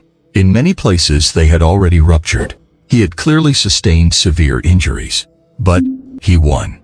He had perfectly replicated the 4 symbols moonlit flow style. and it was the strongest strike among them. Ultimate technique. Heaven's Gate Slash.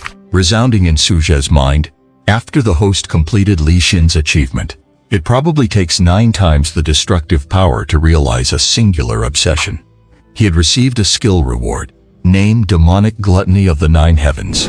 Quality: God tier. Type: exclusive skill. Effect: take the skill used by the target and instantly counter it with 9 times the damage. Side effect: consumes 50% of your maximum health. Therefore, Suje's status panel had now changed to the following. Health, 26 out of 100. Mental energy, 16 out of 140. Strength, 14 plus 5 points. Serpent Severing Greatsword adds 5 strength. Constitution, 10 points. Agility, 11 points. Spirit, 14 points. The instant drain of health felt as if his body had been hollowed out. Every nerve and muscle in Suje's body was trembling slightly. It had clearly exceeded the load his body could bear. Cough, cough, cough, cough, cough. A series of coughs drifted over from the distance. That 4 symbols creature. It wasn't dead yet. Suje gritted his teeth, enduring the intense pain radiating from deep within his nerve cells, dragging his severely wounded body. He walked step by step toward where the 4 symbols lay. My lord, cough. Why do you possess my swordsmanship? The 4 symbols lying on the ground had been split in 2 by Suje's sword energy. Its upper body was cleanly sliced at the waist, exposing bloody flesh, intestines, and fragments of organs shredded by the sword energy. In fact, earlier, a voice had already sounded in Suje's mind, wielding the sword simply because I do not wish to die. That time, Suje had also completed an achievement of Li Xin, and then obtained a strange prosthetic eye. That's right, just a strange fake eye. On the surface, it looked like a fake eye, but there was always something strange about it. Name: Adam's left eye. Quality: none. Type: one-time consumable. Effect: replaces your own left eye during combat, allowing you to randomly replicate the target's skills. Note: can only be used during combat, disappears after use. Side effect: none. Source: Record of Ragnarok. For the sake of my children, even if I die, I will not stop fighting. It was this very eye. After the 4 symbols unleashed the ultimate technique, Heaven's Gate Slash, Suje's pupil emitted an eerie golden glow, directly replicating Wolfsiffel's ultimate technique.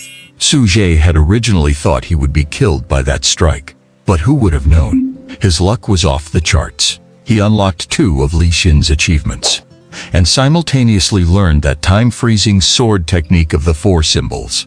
With all these factors combined, Suje almost thought he had awakened the protagonist's halo.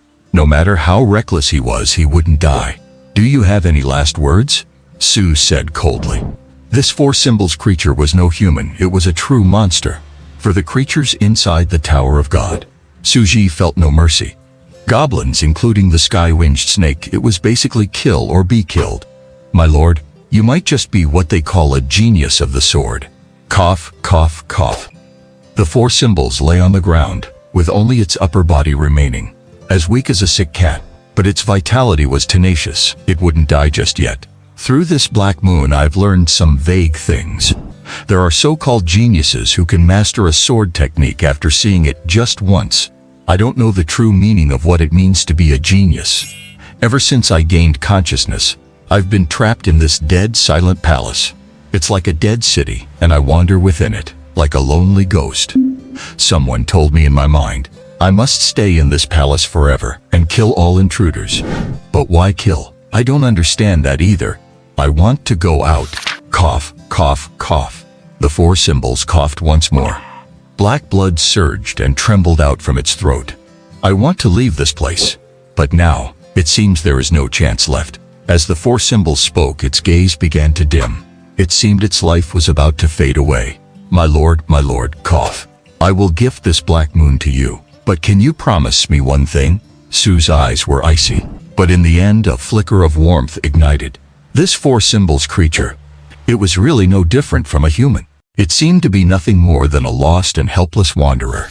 Speak, Suje nodded slightly and said. The one who spoke in my mind. He might just be what they call a god, but I want to kill him. Even if it is a god, I will kill him all the same. I don't understand. Why? Why did that god have to imprison me here? yet still give me the ability to think and the longing for freedom. If you can find him in the future, help me kill him. Kill that god. He deserves to die. He deserves to die. He deserves to die. The four symbols roared as if using its final breath to vent its rage. It was resisting the will of the gods. It was resisting the injustice of the heavens. But in the end, it was all in vain. Ding. The four symbols has been successfully slain by the host. Hidden task, Past of the Black Moon completed. Congratulations to the host for obtaining Black Moon, one of the 12 legendary blades. The deceased body of the four symbols slowly manifested into Kakatana, emitting a mysterious black radiance, and a pitch-black boss treasure chest radiating endless death energy. Its aura was exactly the same as that exotic four symbols creature. Clearly, this was the loot chest or he dropped. If I ever encounter this god you speak of in the future, then I will try my best to drag him down from his pedestal. Su slowly stroked the long, sharp black moon. A flash of killing intent crossed his eyes. He said coldly, I will take this sword. Suzhe felt a hint of respect for this mutated four-image. Respect for his refusal to yield to the heavenly Tao, even in death. Defying the god in his heart is enough to make one a qualified swordsman. Let me see what kind of gear you dropped first. Seeing the treasure chest dropped by the four-image, Suzhe felt a flicker of curiosity. Respect is respect, but the loot must be climbed.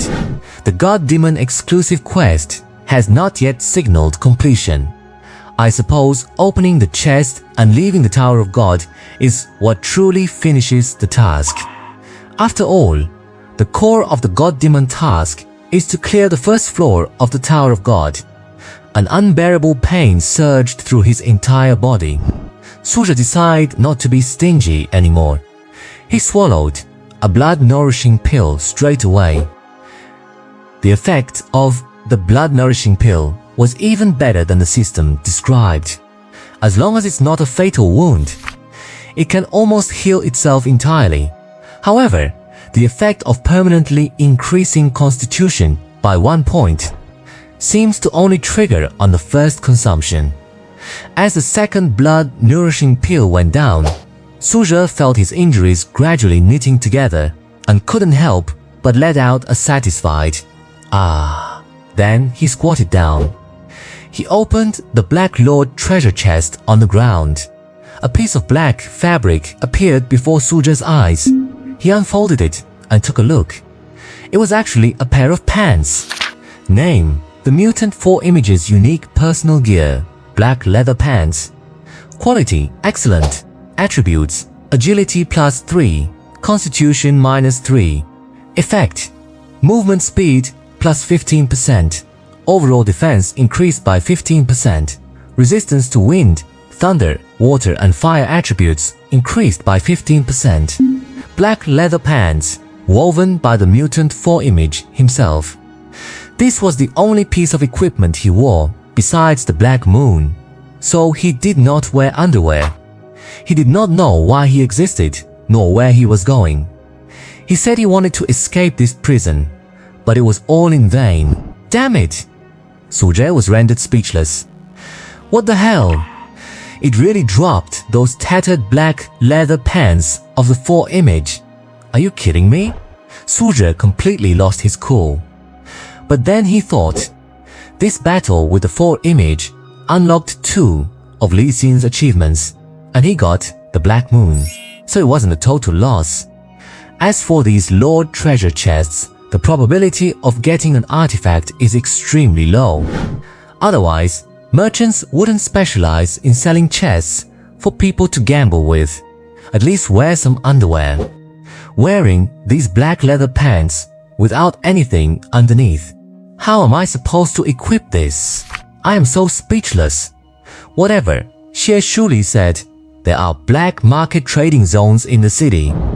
I'll just sell these black leather pants secondhand later. Let's see which unlucky guy buys and wears them. Suzhe sighed. He stored the Black Moon into his system inventory. At the same time, the system's cold voice echoed in his mind again. Acquired one of the legendary 12 famous blades, Black Moon. Hidden Quest The Past of Black Moon 2 activated. Unlock quest details by clearing the 16th floor of the Tower of God. Collection Quest The Legendary 12 Famous Blades activated. Completing the collection of the 12 legendary blades grants a mysterious reward. Current collection progress 1 out of 12. The series of quest notifications left Suzhe feeling dazed for a moment. The Past of Black Moon quest actually has a sequel, but I have to clear the 16th floor to unlock the details. I can put this aside for now. And the collection quest, the legendary 12 famous blades. This is the first time Suzhe has received a collection quest issued by the system. This is a blessing for those with a collector's habit. Suzhe couldn't help but sigh, but it can only be completed in the later stages. I don't have the capability right now. The final Lord Boss of the Tower of God has been slain, so it's time to get out. Just as Suzhe thought this, the black chest formed from the four images' flesh and blood began to dissipate, slowly forming a giant void crack. Just like before, countless bolts of lightning crisscrossed inside, resembling a terrifying dark abyss. Sheji, Bai Yiling behind him ran over, looking somewhat at a loss. She originally wanted to call Suzhe by his name, but then she realized she didn't know his real name at all. She could only awkwardly call out that code name. Are you just the one from the Lost Kingdom? The Prince of the Yao Huang Empire? The entire battle, from the moment Suzhe sensed the position of the four image to the first strike, until Suzhe activated the legendary Yao Huang bloodline power, transforming into sharp golden long hair. Of course, this was just Bai Yiling, mistakenly believing Suzhe was royalty from the Yao Huang Empire awakening his bloodline. In reality, it was just Suzhe entering his dominator form, to finally killing that mutated four image in one go. Throughout this entire battle, Bai Yiling couldn't intervene in the slightest. She simply hid away. The previous team-up now seemed like a total joke.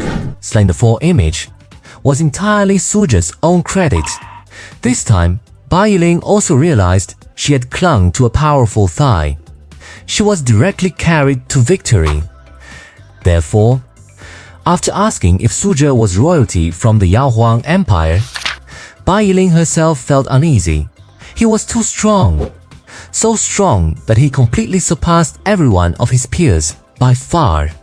Even several times stronger than her brother Bai Ye was back then. With combat power like this, calling him the ceiling is no exaggeration. In front of him, she was completely unable to contend. The royal bloodline of the Lost Kingdom, the Yao Huang Empire, is suspected to still survive. If this were to leak out, it would likely cause global turmoil. Because of that event from the past, the power of the Yao Huang bloodline still carries lingering influence to this day. Therefore, if Suzhe really is royalty from the Yao Huang Empire, Bai Yiling is afraid he might kill her to keep his secret. But at this moment, the girl's burning feelings overcame her fear of death. She didn't want to just part ways with Suzhe like this. If they separated like this, maybe, really, she would never be able to see him again. At least, telling me his real name would be enough. This was a deep desire, even a plea, in Bai Yiling's heart. Yao Huang Empire? Suzhe was also baffled when he heard this. Since when? Did I become a prince? Didn't I say I was the son of a fallen family? What is this girl doing? Where is her mind at? But Suzhe's only thought right now was to get away from this fox-masked girl named Bai Yiling as soon as possible.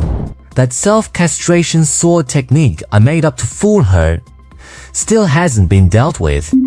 Once I leave the Tower of God, I'm free as a bird. No matter how she tries, she won't find me. Just make up some excuse to leave.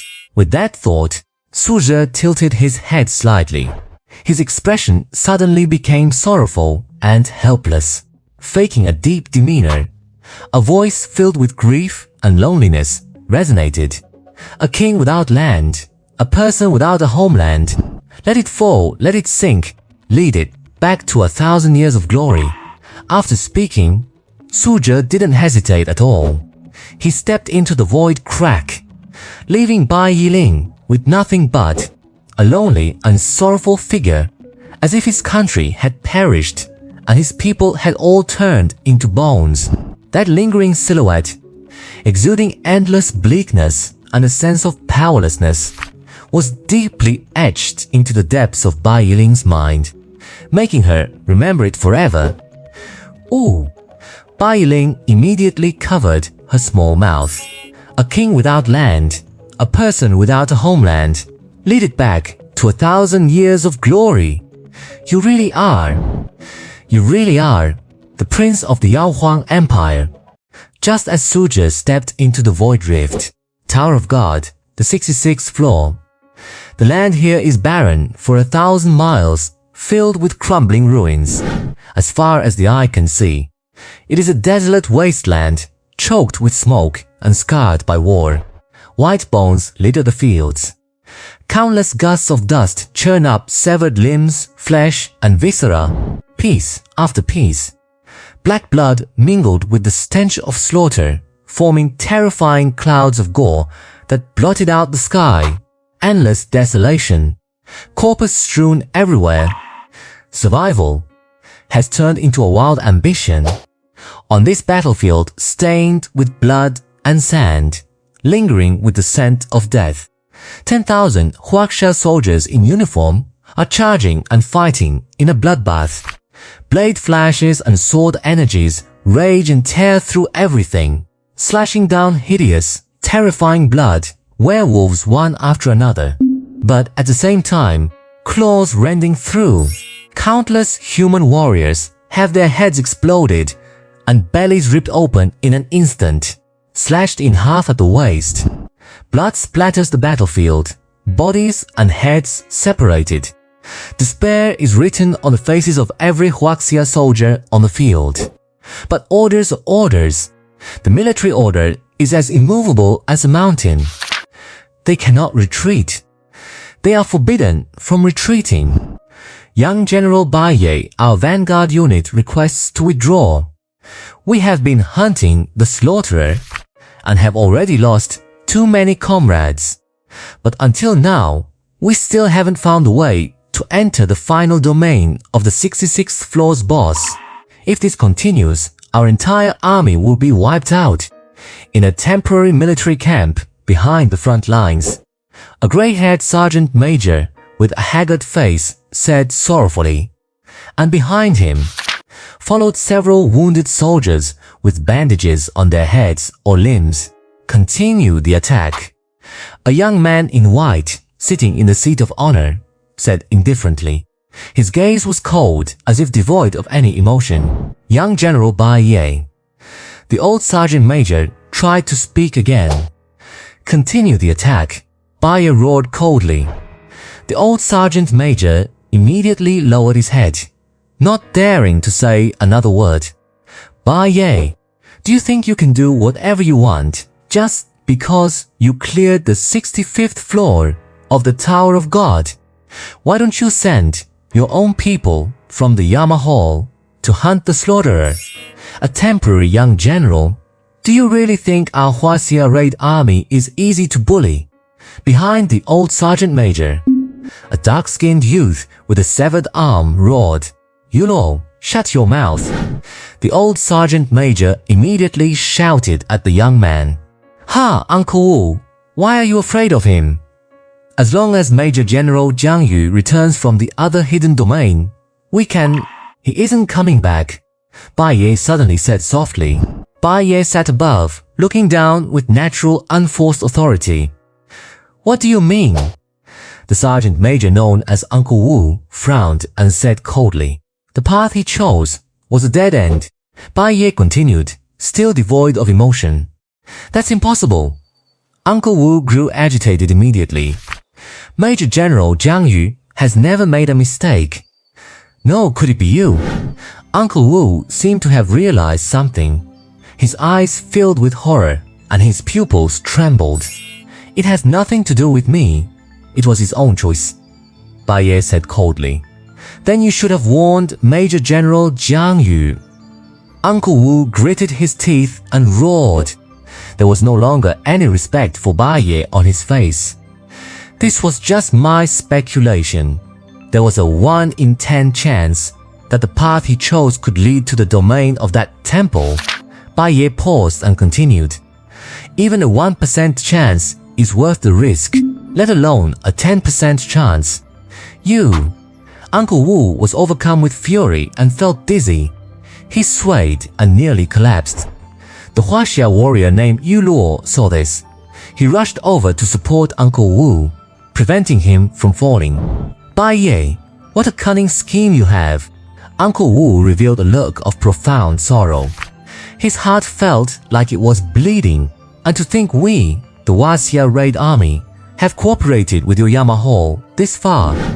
How could you treat us like this? Bai Ye, aren't you afraid of our superiors?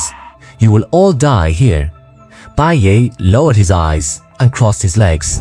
A sinister smile appeared at the corner of his mouth. Now that the 10 major generals of Huaxia are all vying for that title, your Major General, Jiang Yu, was a man of great righteousness. He actually trusted me so much as to entrust the Major General's order to me. It's just a pity he was unlucky enough to encounter the current me. He found me too late.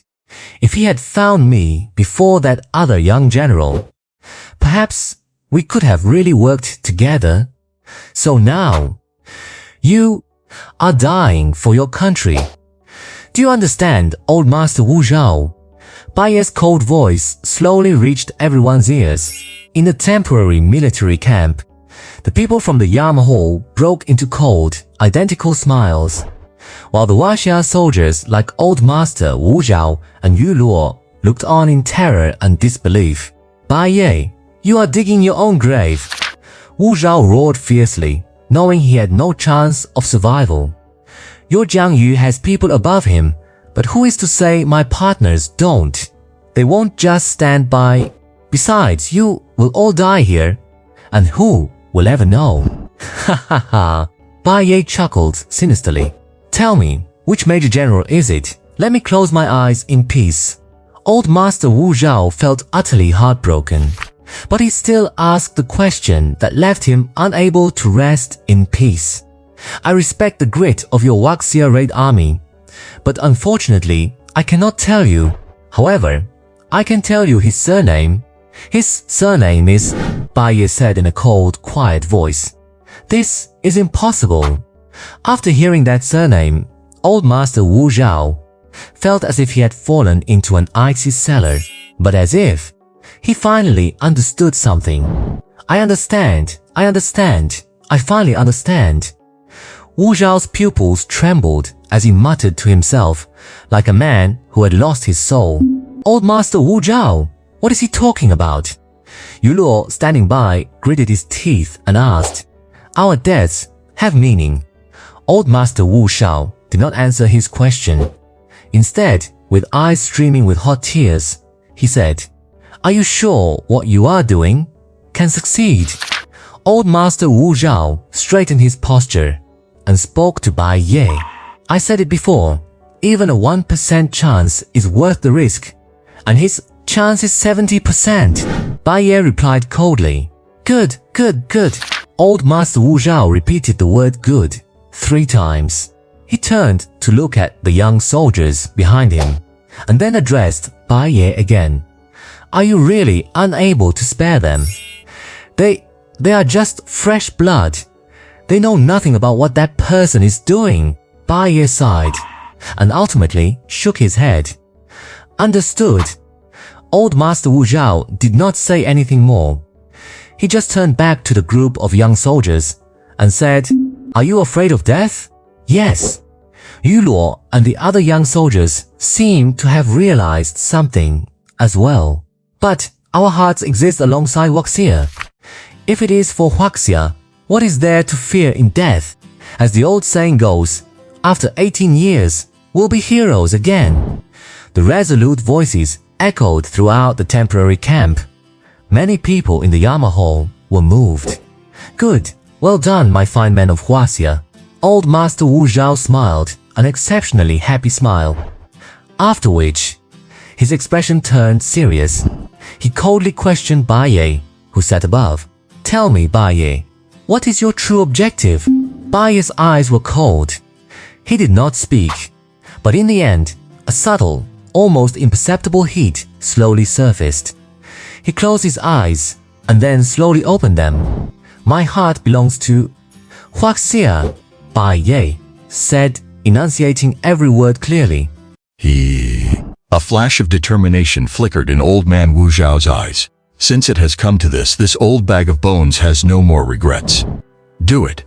The winds of blood and gore have raged for years over this matter. Even when nameless in the past, one still harbored a heart loyal to the country. Streaks of starlight flashed across Sujie's vision.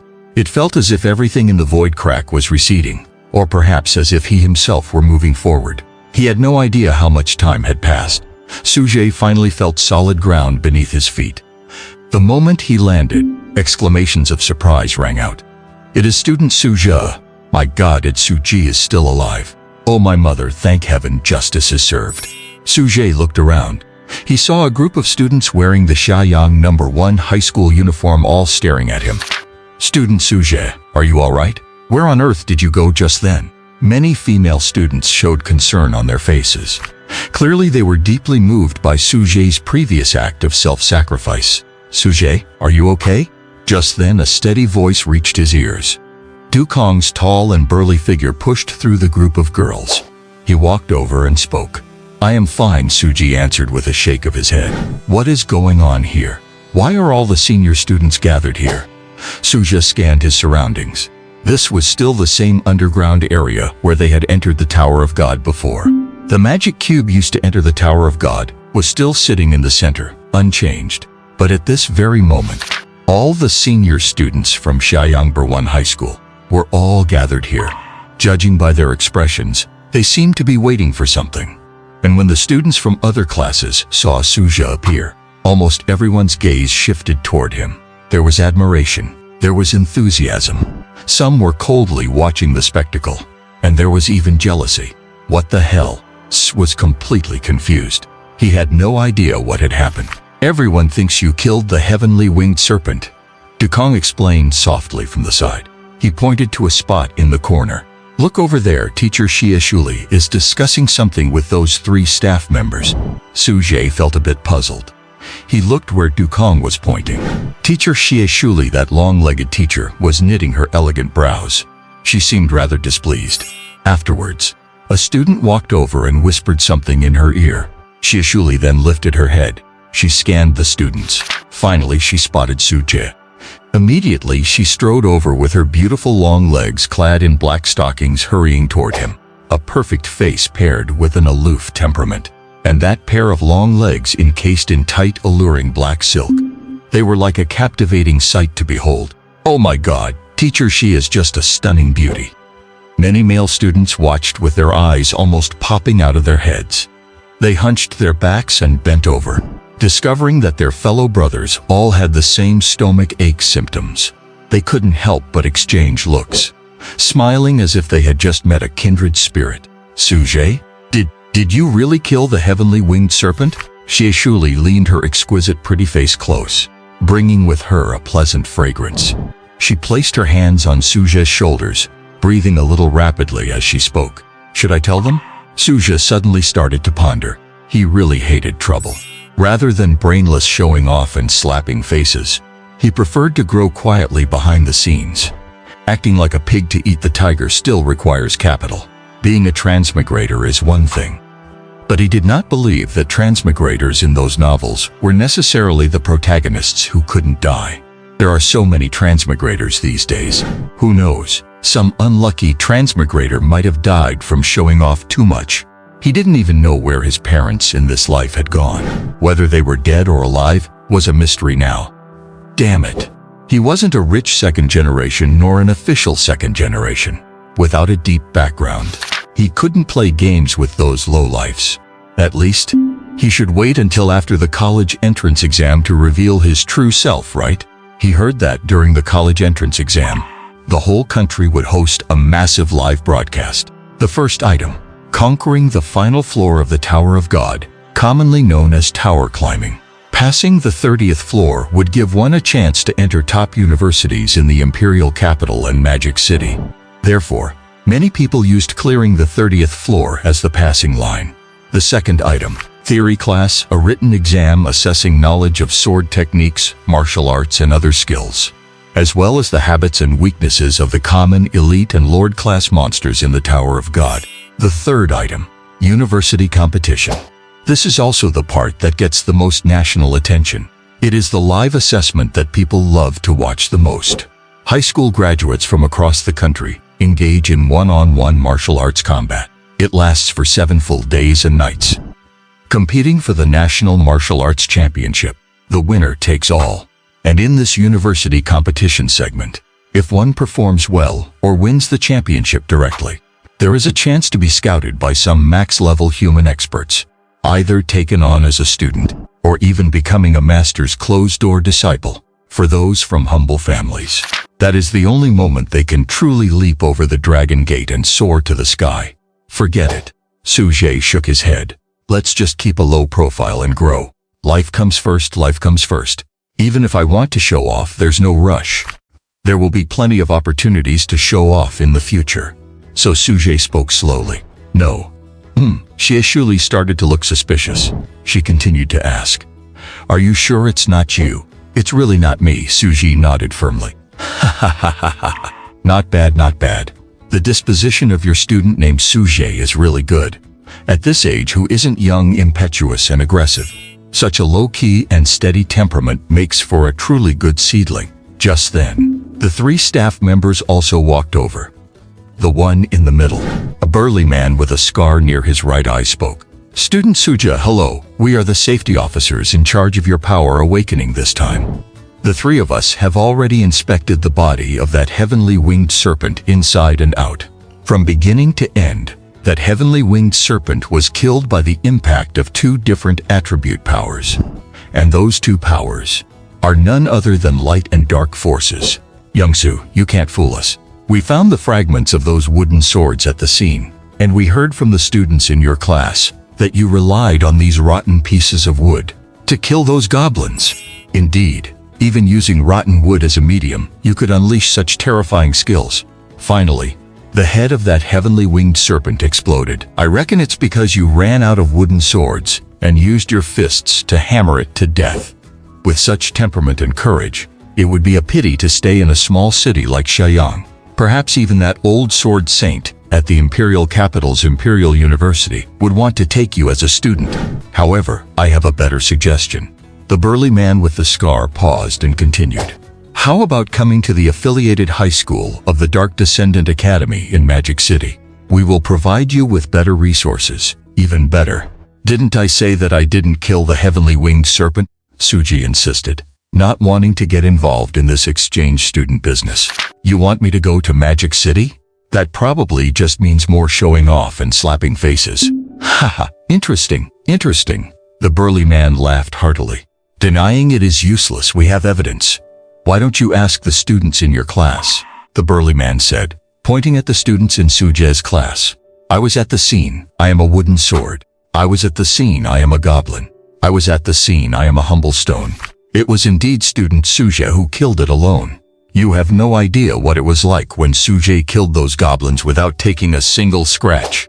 Holding a wooden sword, he radiated such immensely powerful pressure, he could even open the gates of heaven with his blade. That's right. From the moment I was born, I knew student Suje was bound to be #1 in the world." All the students exclaimed, their stories becoming more and more outrageous. "Damn you." Suje immediately had an expression of wanting to kill someone. He glared at the group of students who kept stirring up trouble. Limitless rage burned in his heart. "I don't want to show off. You guys are forcing me to show off, aren't you? Is there any bullying that goes this far? Huh? I will listen to whatever Miss Shi Shuli says. Suje did not answer the burly man directly. Instead, he tossed the choice to the innocent Shi Shuli standing nearby, passing the buck directly to the beautiful teacher. Gave Suje an intellectual sense of excitement. Huh? Shi Shuli was immediately taken aback. What, me? I mean me? Suddenly, everyone present turned their eyes toward Shi Shuli. No, it's not. That's not it. After all, Shi Shuli was just an intern teacher who had just started working in Xiayang City. Encountering a student with such extraordinary talent as Su Zhe on her first day of work, she was naturally very happy in her heart. Logically speaking, this was her first time meeting Suje, so there was no talk of intimacy or trust. Therefore, after Suje suddenly said, I will listen to whatever Miss Shi Shuli says, Shi Shuli was completely dumbfounded. Who am I? Where am I? What does this Suje want to do to me? Miss Shi, well, what do you think about this? The burly man said to Shi Shuli. I will listen to Suje. Shi Shuli felt dizzy. She did not even know what she was saying. She kicked the ball back to Suje again. Shh. Students from several classes had surrounded Suje completely, and in the distance, in a dark corner, Lu Xiaoxiao gritted her teeth. After making a dissatisfied sound of titch, she glared fiercely at Shi Shuli's long legs.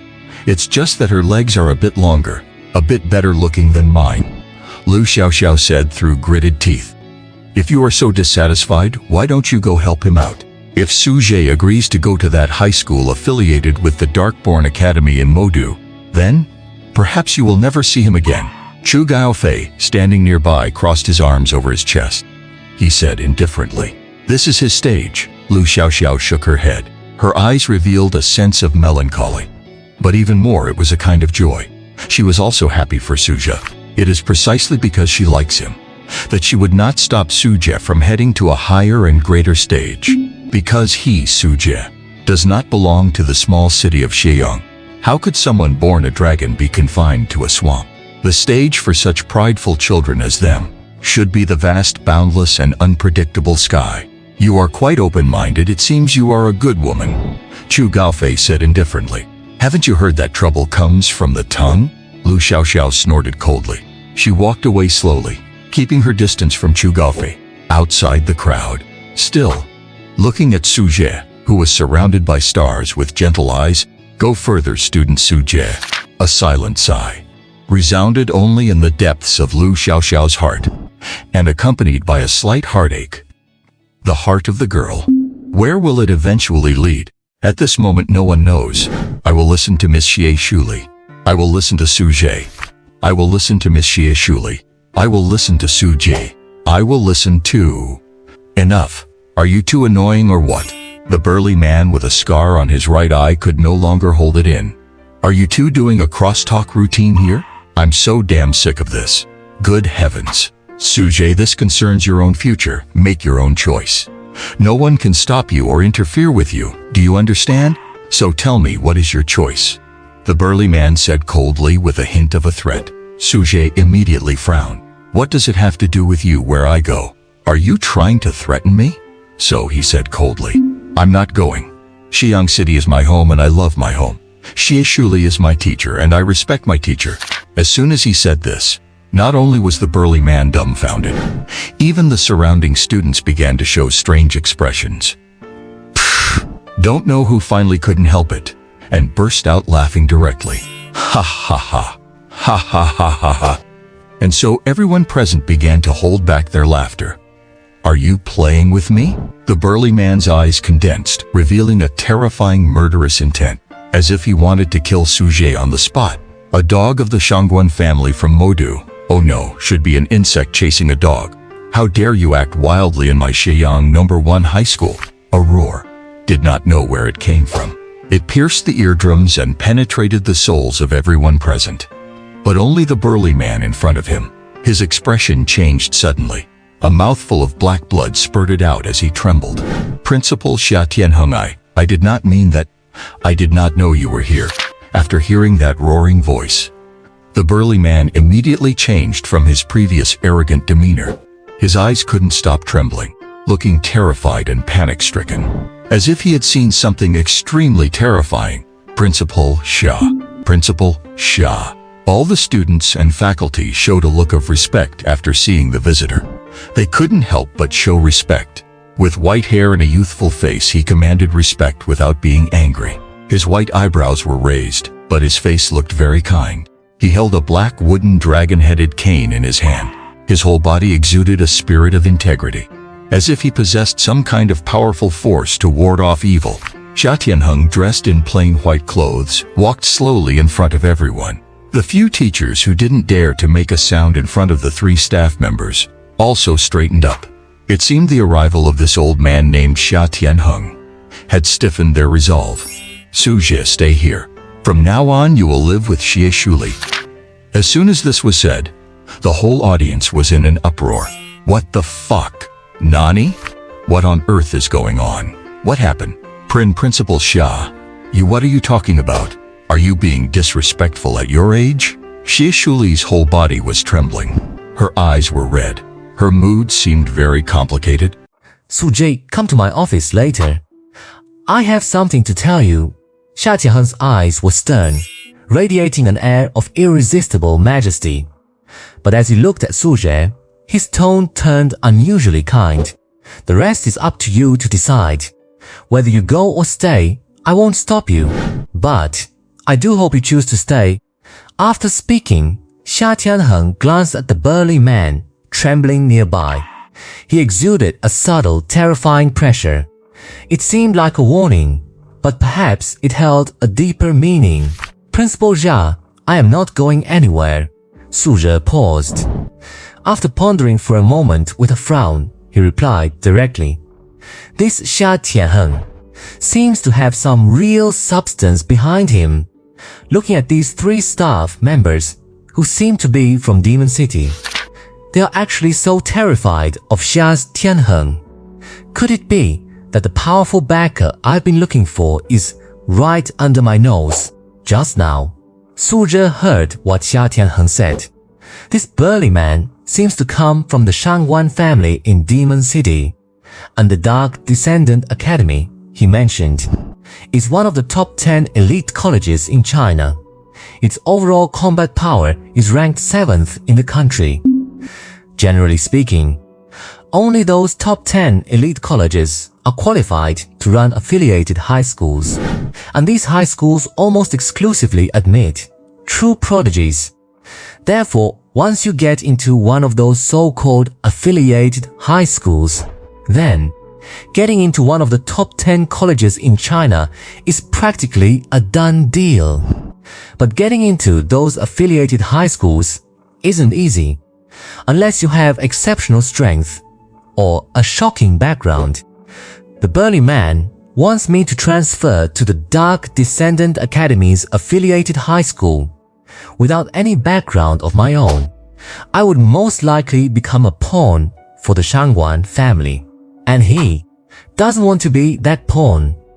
Chess players never pity a pawn that has crossed the river. They only care about the whole game. If necessary, anything can be discarded. Having read too many web novels, Su Jie doesn't even know if he is the protagonist of one. But this transmigration has become reality. Keep a low profile when you can. Better to hide until I'm invincible before stepping out. Su Jie has a feeling. This burly man from the Demon City Shangwan family is particularly afraid of Xia Tianheng. That fear has seeped into his very marrow and soul. Su wants to take a gamble. Bet that Xia Tianheng is one of those hidden masters. A powerful figure who can bring opportunities to a protagonist. Very good. As expected of his descendant, Xia Tianheng smiled, his eyes revealing a hint of satisfaction. After saying that cryptic remark, he leaned on his black wooden dragon-headed cane and slowly turned to leave. Xie Shuli, come with me. As he left, Xia Tianheng's voice drifted back faintly. Yes, Principal Xia. Xie Shuli lowered her head, her cheeks blushing, still thinking about what the old man had just said. Living with Su Jie and all that. It's so annoying. What is this old geezer trying to pull? Does he not know about my situation? Damn it! Disgraceful old man! Xie Shuli cursed Xia Tianheng in her heart. Then she suddenly looked up at Su Zhe, her eyes revealing a hint of resentment and a threat, as if to say, "Don't touch me! Stay away from me!" After Xia Tianheng and Xie Shuli left, all the students in the hall began whispering and gossiping. Damn, when did Su Zhe manage to bag Teacher Xie? Wow, Teacher Xie Shuli only arrived last month, right? They started a relationship as soon as she arrived? Su Zhe is handsome, but not to that extent. No, being handsome is enough. Being handsome really means you can do whatever you want. Sigh, what a pity. I guess I'll only be able to see Teacher Xie in my dreams now. If that's the case, doesn't that mean Su Zhe and Teacher Xie? Probably not. Maybe there's some hidden difficulty. Pass it on. Su Zhe and Teacher Xie have a hidden difficulty. What? Su Zhe and Teacher Xie have what? Su Zhe and Teacher Xie have a hidden secret. A secret? What kind? A secret? A private matter? A child? What? Su Zhe and Teacher Xie have a child. Damn? Really? Clearly. People of Chinese blood love to gossip, and they didn't follow the rule of not believing or spreading rumors. So, the story that Su Zhe and Xie Shuli had a child spread throughout the school the next day. Su Zhe, have you really decided? The burly man didn't seem to want to give up yet. Yeah, Su Zhe nodded. Since that's the case, we won't stay any longer. Your performance in the Tower of God has been registered and will be transmitted to the imperial capital and demon city. Even if you have Old Man Xia behind you, you are already in the middle of the game. The burly man shook his head and said, suddenly, thinking of something. His eyes narrowed slightly. Can I ask you one more question? After you killed the Skywind Snake in the Tower of God, how did you get out? Did you happen to see a young girl wearing a fox mask? About this tall, the burly man said, gesturing around Su Zhe's jawline. Isn't that the girl called Bai Yiling? Su Zhe was slightly shocked inwardly, but he didn't show it. Yes, she came out of a void rift with a man wearing a snake mask. I was hiding nearby, and after they left, I saw the void rift hadn't closed yet, so I went in.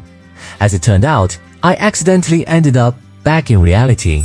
Su Zhe explained. The god token he obtained from Bai Yiling had already successfully registered the name Snake Qi, successfully killing a 4-image beast on the first day of awakening. A perfect clear of the first level of the Tower of God. Once this news gets out and ferments through all the media, it will likely shock all of China. This unprecedented event might even go down in history. However, this contradicts Su Zhe's philosophy of laying low and developing, in order to play the pig to catch the tiger later. Be invincible as soon as I come out. Now I must preemptively set the narrative and distance myself from everything related to Snake Qi. A man wearing a snake mask? The burly man looked puzzled. Furrowing his brow, he seemed to be thinking, but ultimately came up with nothing. Understood. As long as I know that the girl is still safe. The burly man sighed and left with the other 2 staff members. Su Zhe, hey you. The group of students started to make a scene again, but the remaining teachers stopped them immediately. All students, return to your classrooms immediately. We are about to issue the god tokens. Save the talk for after school. Everyone get back to your classrooms and wait now. We need to register information. Don't say, I didn't warn you. This concerns your future grades in the Tower of God. And so, the group left the underground area of the teaching building, some dissatisfied, but mostly extremely excited. Only in a dark corner far away, Lu Xiaoxiao licked her long, delicate fingers with interest. This is truly extremely interesting. In the previous life, Even though you didn't kill the sky-winged snake, you awakened a strange bloodline power. You were also favored by them, and you agreed to them to transfer to the Dark Descendant Academy's affiliated high school in Demon City. But why? Why in this life? You actually chose to stay. Do you also have secrets hidden? Student Suzhe. The pupils in Lu Xiaoxiao's beautiful eyes revealed strange, layered green glowing patterns, called beautiful and deadly, coming out from the basement of the teaching building. Suzhe was shirtless, revealing that fair, muscular, and perfect physique, like a work of sculpted art, a powerful frame. It seemed even more robust after integrating Li Xin's attribute panel. Filled with terrifying, explosive power, his Xianyang City #1 high school uniform had been used to bandage his right arm earlier. It was stained with quite a bit of blood, so Suzhe just casually draped it over his shoulder. Dukong followed closely behind him, like a shadow, as soon as the two stepped out. Many students, both boys and girls, had their eyes fixed on Suzhe. For some reason, everyone had an illusion deep in their hearts. Although Suzhe was bare-chested, there was a subtle, almost palpable pressure radiating from him. The burly Dukong behind him was half a head taller than Suzhe, standing over 1.90 m. Even though he looked quite imposing, he seemed to pale in comparison to Suzhe.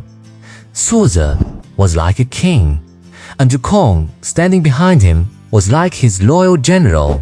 Who is that senior? He is so handsome. Some of the freshmen, naturally, hadn't seen Suzhe's face before. Upon seeing him come up from the teaching building's basement area with a group of students, their eyes were glued to him, unable to look away. It was just Suzhe's aura and appearance were simply too outstanding. Suzhe, your strength seems to have grown even greater. Dukong's awakened attribute was lightning, almost the most destructive among all natural elemental abilities. Moreover, his speed and telepathic sensing were also top tier. Therefore, while walking behind Suzhe, he vaguely sensed an extremely terrifying aura. To the average student, he was just following Suzhe, but in Dukong's eyes, he felt as if he were following a primordial beast. Dukong had a feeling, if he were to face Suzhe right now, he wouldn't last a single move. He would be defeated instantly. He had absolutely no ability to contend with him. Had Suzhe really grown to such a terrifying level just from killing the Skywing Serpent? It looks like I need to push myself harder, too. At the very least, I can't fall too far behind. Dukong made a silent vow to himself. Suzhe didn't answer. He didn't even know how to put it into words. He could feel that with his current strength, he might even be able to clear the second floor of the God's Tower alone. Host Suzhe, LV5. Health 110-110. Mental points 160-160. Strength 14-2 points, now 16 points. Equipment Serpent Greatsword plus 5 points. Constitution 10 points, now 11 points. Agility 11-1 points, now 12 points. Spirit 14-2 points, now 16 points. Ding detected that Suzhe has completed the exclusive God and Demon quest. Host has successfully integrated the power of God and Demon. Dominant form will be changed to Godly Radiance form. Berserk form will be changed to Demon Fall form. Talent abilities: Godly Radiance, Sequence 0, Growth Potential, 150. Demon Fall, Sequence 0, Growth Potential, 150 earn. Skills: God and Demon, passive. Switching between light and dark forms will have no delay. Switching is now instant. Godly Radiance, passive. In Godly Radiance form, all skills inflict soul-piercing effect, reduces target's mental points. This means that while dealing damage, Like the original dominant form, it also drains the target's mental points, draining the target's mana bar. If it hits 0, they cannot use awakened abilities. Demon Fall passive. In Demon Fall form, all skills inflict Dark Tear effect. Dark Tear causes bleeding while preventing healing from holy attribute abilities. If treated by holy abilities, it inflicts even more severe damage. Godly Radiance form, Shining Blade, Leap of Hope, Brilliant Flare, Lightwing Slash. Demon Fall form, Berserk Blade, Fearless Charge, Brutal Tear, Shadow Burst. General form, Demonic Devour, Nine Heavens, Moonlit Water, Ultimate Technique, Heavenly Gate Slash. This was the most detailed and intuitive display of his power so far. His original first sequence power had directly become sequence 0, something that had never appeared in reality before. You have to know, the strongest human in history only ever reached 149%. 150% was just a theoretical conjecture by future humans. And Su Zhe actually achieved the max level talent. And the most outrageous part was the passive skill God and Demon. Originally, there was a delay when switching forms.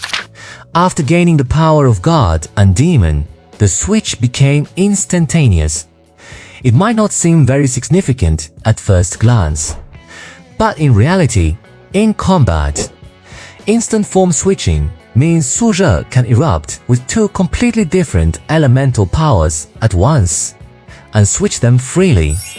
His offensive options and methods have become much more flexible and terrifying. Indeed, striving to obtain the power of God and Demon was the right choice. Thinking of this, Su Zhe felt the surging, endless power of the God and Demon within his body. He clenched his fists and exhaled slowly. The feeling of becoming stronger is amazing.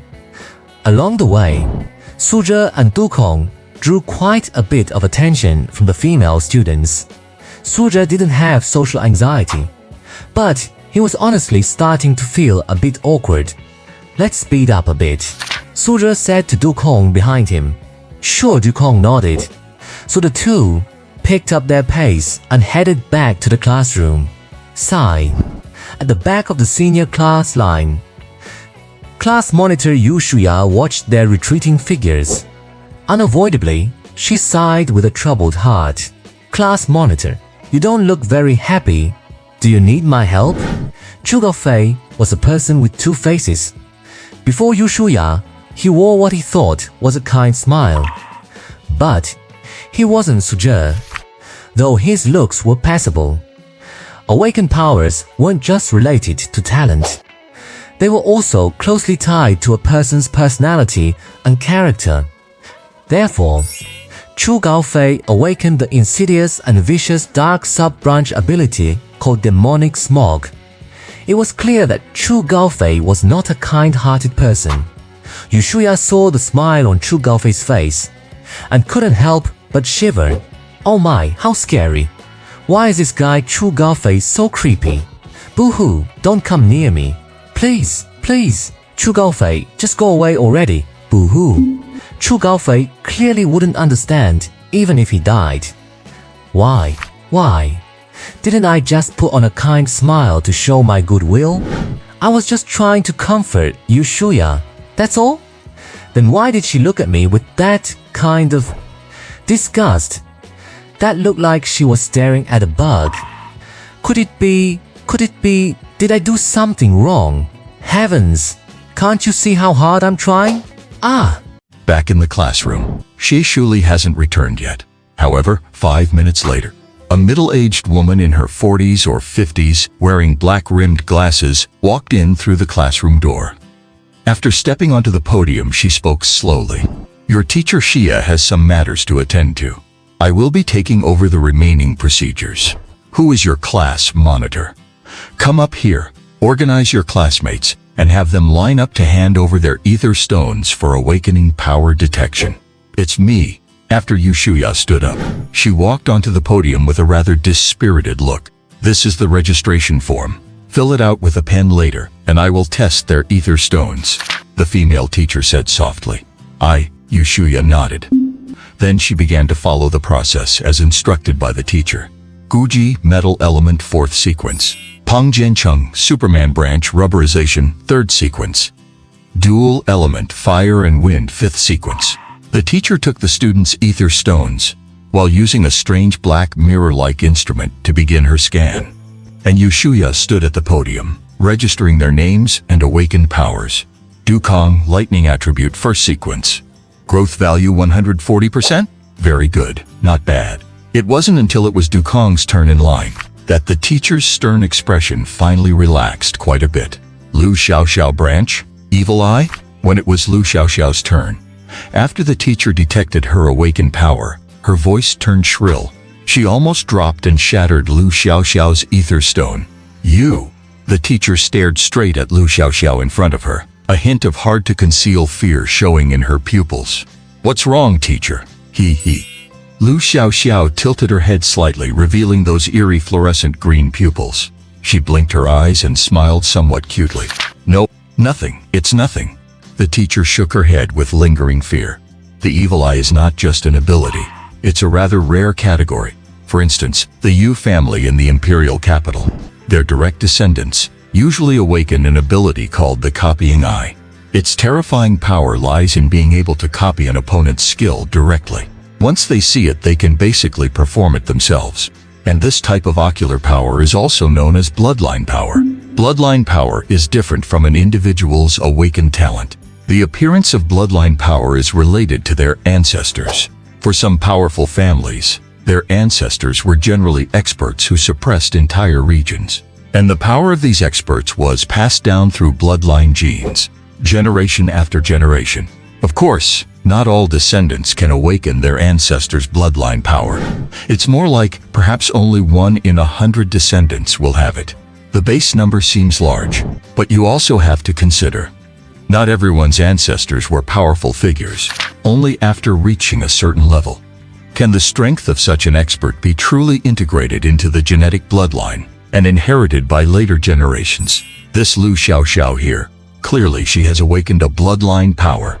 But exactly which powerhouse did it come from? The teacher couldn't recall. All right, next. Suzhie. When it was Suzhie's turn, the teacher frowned, because she hadn't been in the basement of that teaching building earlier. Therefore, she had no idea what happened inside the Tower of God. She saw Suzhie standing in the classroom bare-chested, slowly walking forward, revealing that well-defined, flawless, and explosive physique. Even she couldn't help but take a few extra looks. But this is a school. What kind of behavior is this? It's an eyesore. Don't you have any clothes? Why are you walking around with your upper body bare? Suzhie felt speechless. He would love to wear clothes too, all right? But it's summer, and everyone is only wearing one layer. I can't just go and steal their clothes to wear, can I? And the gear that monster dropped was a pair of flashy black leather pants. How would you expect me to wear that? Xianyang City First High School's reputation is poor, precisely because of students like you, the teacher said with disgust. Su's classmate Suzhie ended up in this disheveled state after slaying the sky-winged serpent. A few girls in the class couldn't stand it. The fact that Suzhie had bought time for them to escape was already etched in their hearts. Yeah, that's right, classmate Suzhie ended up like this for us. How about I give my clothes to classmate Suzhie? Many boys also started cheering. What kind of nonsense is that? Slaying the sky-winged serpent. You guys don't even bother making up a believable lie. Here Suzhie furrowed his brows. He handed the ether stone to the teacher. Not wanting to say another word, he returned to his seat. Some older teachers are just going through menopause. It's thankless to reason with them. And Suzhie didn't need to explain anything. The teacher sneered. She tested Suzhie's ether stone. Light, dark attribute. First sequence. Growth value 145%? The teacher's complexion turned deathly pale and terrified. A massive storm was brewing in her heart. This kid. Could he have really slain the sky-winged serpent? After Suzhie fused with the power of gods and demons, he didn't perform another test. There is no one in this world who has awakened the power called Zero Sequence, with a max growth value of 150%. To be safe. Suje directly handed over the ether stone from his previous test. Therefore, the growth value displayed by the ether stone was still 145%. Whoo! The teacher's eyes were filled with shock. First sequence, the devastatingly powerful lightning attribute, inheriting a fierce ancestral bloodline of poison. And that boy named Suja, a rare light and dark attribute, and he awakened both at once. And his growth value also exceeded 140%. Wait, if these three people could form a squad to conquer the Tower of God, how terrifying would that be? The teacher took a deep breath, finding it hard to believe. She seemed to be thinking even further ahead. With combat power like this, I'm afraid even teams from the Imperial Capital and the Magic City might not be their match. What is going on with the senior class this year? How did such a batch of terrifying students appear in a small school like Xiang City First High?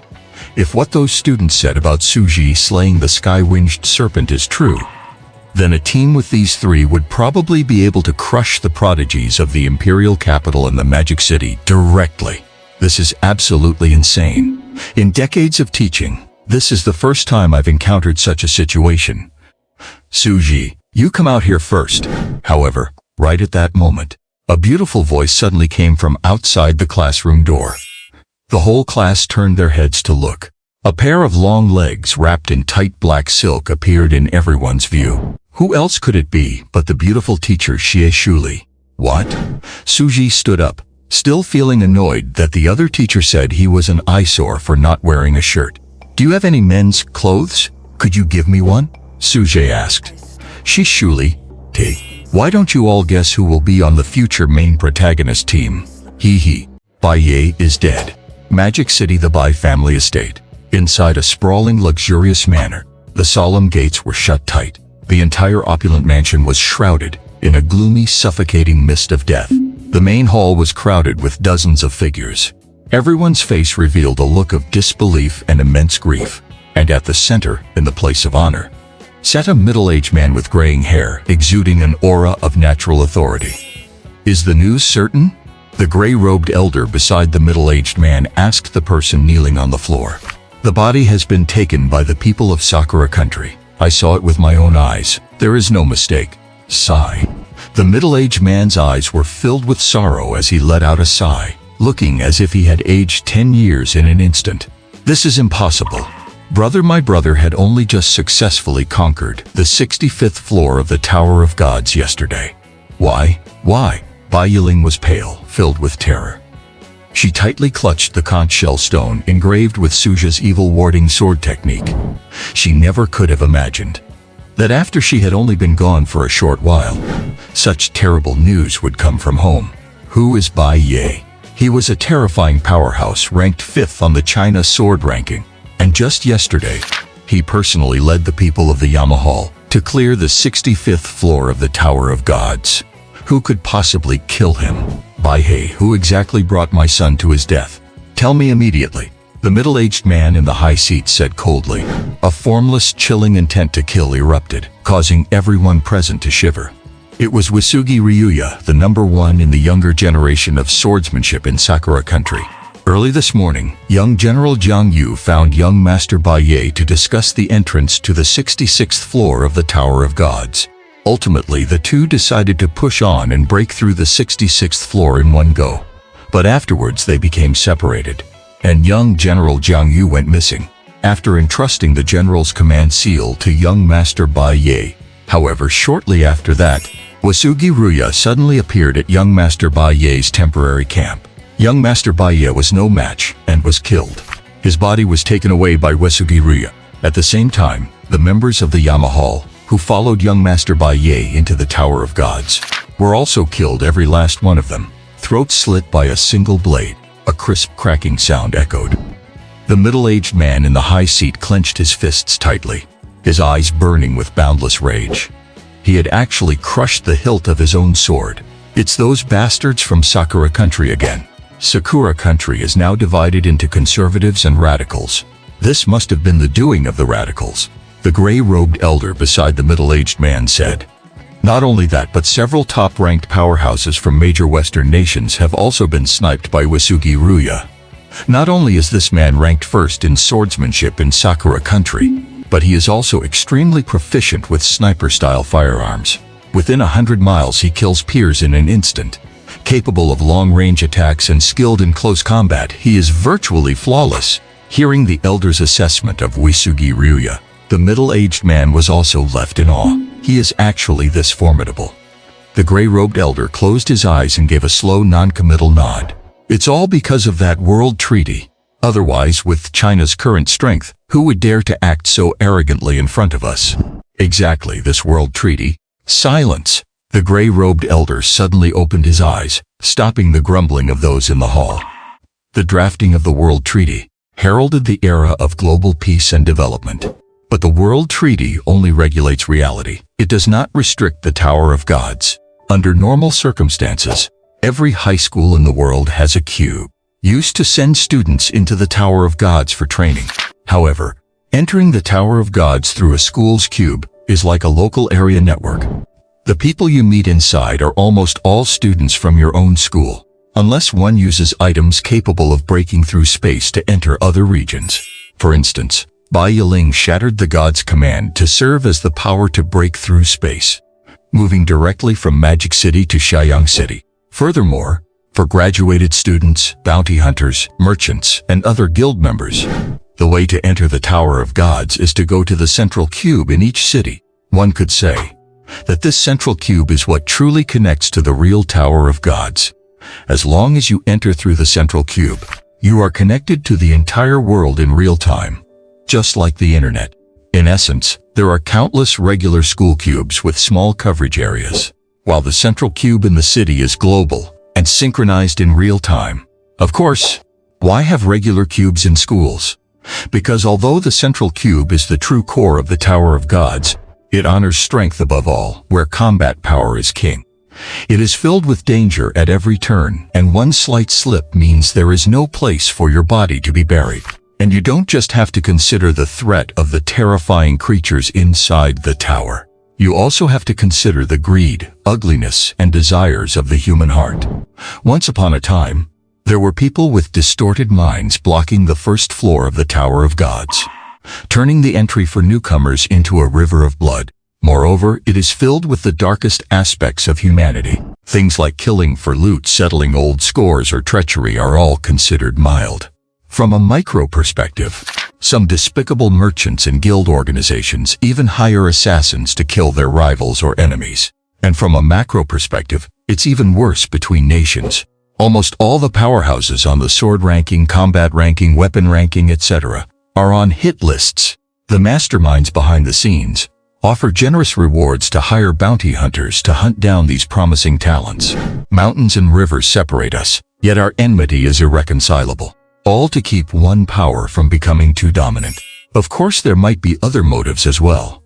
And Uesugi Ryuya of Sakura country is a world-renowned bounty hunter. Therefore, to prevent promising young talents from dying prematurely, modern scholars developed the local area network type of cube, established and currently fully popularized in every high school. Pass the order down, by any means necessary. Even if the Bai family has to exhaust everything, we will make sure Uesugi Ryuya is left with no corpse to bury, the middle-aged man said coldly. Whoever brings Uesugi Ryuya's head to me by Taisui, they shall be the only son-in-law of the Bai family. And I will teach them our family's impermanent sword technique. Dad, Bai Yiling was shocked after hearing what her father said. She was stunned. Bai Taisui only has one son and one daughter. That is Bai Ye and myself. This so-called son-in-law, isn't that just my husband? Family head. This is the modern era, offering such marriage conditions. Perhaps that's not quite right. Shouldn't you ask for Yiling's opinion first? Sigh, why ask? Have you forgotten my little secret? The gray-robed elder suddenly realized. He remembered. The old man who refused to act his age had been involved in affairs when he was young, leaving behind an illegitimate daughter.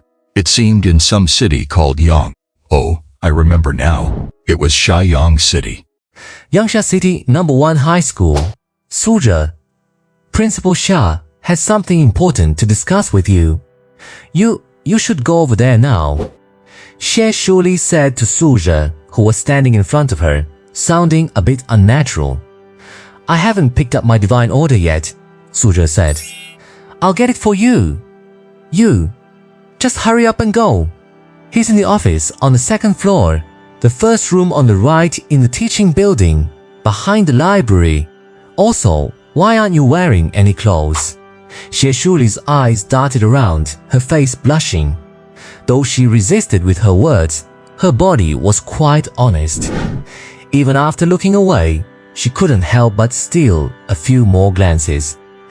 This physique, too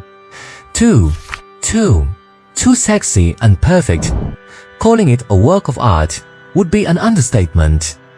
Ooh, it's all dirty now, and there are a few holes too. I was actually going to ask if you had any men's clothes, Suzhe said. How could I possibly have men's clothes? Xie Shuli fumed. She had just graduated this year, though she was over 22. But the team she joined in college to raid the Tower of Gods was composed entirely of women. Forget being single for 4 years. She had been a virgin since birth for over 20 years. To this day, she hadn't even touched a man's hand. Seeing Xie Shuli acting so bashful like a little girl, Suzhe, who had lived 2 lives, suddenly realized something. This woman, she's so beautiful. Could it be that she's never had a suitor and is still a virgin? However, Suzhe didn't overthink it. He continued walking down the stairs, bare-chested, heading toward the office Xie Shuli mentioned. After school, come find me at my office and we'll go back together. Just as Suzhe's figure was about to disappear, Xie Shuli's voice suddenly rang out from behind. Suzhe gave a sudden shiver. Huh? Go back together? Could it be that I'm actually going to live with Xie Shuli? What the heck? Is that old man Xia really planning something? The class was whispering to each other, but no one heard the conversation between Xie Shuli and Suzhe. It looked just like flirting. Could it be that Suzhe and teacher Xie actually have a child together? Probably very likely. Didn't you see teacher Xie blushing? You're right. The class started spreading rumors again. Imagination without evidence is the deadliest. All right, what is everyone doing? Hurry up, next student, move it. Come on up, the female teacher shouted sternly. Feng Dai's number, Tian Yan Yan. And so, the testing process continued. This must be it, right? Suzhe arrived at the old teaching building behind the library that Xie Shuli had mentioned. This teaching building had long been in disrepair. The walls were covered in green moss, and in some places the masonry was crumbling away. It was desolate and deserted. Basically, no students ever came here. He walked to the second floor. Suzhe turned the corner and pushed open a slightly dilapidated wooden door. Sit down, a calm voice came. What met his eyes was just an old desk with a lacquered wooden bookcase embedded in the wall behind it. And Xia Tianheng, that old man with graying hair, was wearing a pair of reading glasses. He was holding an unknown book, completely engrossed in it. Seeing Suzhe arrive, he put the book back on the shelf and said, "Let me see the power you've awakened." Huh? Suzhe was momentarily confused. He couldn't help but become a little guarded. It's true that he trusted Xia Tianheng, but now that he had merged with the power of gods and demons, he was far from ordinary. Everything he did had to be done with extreme caution. "Don't worry, I was an old acquaintance of your father's," Xia Tianheng said slowly, noticing Suzhe's wariness. "You possess the bloodline of that one, and you should be a fellow traveler with me." This student does not understand what the principle means. Suzhe's eyes became even more puzzled, and the doubts in his heart deepened. Is this old man playing riddles with me? What kind of act is this? The remnant of the Su family from Demon City? Xia Tianheng's eyes suddenly narrowed. A murderous aura erupted, as cold as a bottomless abyss of death. Your father, didn't he tell you your true identity? Xia Tianheng frowned, also looking a bit confused. No, Suzhe said. Even if he had forgotten it all. From the traces of life in the house, it was easy to see. Suzhe had been living alone for over a decade. Well then, it seems the time isn't right yet. You may go. Xia Tianheng suddenly withdrew the cold aura and turned back into the gentle and kind old man. The speed of the change in his expression was like someone with a mental illness.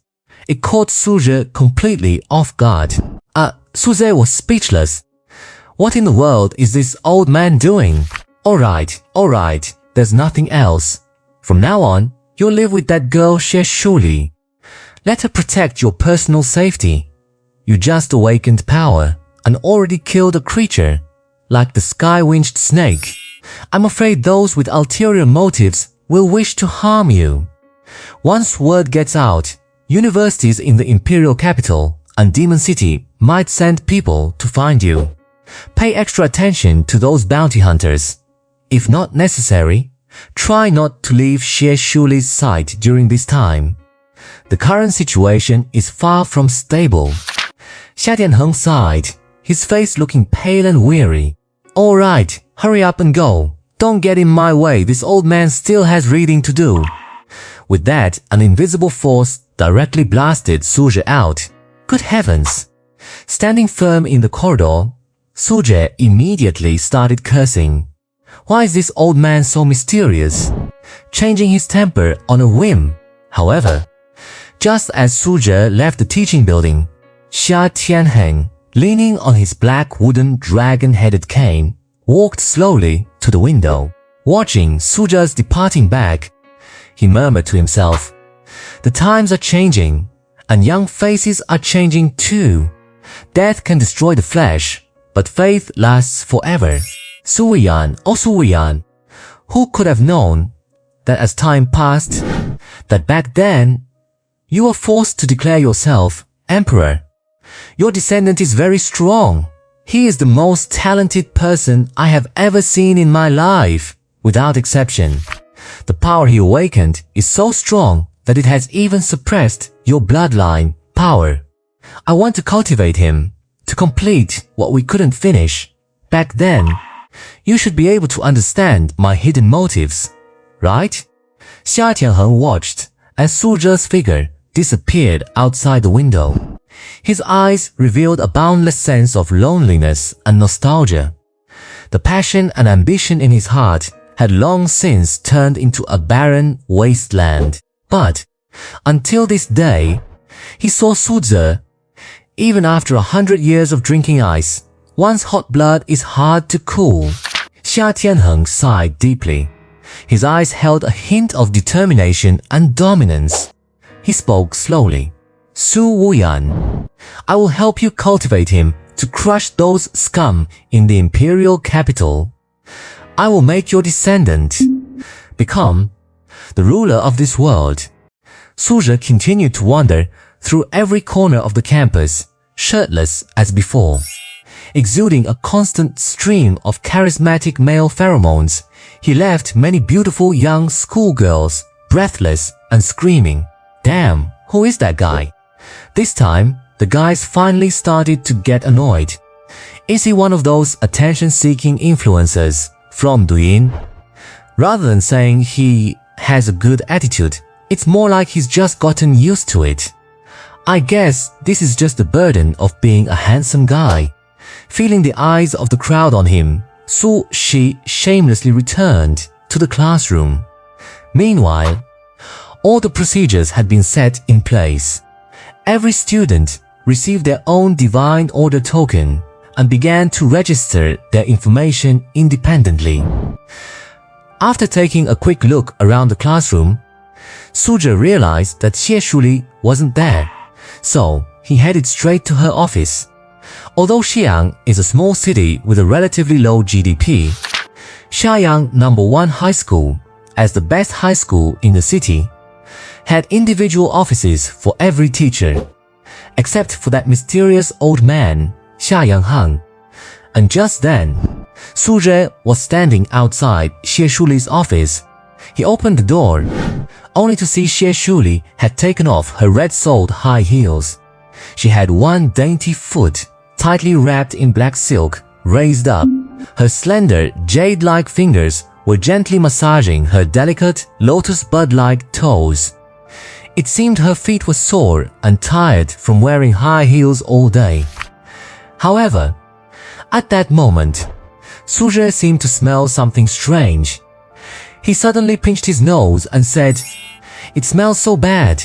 Teacher Xie, put your shoes back on. Your feet are a little smelly." What? Xie Shuli clearly hadn't noticed Su Zhe's arrival. Hearing his voice out of the blue, she was startled and jumped in surprise. "Who's smelly? Your feet are the smelly ones. I just ate some snail rice noodles. The scent hasn't dissipated yet. Look over there. You can still see the leftovers. Don't you dare slander me." By the time all those processes were wrapped up, it was already nearly 7 in the evening. Xie Shuli hadn't eaten since noon, so she was indeed famished. That's why she ordered takeout. But who would have thought Su Zhe would walk in at such a moment? And without even knocking, Xie Shuli pointed at the takeout box on the table, trying to explain herself. But it only seemed to make things worse. She was so embarrassed that even her earlobes turned bright red. She quickly slipped back into her high heels and hurriedly changed the subject. "Old man Xia, Principal Xia has already made it clear to you, right? For the next year of yours, senior year, you'll be staying with me. I heard your parents have been missing for a long time. You're such a poor child. How about this? Go back tonight and pack your bags. Then I'll drive over tonight to pick you up and bring you to my place. How's that?" "I'm fine with that," Su Zhe nodded. Although Xia Yanhang seemed to be hiding some unspeakable secrets, Su Zhe had a gut feeling. He could fully trust this old man. He still remembered him, saying that the current situation was unstable. Although he didn't know what exactly the situation referred to here, Su Zhe understood that a tall tree catches the wind and the bird that sticks its head out gets shot. By hunting the 4 symbols and conquering the first level of the God's Tower, he could deflect suspicion by using the identity of his high-level account, Snake Qi. But the fact that he killed the Sky-Winged Snake Qi couldn't be faked. Those staff members had collected evidence on site. Plus, the exaggerated descriptions from his classmates had almost certainly confirmed his shocking feat of single-handedly killing the Sky-Winged Snake Qi. In the few days since Su Zhe had transmigrated here, he realized that although this world was in an era of peace, the geopolitical landscape remained extremely tense. According to what Xie Shuli had explained about the bounty hunter profession, for power and profit, some bounty hunters might actually risk everything to hunt him down. Before the news spread completely, Su Zhe excused himself to Xie Shuli, intending to go home first to get everything organized. "Go and come back soon. Do you want anything to eat? I can whip something up for you to try. Don't judge me by how I look now. I used to be the one responsible for the field meals in my old God's Tower raiding team." Xie Shuli gave a little wave of her fist. She didn't know why, but she always felt very relaxed in front of Su Zhe. Forget it. Just treat it as having an extra little brother. Xie Shuli had already lost face in front of him anyway, so she decided to stop acting like a teacher. She was actually feeling quite relieved. "Snail rice noodles?" Su Zhe said suddenly. Xie Shuli paused, not quite catching on. Then a blush crept onto her face. It seemed she remembered something. "Get out! Go eat dirt!" Su Zhe walked out of Xie Shuli's office, feeling rather defeated. Holding a white sports shirt she had gotten from another male teacher, he put it on and left the school as the night set in. Meanwhile, the other senior students were also being dismissed, one after another. Today was the day of power awakening. It was normal for school to end this late after the entire process. In fact, one year, there was a group that hadn't even finished the process by 1 or 2 in the morning. It seems Suzhe forgot about going home with me. Yu Shuya watched Suzhe's departing figure at the school gate. Her spirits dampened. He had said he wanted to walk home with her before. Is it because my awakened power is too weak? Everyone has their own strengths, and Suze wouldn't look down on anyone because of a difference in power. The Prince of EQ, Suzhe's good friend Du Kong, always showing up at the most appropriate time. He was standing right next to Yu Shuya, watching as Suzhe's figure vanished into the night. Once again, he taught Yu Shuya another lesson in matters of the heart. Twilight descended. The city lights began to glow. Walking slowly down the street, surrounded by moving crowds, the hustle and bustle made it especially lively. However, Suzhe's brows slowly furrowed, step by step, walking on his way home, until he moved away from the clamor and into a quiet alley lit only by streetlights. Darkness gently permeated. Boom! Suzhe instantly shifted into his fallen demon form. A head of magnificent, deep and icy beautiful sapphire long hair manifested instantly. Suzhe unleashed a terrifying speed, cutting through the air. A thunderous sound of the air being torn apart echoed. His figure transformed into a streak of dark purple light, charging straight toward the dark corner. His hand formed into a palm. He instantly pressed down on a stealthy figure. With a terrifying grip of his palm, he grabbed the figure's face and slammed it head first into the ground. Boom! A massive sound shook the area. The ground cracked into a deep pit upon impact. But it wasn't over yet. Suzhe hoisted the figure up, his right leg whipping into its stomach. A crack of bone could be heard. The air in the figure's lungs was instantly forced out by Suzhe's explosive force. Suffocation ensued, followed by a metallic taste of blood. Cough, cough, wait. The figure cried out in panic, but Suzhe took another step forward, his right hand turning into a claw, gripping the throat. He lifted him up and slammed him violently against the wall. Another thunderous sound ringing out. The wall cracked. The figure was completely drained of any ability to resist. Only then did Suzhe feel at ease. Through the slivers of moonlight, after coughing up a mouthful of blood, the figure finally got a clear look at Suzhe. His long, magnificent, and icy blue hair danced in the wind. On his exceptionally handsome face, those dark purple eyes were breathtaking, like the most exquisite and gorgeous gemstones in the world. And at this moment, they were exuding a chilling frost, instilling deep dread in the heart. Is this the Suzhe who killed the Sky Winch Snake Key? The figure was struck with immense horror. This power, like a demonic god descending, seemed unstoppable. In this world, how could someone awaken such terrifying power? One sentence, I ask. You answer wrong and you die. Suzhe's cold voice echoed. Who sent you? Are you one of those so-called bounty hunters? The figure was overcome with terror. No, I cough. I am Lu Tianyu from class 3.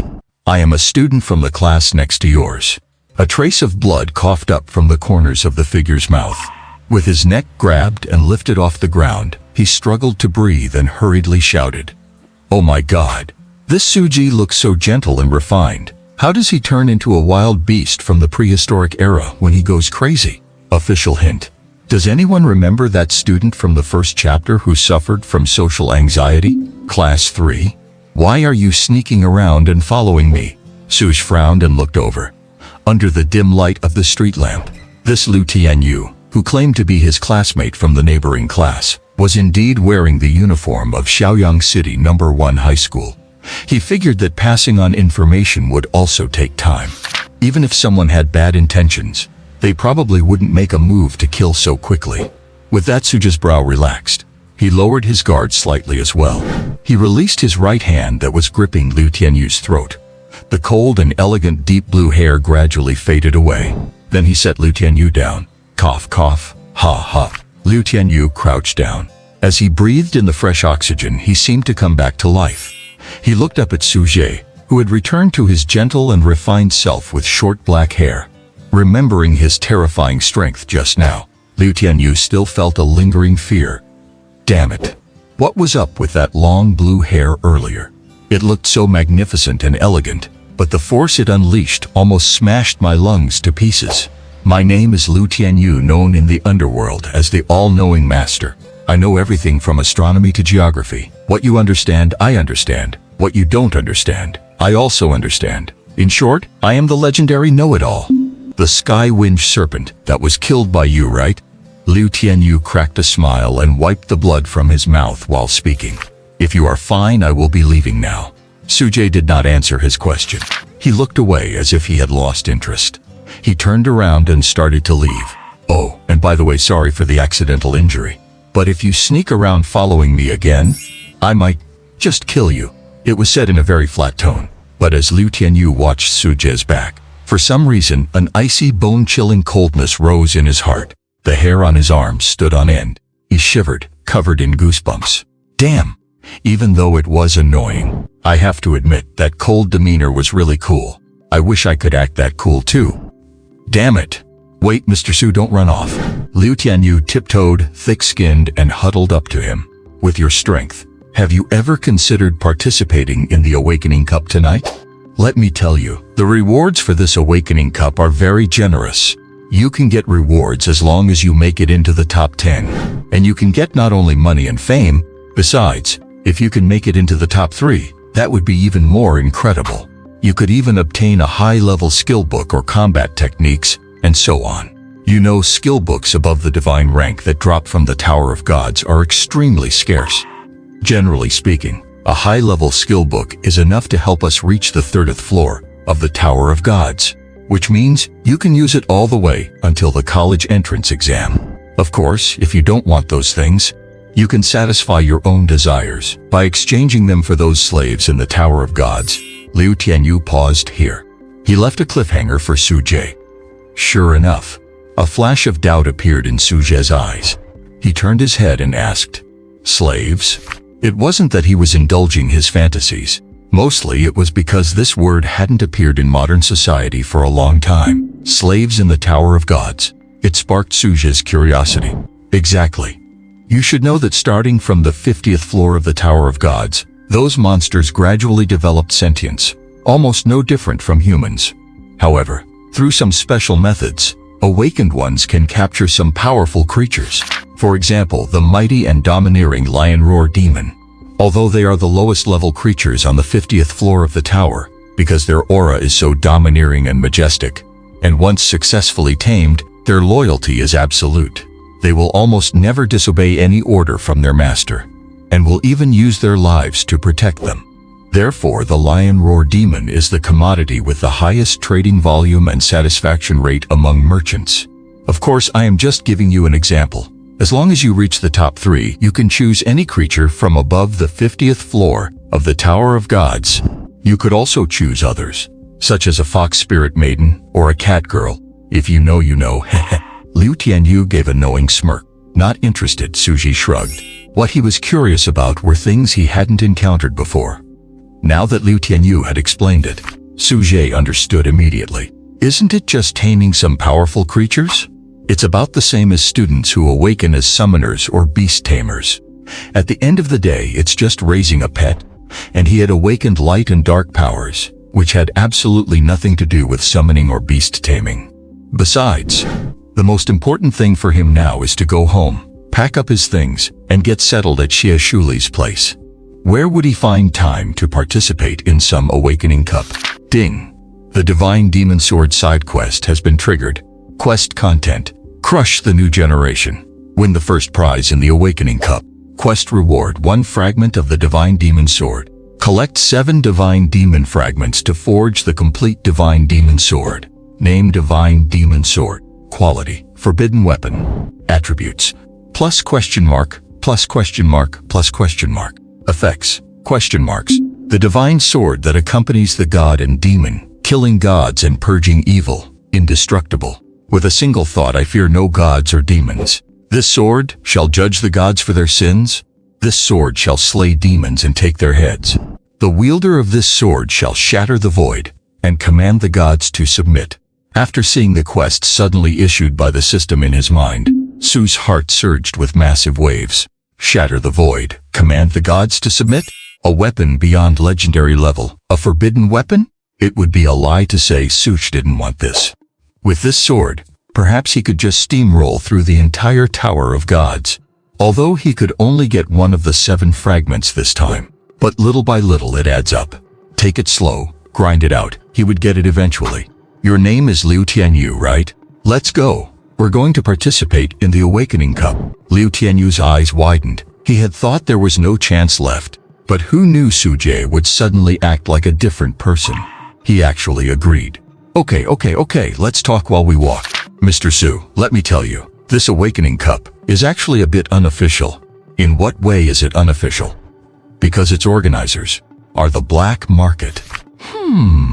Just as Sujie was trying his best to complete the system missions and grind for God Demon fragments, all to obtain the God Demon sword in the future, Xie Shuli had already gone home to prepare a delicious meal, hoping to make Sujie look at her with admiration.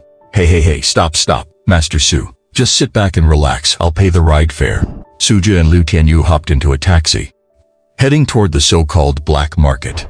You mean the Awakening Cup is an annual competitive tournament hosted by the black market? Sujie asked, puzzled. That is right, Liu Tianyu nodded. Every year, all the high school seniors in China awaken their own unique abilities, and this day has become known as Awakening Day. Although it is called a black market, in reality the forces behind it are incredibly deep and terrifying. Even the high-level officials of China cannot shake it in the slightest. Some even say that the black market is actually the handiwork of China's top leadership. The goal is to create a group of powerful individuals who are free from any restrictions, things that cannot be brought to light because of the World Treaty. Through the black market, you can obtain what you want and possess what you desire. You can, get everything. Of course, Liu Tianyu straightened up and continued. Although the Awakening Cup is held by the black market, the participants are all formidable new generation fighters.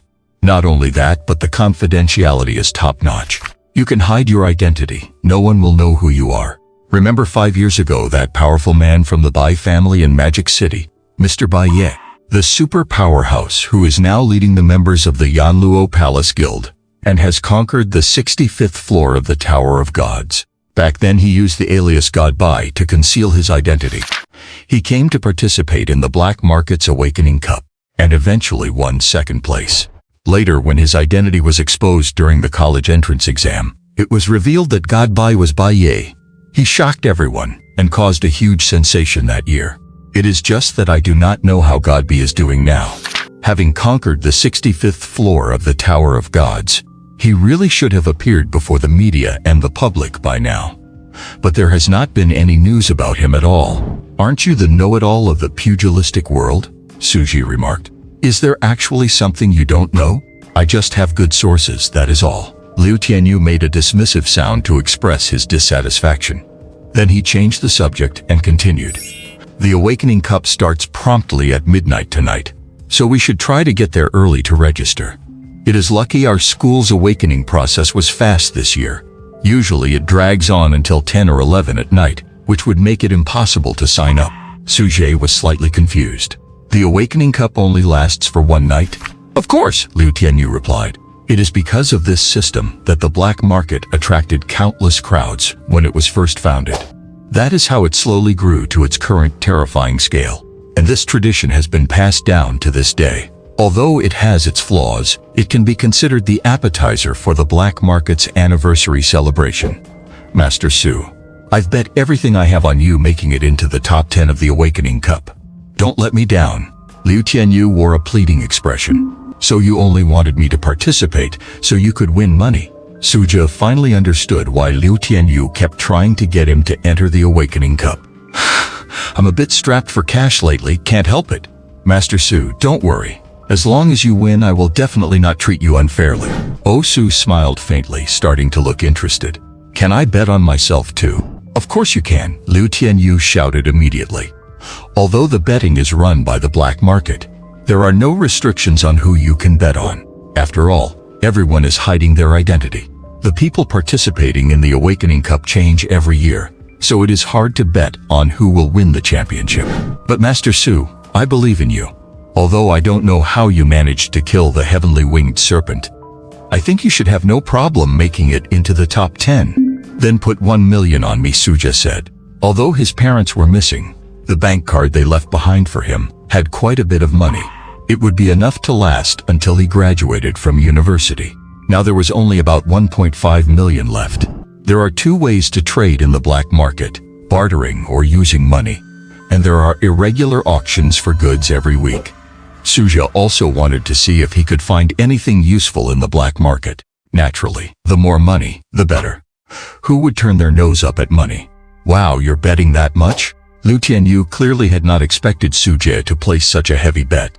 He knew about Sujia's background. Sujia's parents had gone missing when he was very young, and he had basically been living alone since then. Placing such a large bet on himself meant he might be going all in. There's no need, really no need. Small bets are for fun, but big ones can be harmful. So Master Su, what ranking are you betting on yourself to get? Liu Tianyu asked. I bet that I will take first place, Sujia said coldly. What? Liu Tianyu was instantly shocked. Are you crazy? You're just giving money to the black market, aren't you? Do you know what the odds are for first place? 1 to 100. That is a pity then. I don't have any more money. Suji shook his head. How about you lend me another million? Master Su, you've really gone mad. Liu Tianyu was rendered speechless after hearing Sujia's words. You said yourself that nobody knows your identity in the Awakening Cup, Sujia said. Deep within his pupils, a cold, ghostly blue light flowed slowly. An eerie chill suddenly permeated the air. Even the temperature dropped by several degrees. So, if no one knows who I am, then what do I have to be afraid of? Sujia seemed to be talking to himself, or perhaps to Liu Tianyu to put him at ease. If I have the power, why not strive for it? Don't you think? Little Liu, Sujia finished. That cold gaze turned toward Liu Tianyu. An exceptionally powerful and terrifying aura instantly pierced through Liu Tianyu's body, reaching straight to the top of his head. Suddenly, Liu Tianyu remembered the elegant and gorgeous long ghost blue hair Sujia had earlier. A sense of terror spontaneously welled up in his heart.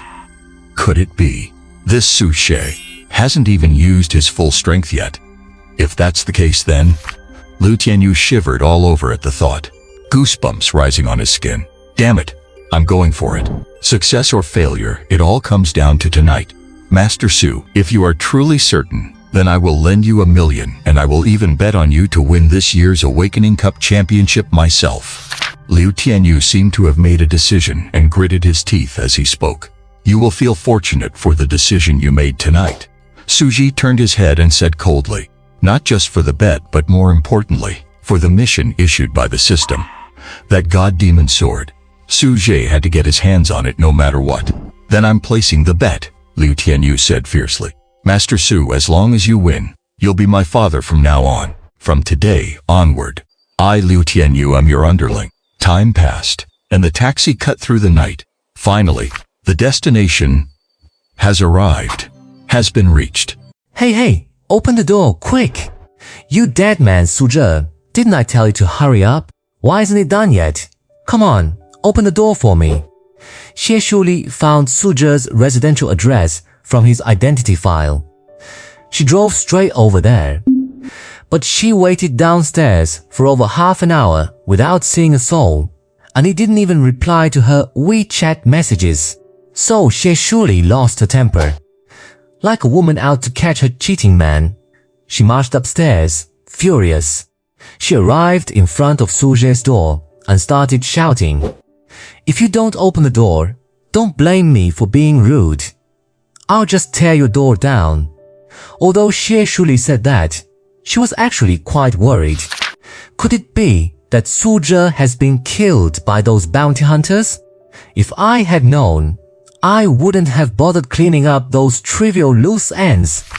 I should have just come back with Suzhe. No, I have to take a look. And so, as she spoke, a wisp of dark green energy flowed slowly from her delicate porcelain white fingertips. She tapped it directly onto the smart lock of the front door. With a click sound, the circuit of the smart lock shorted out, flashing with a few sparks. Then the door swung open. Huh? Why is no one here? As soon as Xie Shuli stepped inside, she saw that the furniture was neatly arranged and spotless. Hey, Suze. She paced back and forth from the living room to the bedroom, then to the kitchen and bathroom, finally returning to the living room. But there was absolutely no sign of Suzhe. Xie Shuli couldn't help but start to panic. It's over. It's so late and Suzhe still isn't back. Could he have been killed by those bounty hunters? Wow, what should I do now? What do I do? What should I do? Xie Shuli was frantic and helpless, stamping her feet back and forth in the living room, at a complete loss. However, elsewhere, Suzhe tapped his blacked-out phone screen. Frowning, he said speechlessly. Damn, how did it run out of battery? Forget it, it's so late. No one's probably looking for me anyway. I'll just go participate in that awakening cup. And so, the taxi arrived in front of a bar in the city center and came to a slow stop. Minors are forbidden from entering. In front of a somewhat luxurious neon bar stood two staff members in black uniforms. They blocked Suzhe and Liu Tianyu, giving a cold warning. Senior year, awakening cup. Liu Tianyu looked the two staff members straight in the eye and said slowly. The two staff members exchanged a few looks with Liu Tianyu, seemingly weighing something. After a good while, the two staff members finally stepped to the sides. They let Suzhe and Liu Tianyu pass, head to the underground area and find a woman in a red kipao with a killing design. She will receive you. Got it. Liu Tianyu waved his hand and he and Suzhe entered the bar together. The strong, rhythmic beat of the music was deafening. The place was filled with the clamor and the unhinged laughter of crazy young men and women. The clinking of glasses could be heard everywhere. Suzhe and Liu Tianyu walked into the dimly lit hall, looking like students. In this world of decadence and madness, they stood out as completely out of place. Passing through the corridor to the basement, countless men and women were huddled together, kissing, searching for pleasure and passion. Finally, in a corner, Suzhe and Liu Tianyu found the woman in the red qipao, embroidered with golden qilin. Are you two the ones? The woman in the qipao swayed her serpentine waist, changed her posture, and said, Yes, Liu Tianyu nodded. Follow me then, the woman said, leading the way. Suzhe and Liu Tianyu followed behind. They went through the stairs to the lower level and arrived at a tidy office. By the dim and faint light, the woman in the qipao pressed a book on the bookshelf. Then a click sound rang out, and a secret door appeared behind the bookshelf. Go in. Deep inside the passage, there is a Rubik's Cube that you should be familiar with. After you touch it, it will teleport you to the Awakening Cup venue of the Dark Knight Empire. The so-called Dark Knight Empire is actually just another name for the black market. It's just that the people of the black market don't refer to it as such themselves, usually calling it the Dark Knight Empire instead. I guess the founder meant to imply that they want to be the kings of the Dark Knight. After Suzhe and Liu Tianyu entered the secret door, they indeed found a Rubik's Cube almost identical to the ones at school. This made Suzhe secretly surprised. He never expected that such a precious and scarce item would exist in a small bar. In the black market, As Suzhe and Liu Tianyu made contact with the Rubik's Cube, countless starlight streaked across their vision, and then the two disappeared from the spot. Tower of God, 10th floor. This is a safe zone that our ancestors opened up with their lives. Countless cities and settlements were built here. Here, there are no laws or red tape to restrict anyone. All that matters is absolute power. It holds the absolute philosophy that the strong are to be revered. At this moment, at the Dark Knight Empire's Awakening Cup venue, inside row upon row of small dimly lit rooms, countless young figures of the new generation were teleported in by Rubik's Cubes from all over the world. The independent, dim rooms were very narrow. However, a rack on the side was filled with all sorts of clothing and masks, puppet costumes, cosplay, even things like bikinis, bunny girls, cat girls, mermaid outfits, Spider-Man's bodysuit, female version. There was every type imaginable. Is this a cosplay event? Suzhe was speechless. Since we need to hide our identities, don't underestimate these strange costumes. They have runes engraved on them to mask aura. As long as you wear one, no one will ever know your true identity, Liu Tianyu explained. Suzhe casually picked up a garment, and sure enough, there was a faint, bizarre ancient rune engraved on it. Damn, this Dark Knight Empire is really wealthy. They put such powerful runes on this kind of clothing, and they're mass-produced too. But thinking about it, the core of the Dark Knight Empire is about hiding identities. So naturally, they would take privacy to the extreme. Suzhe casually picked a black trench coat. Name: Coat of Midnight Replica. Quality: none. Category: Equipment clothing. Effect: hides aura and identity.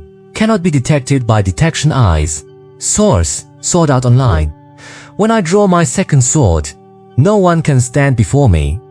Putting on the black coat, Suzhe felt a mysterious energy covering his entire body. Then, Suzhe took another item from his system and wore it on his face. Black Zetsu mask.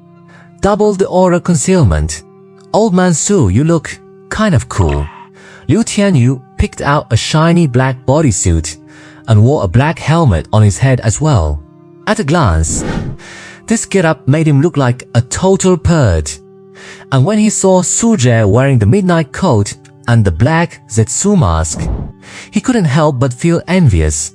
He wished he were Suzhe. Damn, that's cool.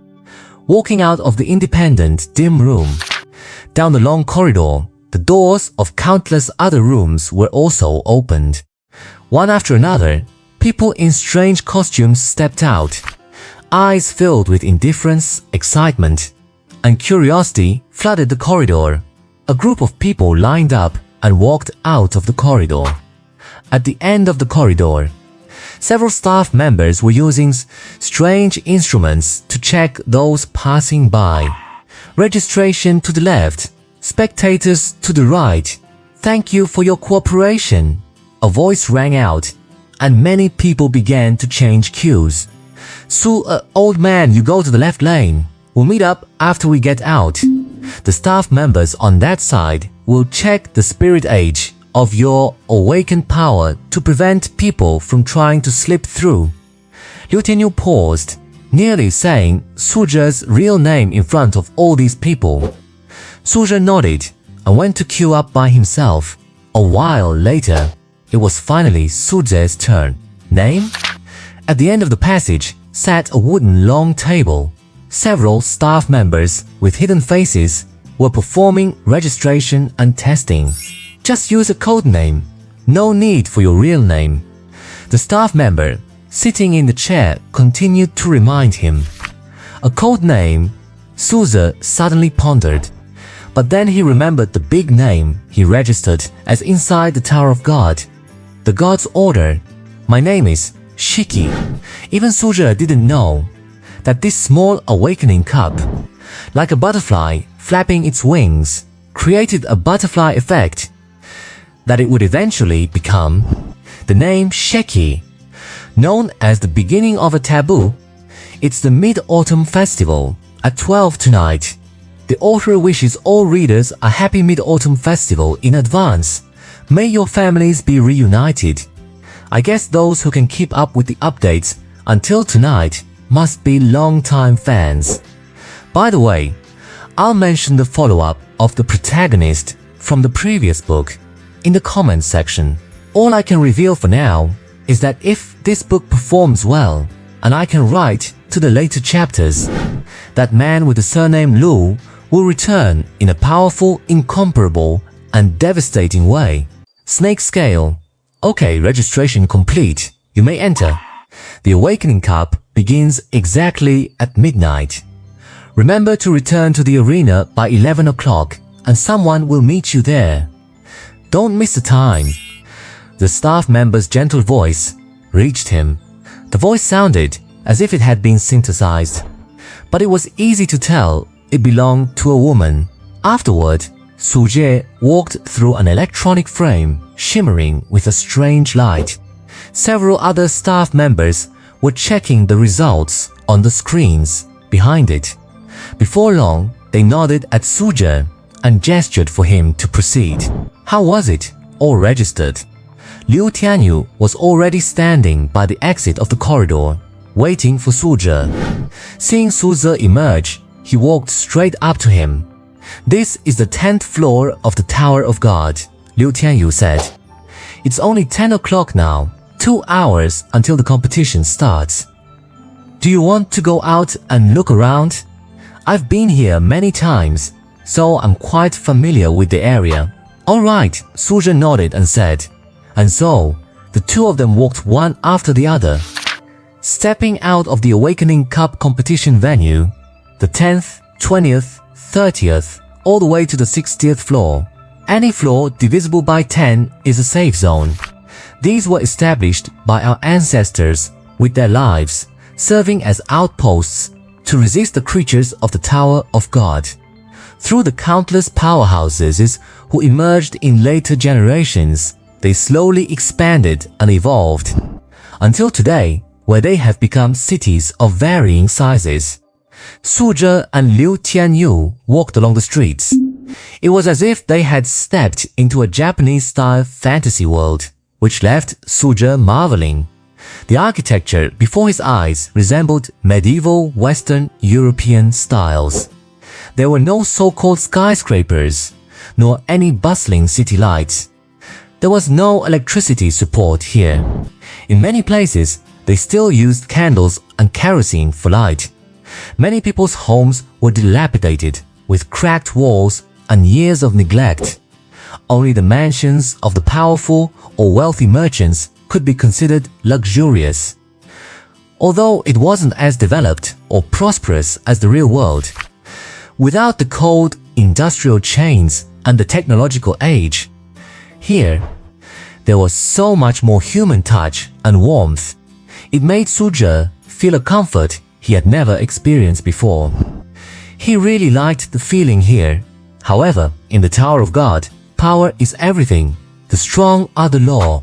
Thus, many outlaws or homeless people would enter the Tower of God to make a living. By killing the monsters within the tower, they could sell dropped materials and treasure chests to merchants in exchange for money. Regardless, the wages they earned were dozens of times higher than in the real world. The only downside was the mortal danger. Therefore, the order of the Tower of God was as chaotic as the Middle Ages. The only rule was that if you have great power, you have everything. Interestingly, it was precisely because of this that some outlaws or powerful individuals would check and balance each other to consolidate their own status and power. So much so that the safe zones in the Tower of God were actually not as chaotic as one might think. Likewise, the China Conquest Army stationed here did not have a superior subordinate relationship with those powerful factions. It was instead a relationship of cooperation, because here there were not only people of Chinese descent, but humans from all over the world. Suzhe saw quite a few blonde, blue-eyed European faces, as well as people with dark skin. Nations, guilds, organizations, and teams of all shapes and sizes grew and developed here. It might look chaotic, but everyone abided by the order within it. There were no legal constraints or institutional systems here. But this is the Tower of God. This is a world for the strong. This is the starting point for the dreams of all humanity. As long as you are strong enough here, you could even build a kingdom and crown yourself king. The dazzling array of goods along the way, things he had never seen in the real world, filled Suzhe with curiosity. However, because of the time, it was already 11 p.m. Suzhe and Liu Tianyu hurried back to the Awakening Cup venue. The Night Empire, referred to here as the Black Market. The Awakening Cup venue, established on the 10th floor of the Tower of God, was a colossal colosseum. At a rough glance, it seemed to be over a dozen times larger than the arenas of the ancient Roman Empire in the real world. By now, it was packed, filled with over 10,000 buzzing spectators. So many people? I'd guess there are at least 100,000 here, Suzhe said, surprised. People love competitive shows. Not to mention, this is the annual martial arts tournament for the new generation. Ever since the Awakening Cup was established, many supreme powerhouses such as White God, Yan Longnu, the black-clad swordswoman, Sirius, and other famous rising stars, all of them once participated in competitions here. They made their names right here. It effectively became a form of advertising, and through the fermentation of time, it grew to the scale it is today. Therefore, this unofficial Awakening Cup is actually teeming with experts. It's even harder to fight in than official competitions. Old Mansu, if you can really win the title tonight, maybe you'll even earn a spot on China's martial arts ranking. Liu Tianyu explained it all to Suzhe in detail. Passing through one of the arena entrances, the two of them parted ways. Suzhe followed a staff member into the backstage area of the arena, while Liu Tianyu headed toward the spectator seating. Time's almost up. Inside an extremely spacious, one could even say vast, hall, several staff members in black stood around, and just then a broadcast began to play. Good evening, students. I'll skip the small talk. I assume those who managed to arrive here tonight have more or less learned the rules of this Awakening Cup through friends or other channels. This year, there are a total of 6,789 participants in the Awakening Cup. Well, that's about 600 more than in previous years. But the competition rules remain unchanged. In the arena, any means are allowed. No rules, no time limits. 6,789 participants, an all-out battle royale. In the end, only the 16 survivors will qualify to advance. Let me let you in on a secret. This year, not only the first place winner gets a powerful creature from the 50th floor of the Tower of God. Anyone in the top 5 will have the chance to obtain one. And that is just one of the rewards. The higher the ranking, the richer the rewards. So, go fight. As soon as these words were spoken, the entire venue was in an uproar. Is this for real? The top 5 can all get 50th floor creatures as a reward? It came from the official organizers. It can't be fake. Great, I've been wanting one of those, you know. The broadcast voice switched to different national languages and repeated the announcement. Clearly, there are participants from various countries here. Dozens of minutes later, the broadcast stopped. At the same time, the entire arena instantly fell silent. A line of people slowly marched from the back into the massive arena holding 100,000 spectators. Each person's eyes slowly revealed a fervent fighting spirit. Everyone knew it. The Awakening Cup, at this very moment, has finally officially begun. In the massive circular arena, 100,000 spectators filled every seat. A faint shimmering light barrier separated the arena from the stands. This barrier was capable of withstanding the full force strike of a level 50 awakened user at the very least.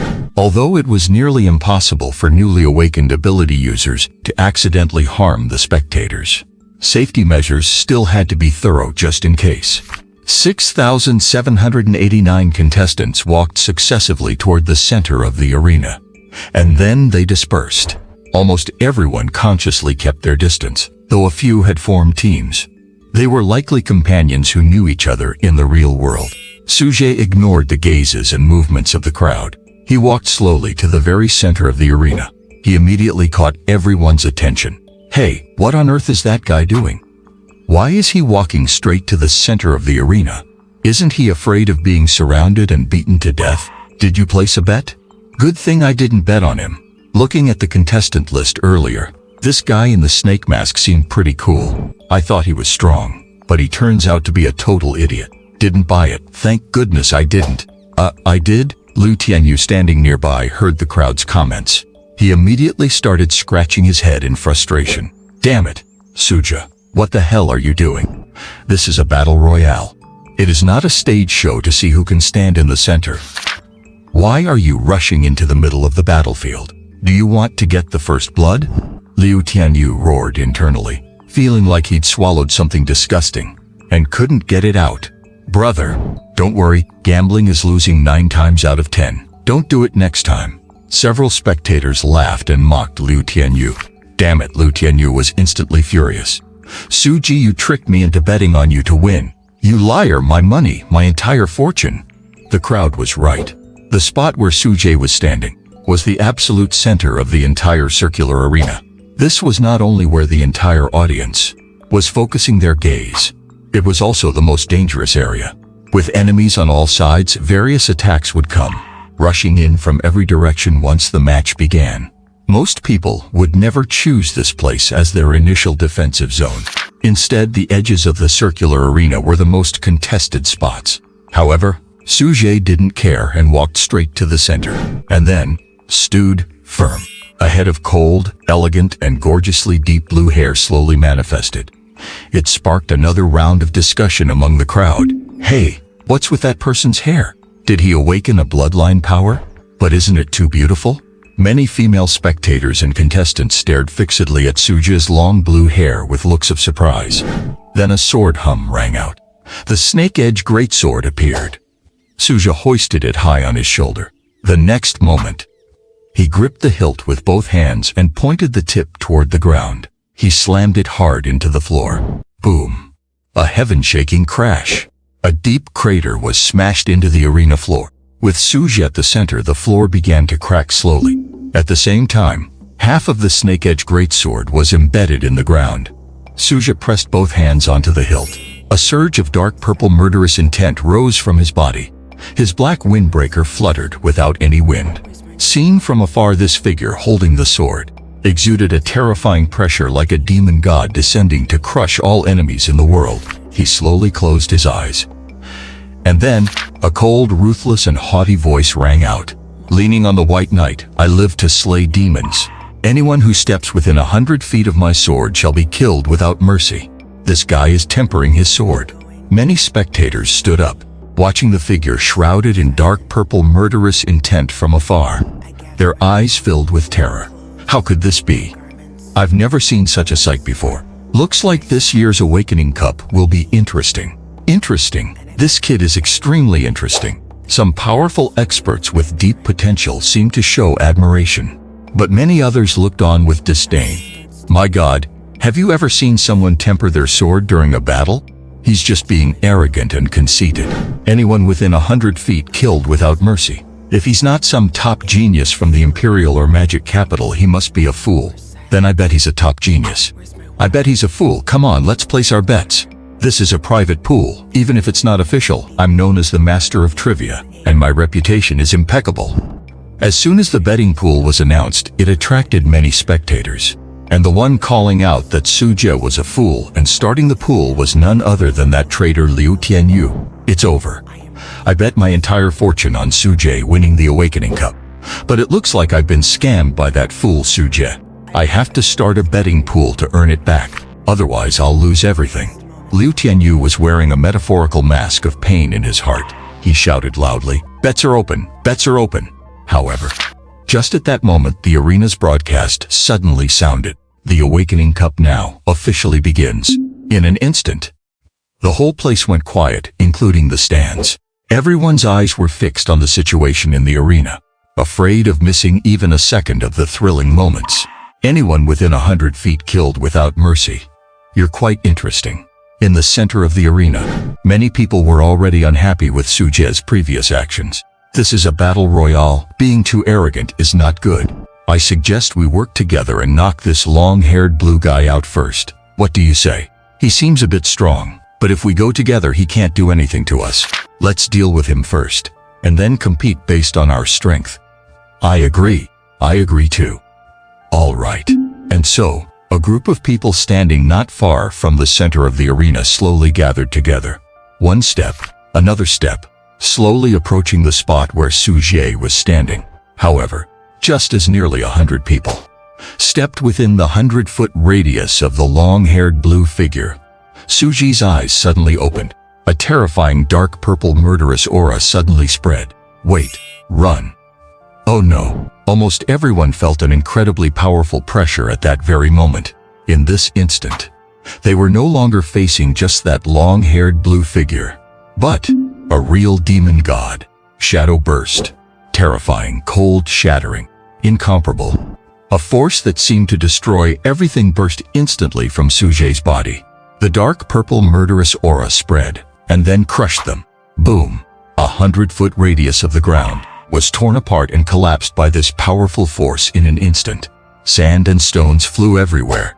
The cracking floor caused the entire arena to vibrate. What happened? Is it an earthquake? The contestants on the outskirts of the arena clearly hadn't noticed Suje's area and were feeling confused. While in the center of the arena, a terrifying sight was revealed to everyone. Sounds of bones cracking, sounds of terror, sounds of screams. Innumerable sounds mingled together at this moment. The nearly 100 people who stepped within 100 feet were blasted away instantly. The smell of blood, endless fear and despair permeated the center of the arena. Right at the start, 100 people eliminated. Monster, this is a monster. Cough, cough, cough. It's over. Retreat, we targeted the wrong person. He's not a fool, he's a true powerhouse. Run, if we don't run now it'll be too late. However, just when everyone mistakenly thought the blue-haired monster would finish them off in one go, he closed his eyes again. With both hands pressed on the sword hilt, he continued to temper his sword, resuming the calm he had before, as if the record of having just unleashed terrifying power to eliminate nearly 100 people had nothing to do with him. At this moment, everyone was slowly retreating, staring at Suje with vigilance, not daring to get close again, afraid he would erupt suddenly again. However, the next second, they heard his cold voice again reaching everyone's ears. This time everyone only felt like it was a devil whispering, "Anyone who steps within 100 feet of my sword shall be killed without mercy." Ding! Congratulations to the host for completing the Li Xin achievement. Sharpening the sword for battle, leaning alone against the White Knight, living to break the demons. Achievement. Optional reward 1, 3 free attribute points. Optional reward 2, 1 Finger Thunder Intermediate Skill Book. System note. Channel your entire body's lightning energy into your fingertip to unleash a terrifying strike. The damage is no less than a standard high-level skill. Power interaction.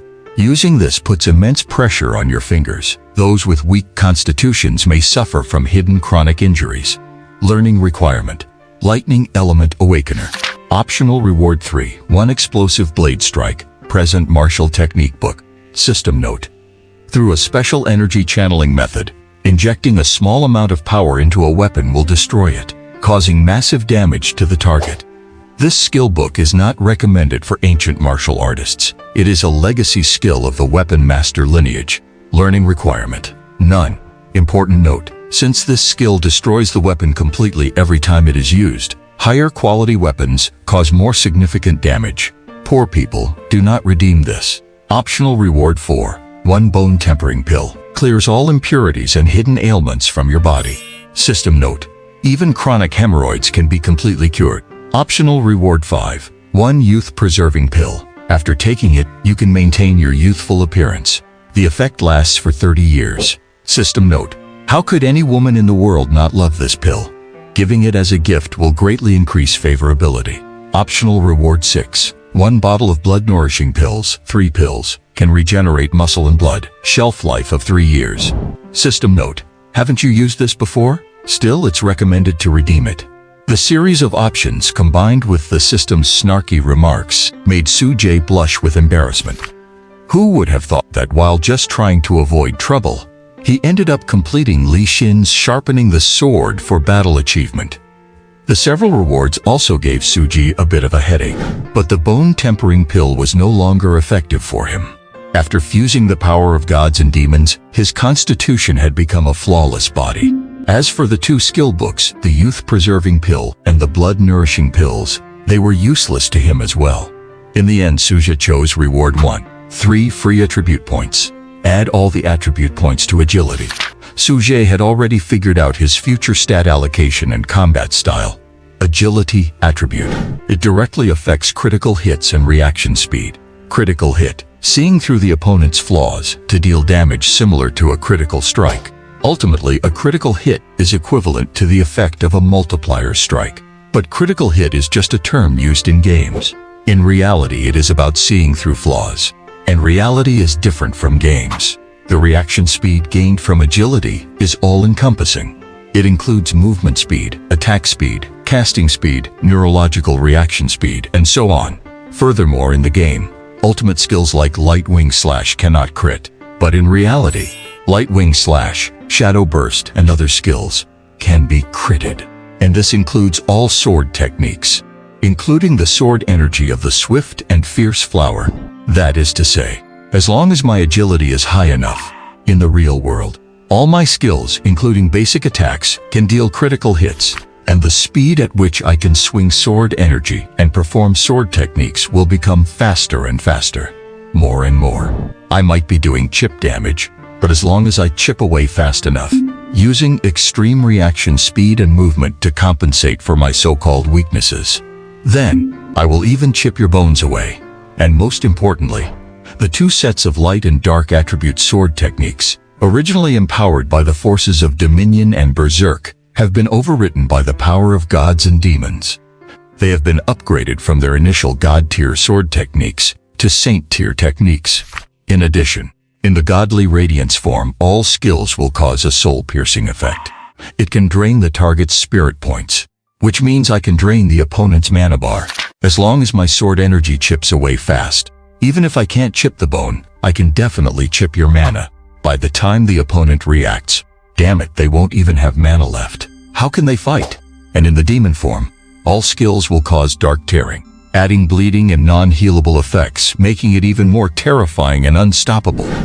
Thus, Sujay has also paved a path based on Li Xin's divine and demonic powers, but one that belongs to his own combat style. Extreme power is no match for extreme speed. Agility 12 3 points 15 points. Hey, how about we just stop worrying about that monster called Shiki for now? Whoever goes over there is likely just looking for death. Then what do we do? Just let him rest alone until the end of the melee. Wouldn't that mean he's the only one at full strength when it gets down to the top 16? Who would dare fight him then? Who could even compete with him? Hearing the whispers and discussions of the people around him, Suja's mouth curled up slightly. They were right. Sujay walking to the center of the battlefield wasn't just to show off. What he wanted to do was kill the chicken to scare the monkeys, to use absolute crushing power to intimidate that group of contestants. When no one dared to respond to his challenge, then he, Sujay, could save his energy, wait for the end of the melee, and advance easily. This kid is quite interesting. In the spectator stands, some masked spectators, whose identities were unknown, watched where Sujay was standing. It had turned into a strange vacant circle in the center of the arena. Only Suja stood there, sharpening his sword, standing proudly. No one dared to step within 100 feet of him. So much so that this awakening cup saw an unprecedented, bizarre phenomenon that had never occurred before. Clad in black, wearing a strange snake-shaped mask on his face, with a cold, gorgeously elegant, yet incredibly deadly long blue hair behind him. His name is Sheki. Just like that, he truly managed to hold the pass alone against 10,000. With a 100-foot radius of his sword zone, no one dared to enter. He intimidated over 6,000 other contestants all by himself. This name, this scene, this moment, destined to be unforgettable. Destined to be a historical moment, to be recorded in history. You all are fighting too slowly. However, just when everyone thought Suje would quietly wait for the melee to end, this monster with beautiful blue hair slowly pulled out the giant sword stuck in the ground. His voice was cold like piercing wintry wind. What does he want to do? Everyone, in their hearts right now, they felt a sudden violent tremor. Cold sweat seeped out along their spines. Damn it. This is bad. A chilling aura gradually permeated the entire arena. The temperature in the air plummeted. The observant ones even noticed that under Suja's feet, with every single step he took, a thin layer of ghostly blue frost would condense, only to slowly dissipate afterward. What is he trying to do? Don't go near him. He's not someone we can withstand. We have to rely on those top prodigies from the imperial capital and the magic city. But those prodigies are so cunning. They've been hiding their true strength until now. But we have no choice but to wait.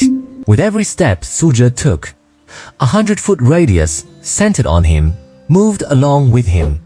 And so, the 100,000 spectators witnessed an incredibly bizarre scene in this massive arena. A person clad in a black trench coat with long ghostly blue hair, wielding a giant sword with a snake-like wavy blade.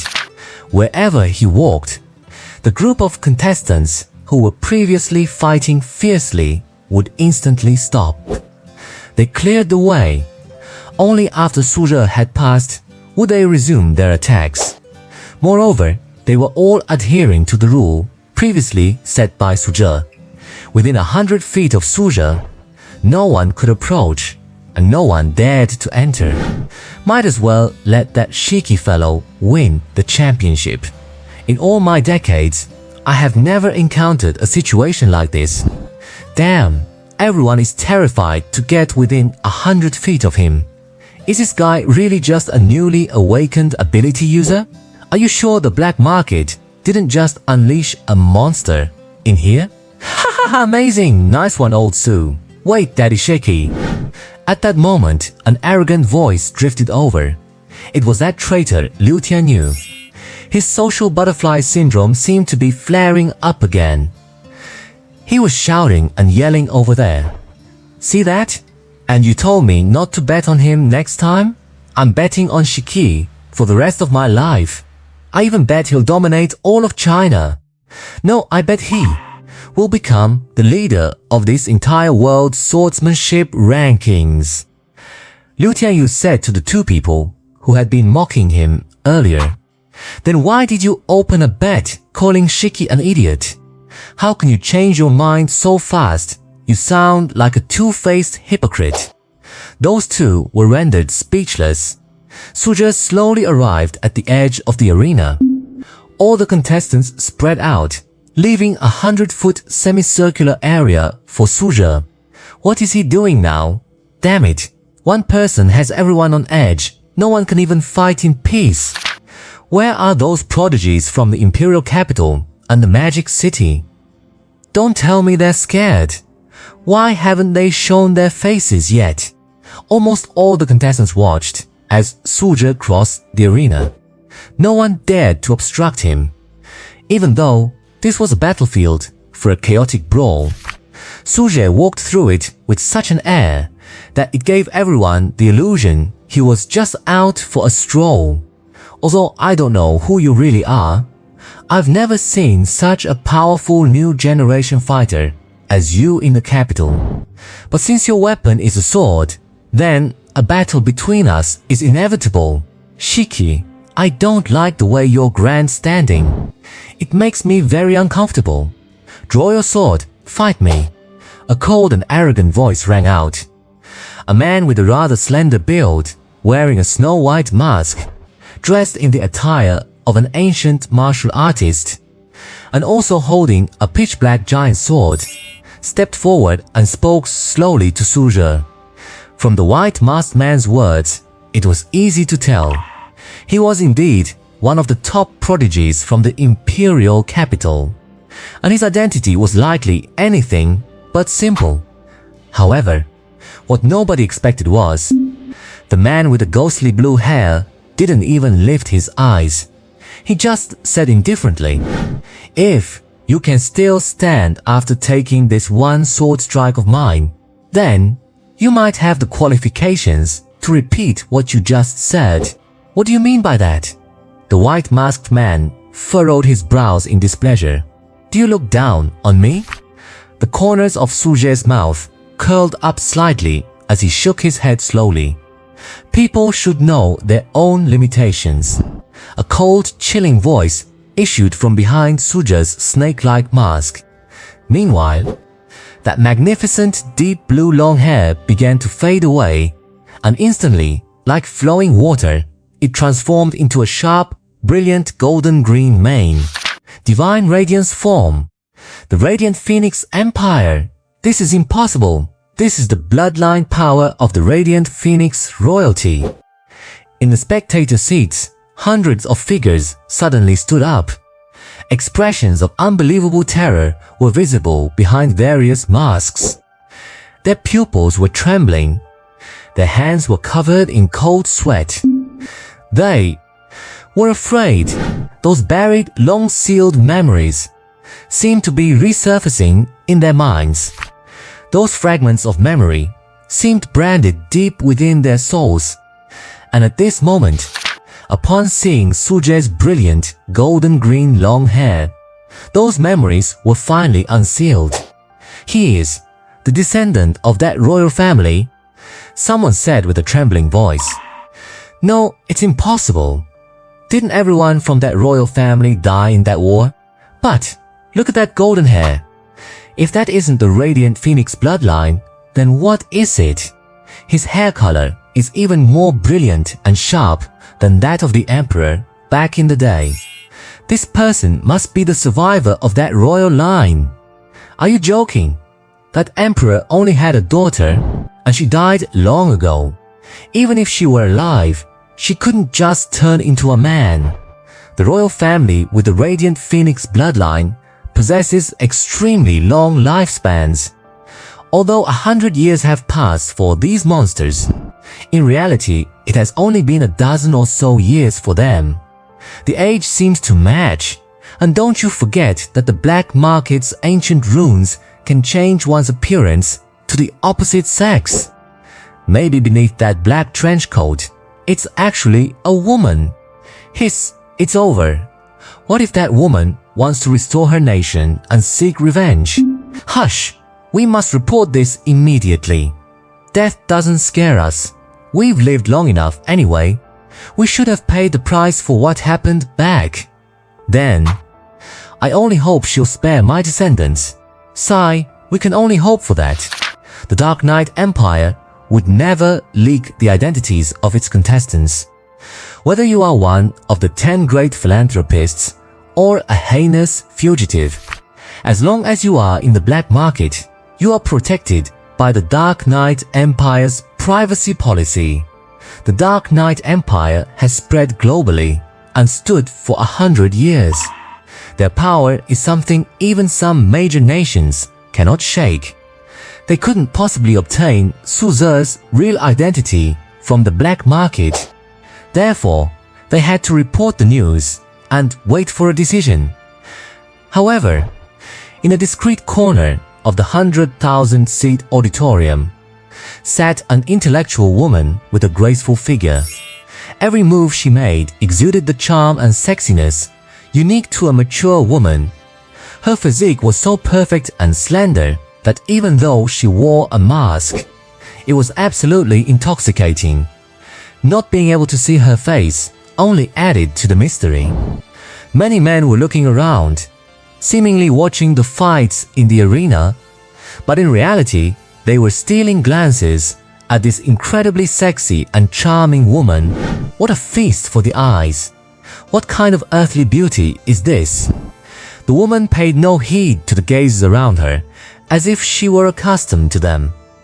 Behind the mask, her bright red lips parted, and she licked them lightly with the tip of her tongue. In a voice only she could hear, she muttered to herself, "It's not the power of the radiant phoenix, but the source of his power is not inferior to mine. This child is truly quite interesting." After saying this, the woman suddenly stood up slowly. She walked away from the awakening cup, seen with a seductive gait. No one noticed. Beneath her mask and wig, that mane of, identical to Suje's, brilliant and sharp golden long hair. Even though the man in the white mask came from a noble background and was incredibly well-bred. But, in reality, no one had ever dared to ignore and humiliate him like this before. His pride was deep in his bones.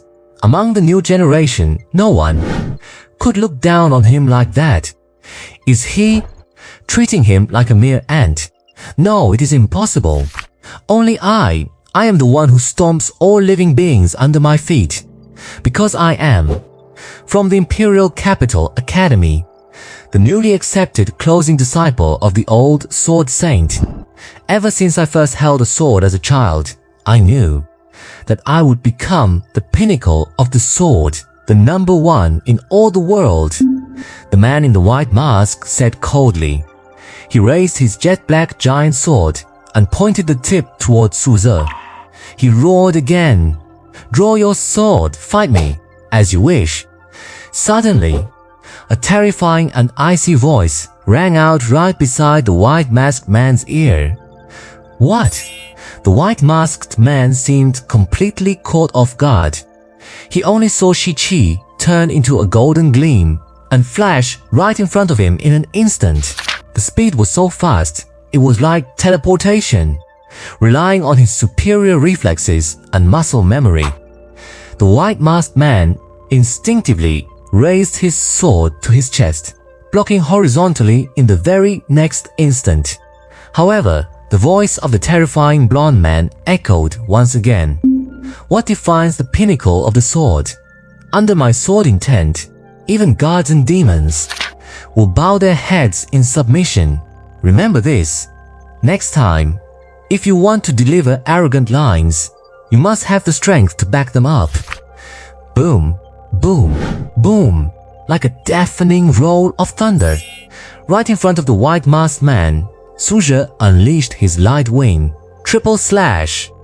3 golden sword beams surged from the ground, shattering the earth beneath them. Cracks spread rapidly, eventually forming ravines dozens of meters long.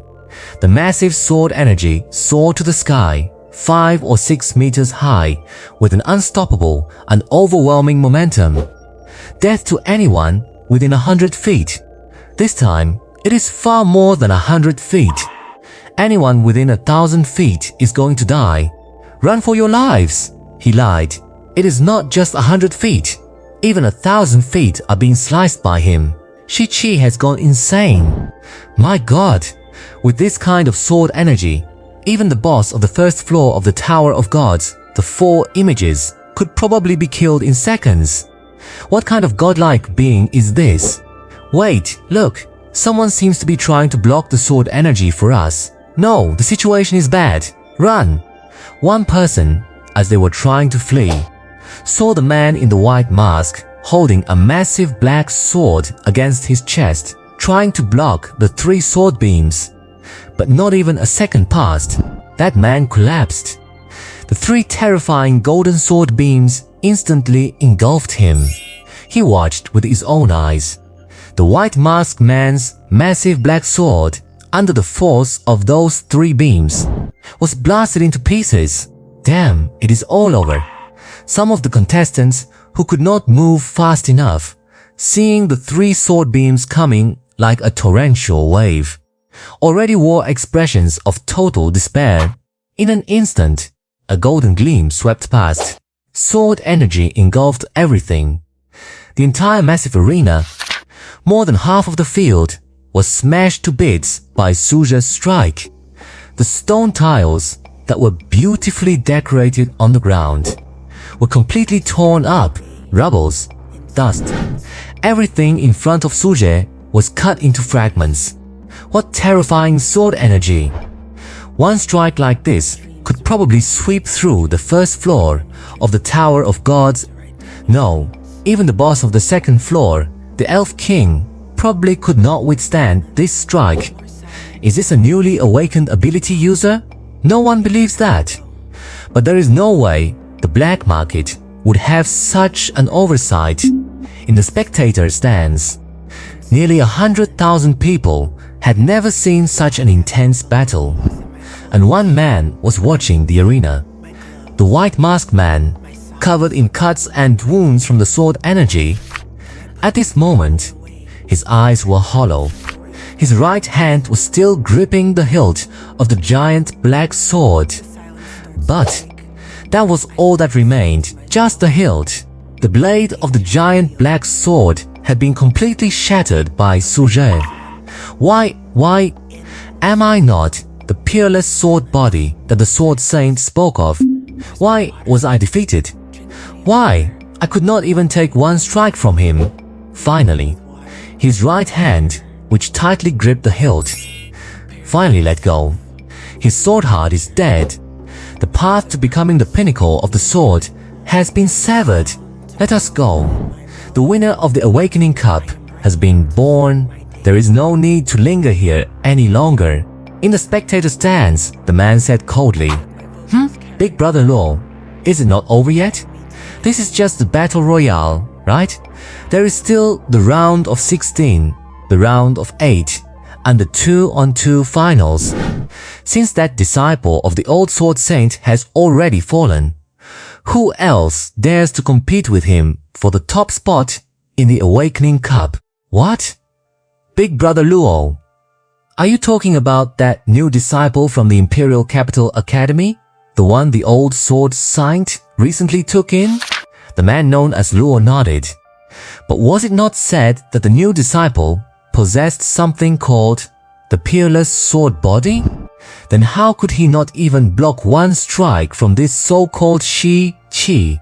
Is a Peerless Sword Body that weak? Not exactly. Luo shook his head. He continued. It is not that the Peerless Sword Body is weak. It is that this guy called Shi Qi is too strong, outrageously strong, strong enough to be unmatched among the same generation of his tier. Even when I was at his age, I fear that under the power of that one strike, I would only have been able to submit. Big Brother Luo, how can that be possible? His voice seemed very terrified, and it even cracked a little. In the Awakening Cup of that year, you fought to a draw with the God of Swords.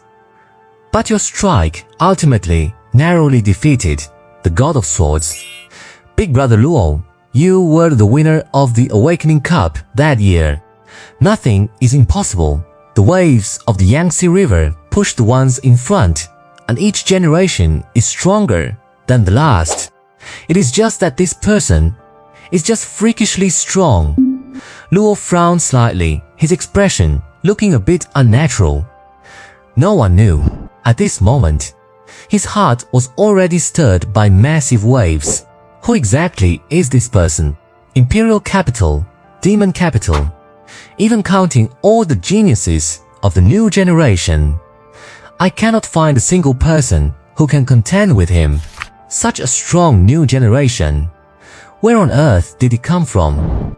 And if, Shi Qi, you are not of Huaxia descent, I, Luo Chen, will surely put you to death.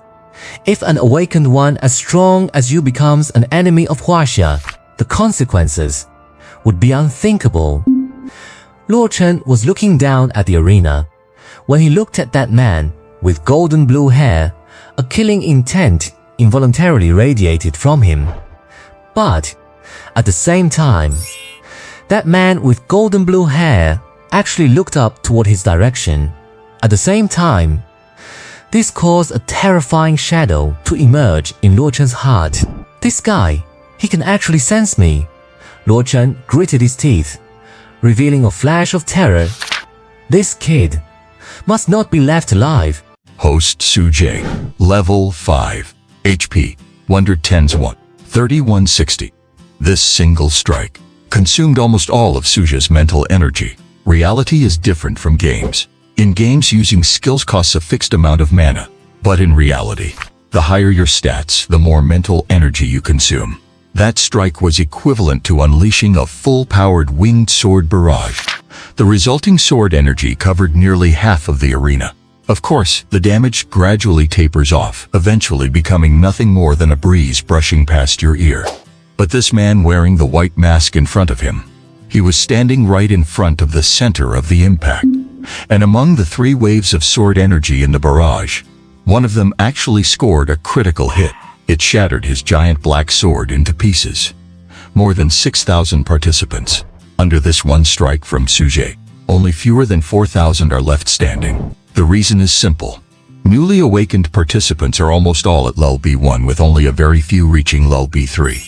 Even the top prodigies from the Imperial Capital and Magic City are likely only LV5, with their 4 basic stats around 10, and it is impossible for them to be as balanced, let alone as extreme as Su Jie. Su Jie's terrifying strike took out nearly half of the participants.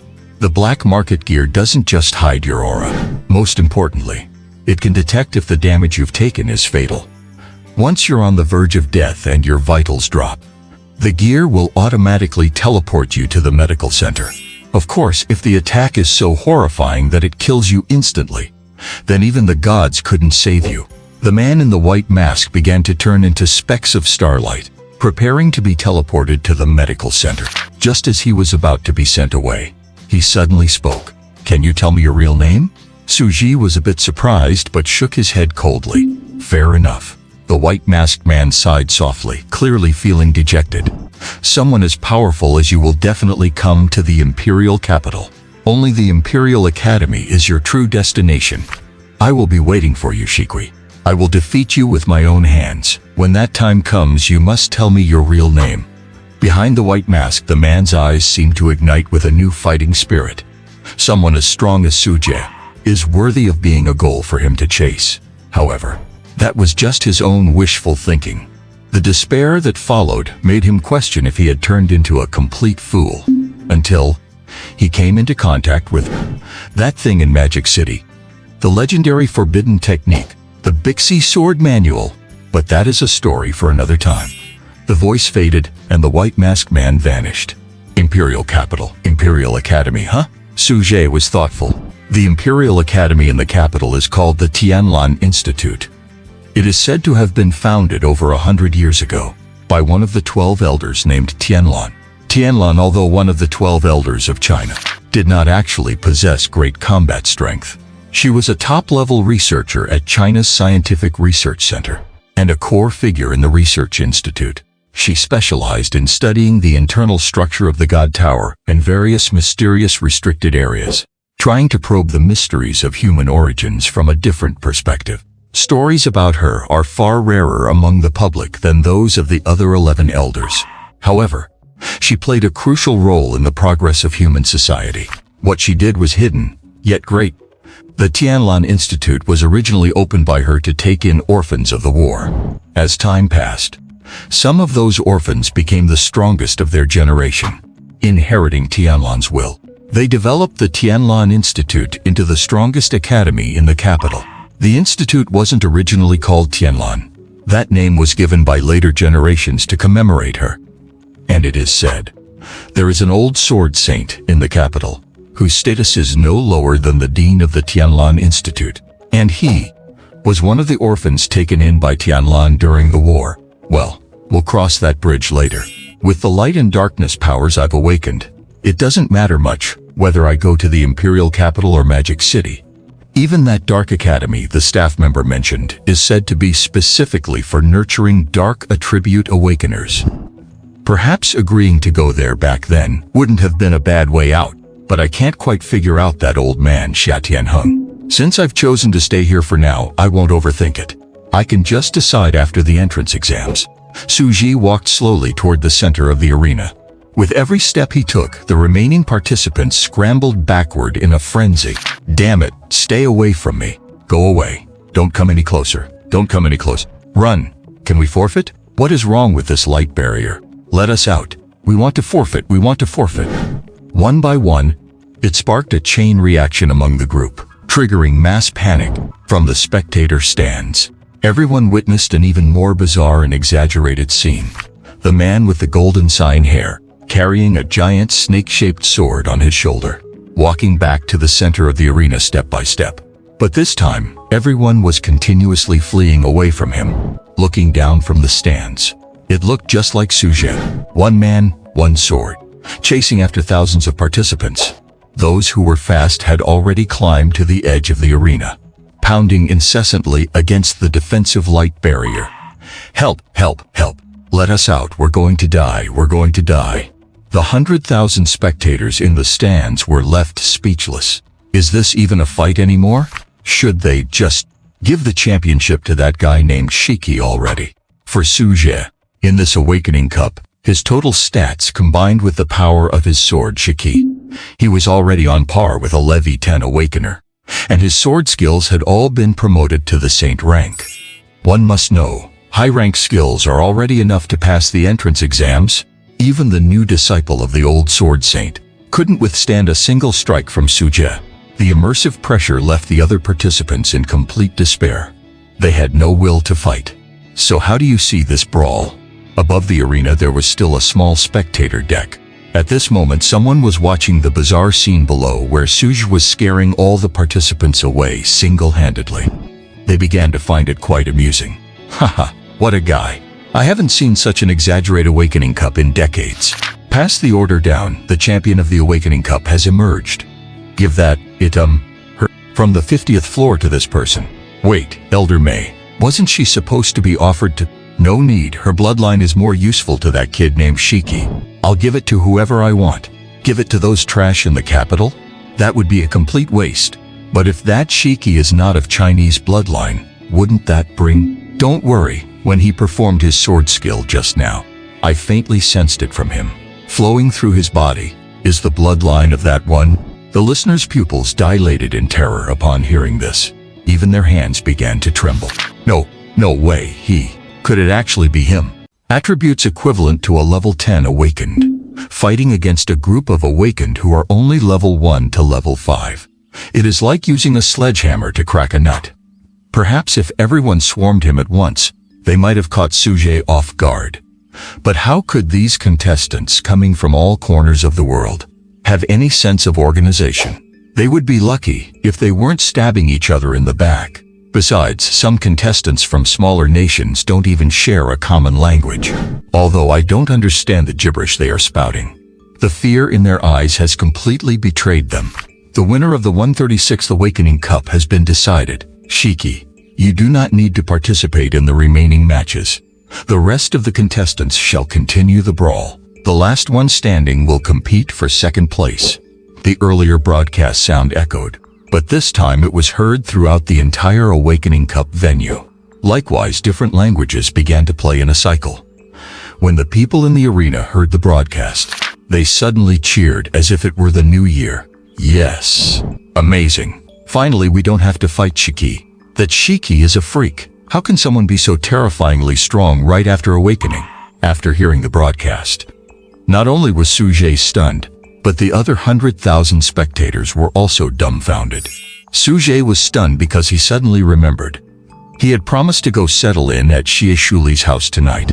Who knew he would run into Liu Tianyu halfway, which triggered the system quest to forge the God-Demon Sword, and then his phone ran out of battery. Various factors led Su Zhe to completely forget his appointment with Xie Shuli. Originally, he thought he could conserve his energy after the brawl ended. But these weaklings, simply because Su is just too strong, ridiculously so, were fighting back and forth, dragging their feet so slowly. This made Suje, after recalling his promise to Shishuli, want to end things quickly. So he directly helped those weaklings finish the brawl, and then participated in the following advancement matches. But who knew? Damn it! I ended up winning the championship just like that? Actually, what Suje didn't know was, the man in the white mask he just faced was the new disciple taken in by that old sword saint from the imperial capital's Tianlan Academy. It is said that this disciple possesses the legendary Peerless Sword Body. This Peerless Sword Body, although it isn't ranked very high on the sword body leaderboard, only 7th, but those who possess this body have an affinity for and understanding of the way of the sword that far exceeds ordinary people. It doesn't even provide any bonuses to one's attack power or attributes. But once the sword body reaches perfection, this person will become a nightmare for every swordsman. All sword moves and intent will be instantly seen through and dismantled in front of the Peerless Sword Body, rendering them useless. They can even instantly learn the sword techniques you use and counterattack with them. One could say, the Peerless Sword Body is a trash constitution before it reaches perfection. But once perfected, it is almost a top 3 sword type constitution. However, normally speaking, this new disciple with the Peerless Sword Body wouldn't even be matched by the likes of Luo Chen, who ranked 1st in the Awakening Cup that year, or Bai Ye, who ranked 2nd. And this year's Awakening Cup, it really is like a farce. Unfortunately, every contestant encountered a terrifying variable like Suje, and so, the farce began. But this farce, no one truly felt it was funny or ridiculous, because they witnessed with their own eyes the rise of a terrifying powerhouse. Who is this person? Where did this person come from? Is this person really just a student who just awakened? Countless questions flooded the minds of the 100,000 spectators. But there is no doubt, this person, codenamed Shiki after tonight, will be known throughout the world. The taboo known as Shiki, at this very moment, begins to spread its wings. Suje followed an old man, hunched over and wearing black robes, to the top of the arena, into a small spectator box. As soon as he walked through the door of the box, the dozen or so people inside immediately stood up solemnly. Although everyone was wearing masks to hide their presence and faces, I don't know why, but Suje saw a trace of respect and submission from this group of people. Yes, it was the feeling of submission. Su didn't know why he had such thoughts. But, was it just an illusion? Young Master Shiki, no, Mr. Shiki. The old man who led Suje to the box spoke, then quickly corrected himself. His whole body was trembling, as if he had said something wrong. Mr. Shiki, the first-place winner of this Awakening Cup, can obtain an advanced skill book and a present-day martial technique, as well as a slave from above the 50th floor of the Tower of God. Would you like to claim them now? Or would you like to wait until the Awakening Cup is officially over and the awards are given? Claim them now. Su shook his head. He had to get back quickly. Otherwise, Shishuli might think he was killed by bounty hunters. There's no telling what kind of misunderstanding might happen if that goes on. Very well, the middle-aged man, also dressed in black, nodded. Please come with me, Mr. Shikwi. With that, he led Suje away from the spectator box, through a dark secret entrance, all the way to the lowest underground area. Once Suje and the middle-aged man in black left the spectator box, the figures collapsed into their chairs like deflated balloons. Good grief, I was scared to death. The old man who had been hunched over patted his chest, still shaken. I almost blurted it out. Elder May, is what you said true? That the bloodline of that person belongs to the kid named Sheki? What do you mean by kid? Don't talk nonsense. Walls have ears. Elder May blew his beard and stared. I secretly investigated while I was leading him over just now. Young Master Shiki, he seems to have relied on his own power to awaken an even more terrifying power. It completely suppressed the bloodline of that person, so much so that ordinary people cannot detect his true strength at all. Hiss, is it really that way? Suppressing the ancestral bloodline with just his own power? I've never heard of such a thing. I've never seen it either. But, Elder May's eyes suddenly narrowed, his voice trembling slightly. I'm thinking if one day, he awakens the bloodline of that person too, what kind of terrifying existence will he become? Elder May, I can already imagine it, someone said, their voice trembling. The power he awakened on his own is enough to crush the new generation in the imperial and magic capitals. And if he were to awaken the bloodline power, in this world, who else could withstand his sword? I'm afraid even people of our generation wouldn't be able to beat him. Hiss, truly terrifying. Someone was so terrified that they couldn't help but take a deep breath. He is truly the descendant of that pseudo-king. Meanwhile, on Suja's side, Suja saw the one lying on the ground, a delicate and cute young woman with snow-white wolf ears. And he was rendered speechless. This is a slave. This is the Frost Wolf King from the 56th floor of the Tower of God, the middle-aged man said, handing the pitch-black iron chain in his hand to Suja. Attached to the chain was, crouching on the floor, that humanoid Frost Wolf King, with fluffy snow-white wolf ears and grey and white hair reaching her waist. Her features were delicate and cute, looking like an ordinary human of about 13 or 14 years old. But the bruises and scars on her body all showed that she had seemingly just gone through a life-threatening battle. At this moment, her eyes were vacant, as if she had lost all her consciousness. The collar around her neck was proof of her current fate and her future. This Suja frowned, speechless. Isn't it said that the top 3 in the Awakening Cup can choose their own powerful creature from above the 50th floor of the Tower of God? Why is there only this wolf girl? The middle-aged man paused, obviously not expecting Suja to say that. He smiled behind his mask, then said, "Trust me, Mr. Shiki, choosing her is more worth it than any other creature." Suja frowned. He muttered to himself in his mind and directly summoned the system. System, detect the attributes of this Frost Wolf King. Command received. Scanning. Scan successful. Name, Felicia. Race, Frost Wolf King, Imperial Bloodline.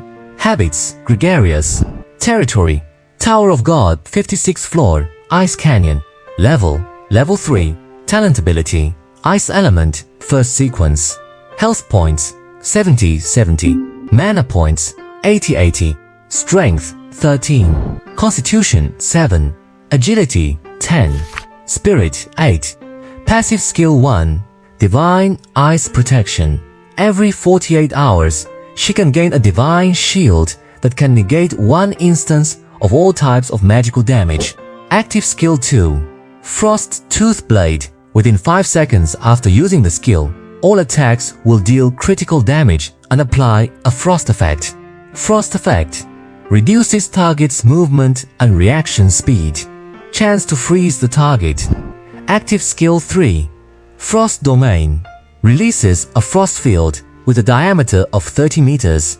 All targets entering the field will be afflicted by the frost effect. Chance to freeze the target. Frost Wolf King, Imperial Bloodline? This Frost Wolf is actually a princess? Suja was somewhat surprised. At level 3, her attributes are actually stronger than an average level 5 awakened one. And if she serves as my helper in conquering the Tower of God, she would indeed be a great asset. Mr. Shiki, there is one thing I must tell you, the man in black said, suddenly sounding somewhat malicious. Yes, definitely malicious. What is it? Suja felt a bit suspicious and couldn't help but be on guard. He was afraid that this strange middle-aged man wanted to scam him. This Frost Wolf King is still a virgin, and her bloodline is that of the noble Frost Imperial family, the middle-aged man said. And then, Suja was a bit confused. Do you know how some ice attribute awakened ones advance from the second sequence to the first sequence? The middle-aged man asked in return. This talent can even be advanced. Suja was completely stunned. Of course it can, but there are all sorts of ways to do so, and the probability of success is extremely small.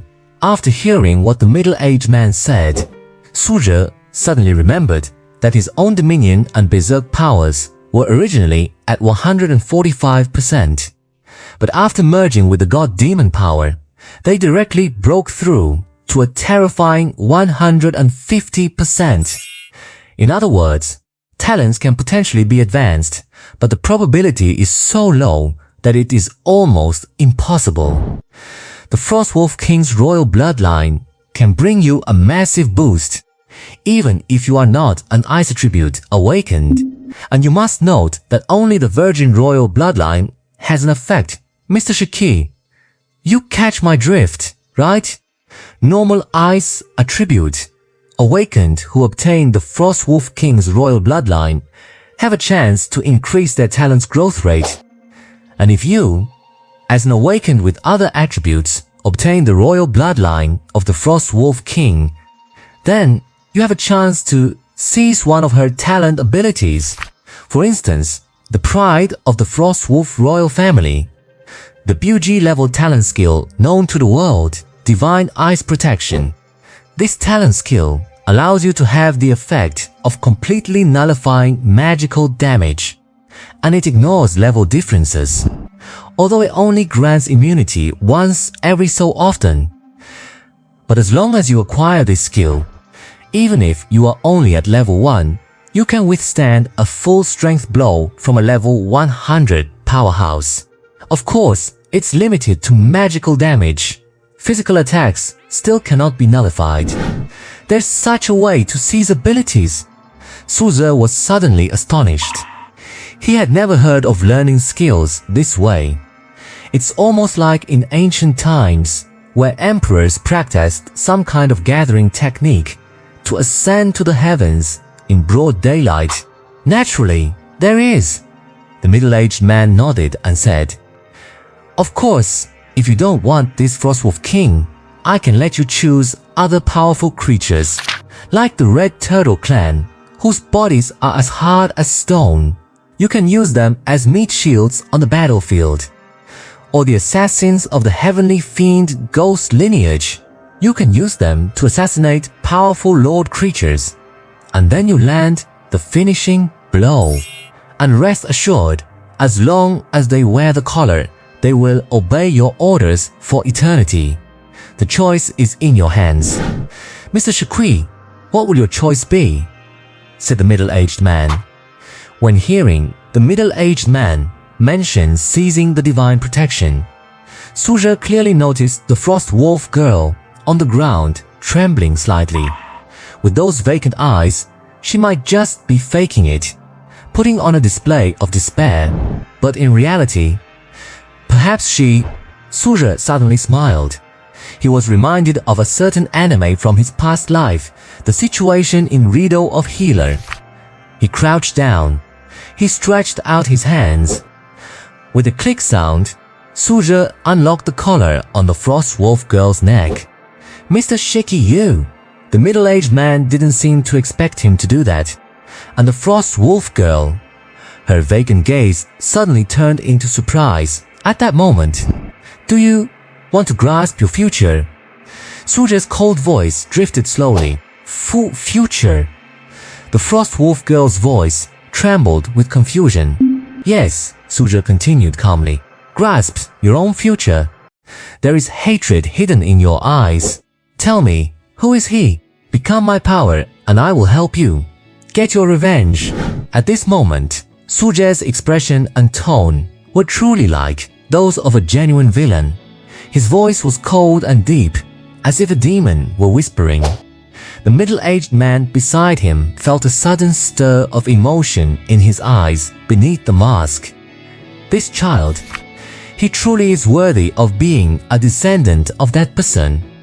Even his style of doing things is exactly the same. However, Su Ze was merely putting on an act. Although he did indeed see a hint of hidden hatred in the eyes of that Ice Wolf girl. "Why are you helping me?" The Ice Wolf girl clearly did not understand what Su Ze was doing. She had already been turned into nothing more than a slave, a piece of cargo. As long as that rune collar remained around her neck, she would never be able to escape the clutches of whoever became her master. In other words, the man in the snake mask before her had no need to unlock the collar at all. I don't have slaves under my command. I said it before, become my power. I will help you take your revenge. Or are you not satisfied with this condition? No, it is not that. The Ice Wolf girl shook her head immediately. I just do not understand why you would do this. To become your power, does that mean you and I? The Ice Wolf girl's eyes darted about in panic. A faint, unnatural flush appeared on her cheeks. But then, an image flashed through her mind of a terrifying man holding a katana and carrying a massive firearm on his back. Her initial hesitation suddenly gave way to compromise. I accept, but can you truly get revenge for me? He slaughtered everyone in my Frost Wolf King lineage, all just to get my Ice Wolf fangs to strengthen his blade. Tell me, his name. Su Zei's cold voice came through, carrying a trace of unquestionable resolve. Uzi Tatsuya. His name is Usugi Tatsuya. He wears a silver blade at his waist and carries a huge firearm on his back. My father was killed by that very weapon. The Ice Wolf girl said in terror, as if recalling something horrifying. Uesugi Tatsuya. The middle-aged man's eyes narrowed slightly. As the person in charge of the 10th floor of the Dark Knight Empire's Tower of God, with the current scale of the Dark Knight Empire, he had long since received confirmed news. Demon City. Baiye of the Bai family, the White God who conquered the 65th floor of the Tower of God, just tonight. He died, and the powerhouse who killed him was exactly the Uesugi Tatsuya the Ice Wolf girl spoke of. He had obtained the Ice Wolf girl from some well-known merchants a week ago, and according to her, the slaughter of the Frost Wolf King clan was just to strengthen his blade. That is to say, a week ago, Uesugi Tatsuya most likely had already received the bounty mission to hunt down Baiye. In that case, there might be an even greater conspiracy behind this. Uesugi Tatsuya, Suja nodded. I've noted it. From now on, you'll follow me, and I'll teach you how to coordinate with my combat style. Even if his own strength surpassed that of the new generation his age, he was still worlds apart from some university students. Moreover, some Lord-level monsters might appear to have the same level as ordinary people, but in reality, their stats are significantly higher than those of typical awakeners. His main account, Snake Chi, was currently operating alone. When it comes down to it, it was still a bit precarious. But until the college entrance exam, Suja did not want to reveal his identity as Snake Chi. Although he could tell Dukong tomorrow that he was the one known as Snake Chi, there was no need to drag him into danger. As for that guy Liu Tianyu, if he dared to let anything slip, Suja would probably wipe him out in a heartbeat. I'll have to threaten him a bit later. Otherwise, if that idiot gets too cocky, who knows what kind of trouble he'll cause. His secondary account, Suja, was mostly partying with classmates. But for his main account, Snake Chi, there was no one more suitable to party with than this Ice Wolf girl. Suza was already preparing to use the Snake Chi account to enter the city's real Tower of God. He would likely encounter the darker side of humanity then. Having a capable assistant would put his mind at ease. You said, become your power, it's not going to be, like that. The Ice Wolf girl seemed unable to believe it. From the moment she became a slave, she had understood her fate. Suza gave a cold, silent shake of his head. He didn't speak. The skill called Divine Ice Blessing was indeed terrifying. It could completely immunize one against a single instance of magic damage, regardless of level. But for Suja, it was actually a bit redundant. First of all, the cooldown is 48 hours, which is 2 full days, and it only blocks one single magic attack. But whether it is the Lord monsters of the Tower of God or other awakeners, it's impossible for them to use only a single type of magic. And for pure mages, once they encounter a powerhouse capable of rapid-fire magic, well, sorry to say, it becomes quite useless. Therefore, Su Zhe decided to let her use this skill herself. Once her level increased, more smaller and light perhaps it could achieve a better effect through their bloodline. After all, even when absorbing her innate abilities, there is a chance of failure. Su Zhe didn't want to destroy such a promising specimen. My name is Felicia. The Ice Wolf girl slowly stood up. She walked over to Su Zhe and said, being around 1.5 meters tall, she only reached Su Zhe's waist. Su Zhe nodded and reached out to pat her head. Her snowy white wolf ears instantly stood straight up. She squeezed her legs together, her tail held high, wagging back and forth, appearing quite excited. Then, Su Zhe spoke to the middle-aged man. Can the remaining 2 skill books and combat manuals be customized for her? The middle-aged man seemed a bit surprised. You don't want them yourself? You should know. While high-tier skill books can drop in the tower, special manuals are different. The drop rate for high-level combat manuals is almost 1/10 that of high-tier skill books. And some high-quality, high-tier skill books could be more than enough to carry you through the college entrance exam. Are you sure you want to give this opportunity to an Ice Wolf King? Su Zhe nodded without a moment's hesitation. High tier. Su Zhe honestly didn't care for them at all. His current light and dark sword techniques were both same tier, just one step away from forbidden arts. Besides, he hadn't even finished learning the Bai family's impermanence sword. It was better to give this opportunity to Felicia. Su Zhe had already made up his mind. The young Felicia is growing up. Starting today, he would begin his life of raising Felicia. By the time they reached university, he would let those geniuses from the Imperial and Demon cities find they couldn't even beat his pet. I can't wait to see the looks on their faces. Flexing isn't just about a moment's glory. It's about a long game. Not bad fine poetry, truly fine poetry.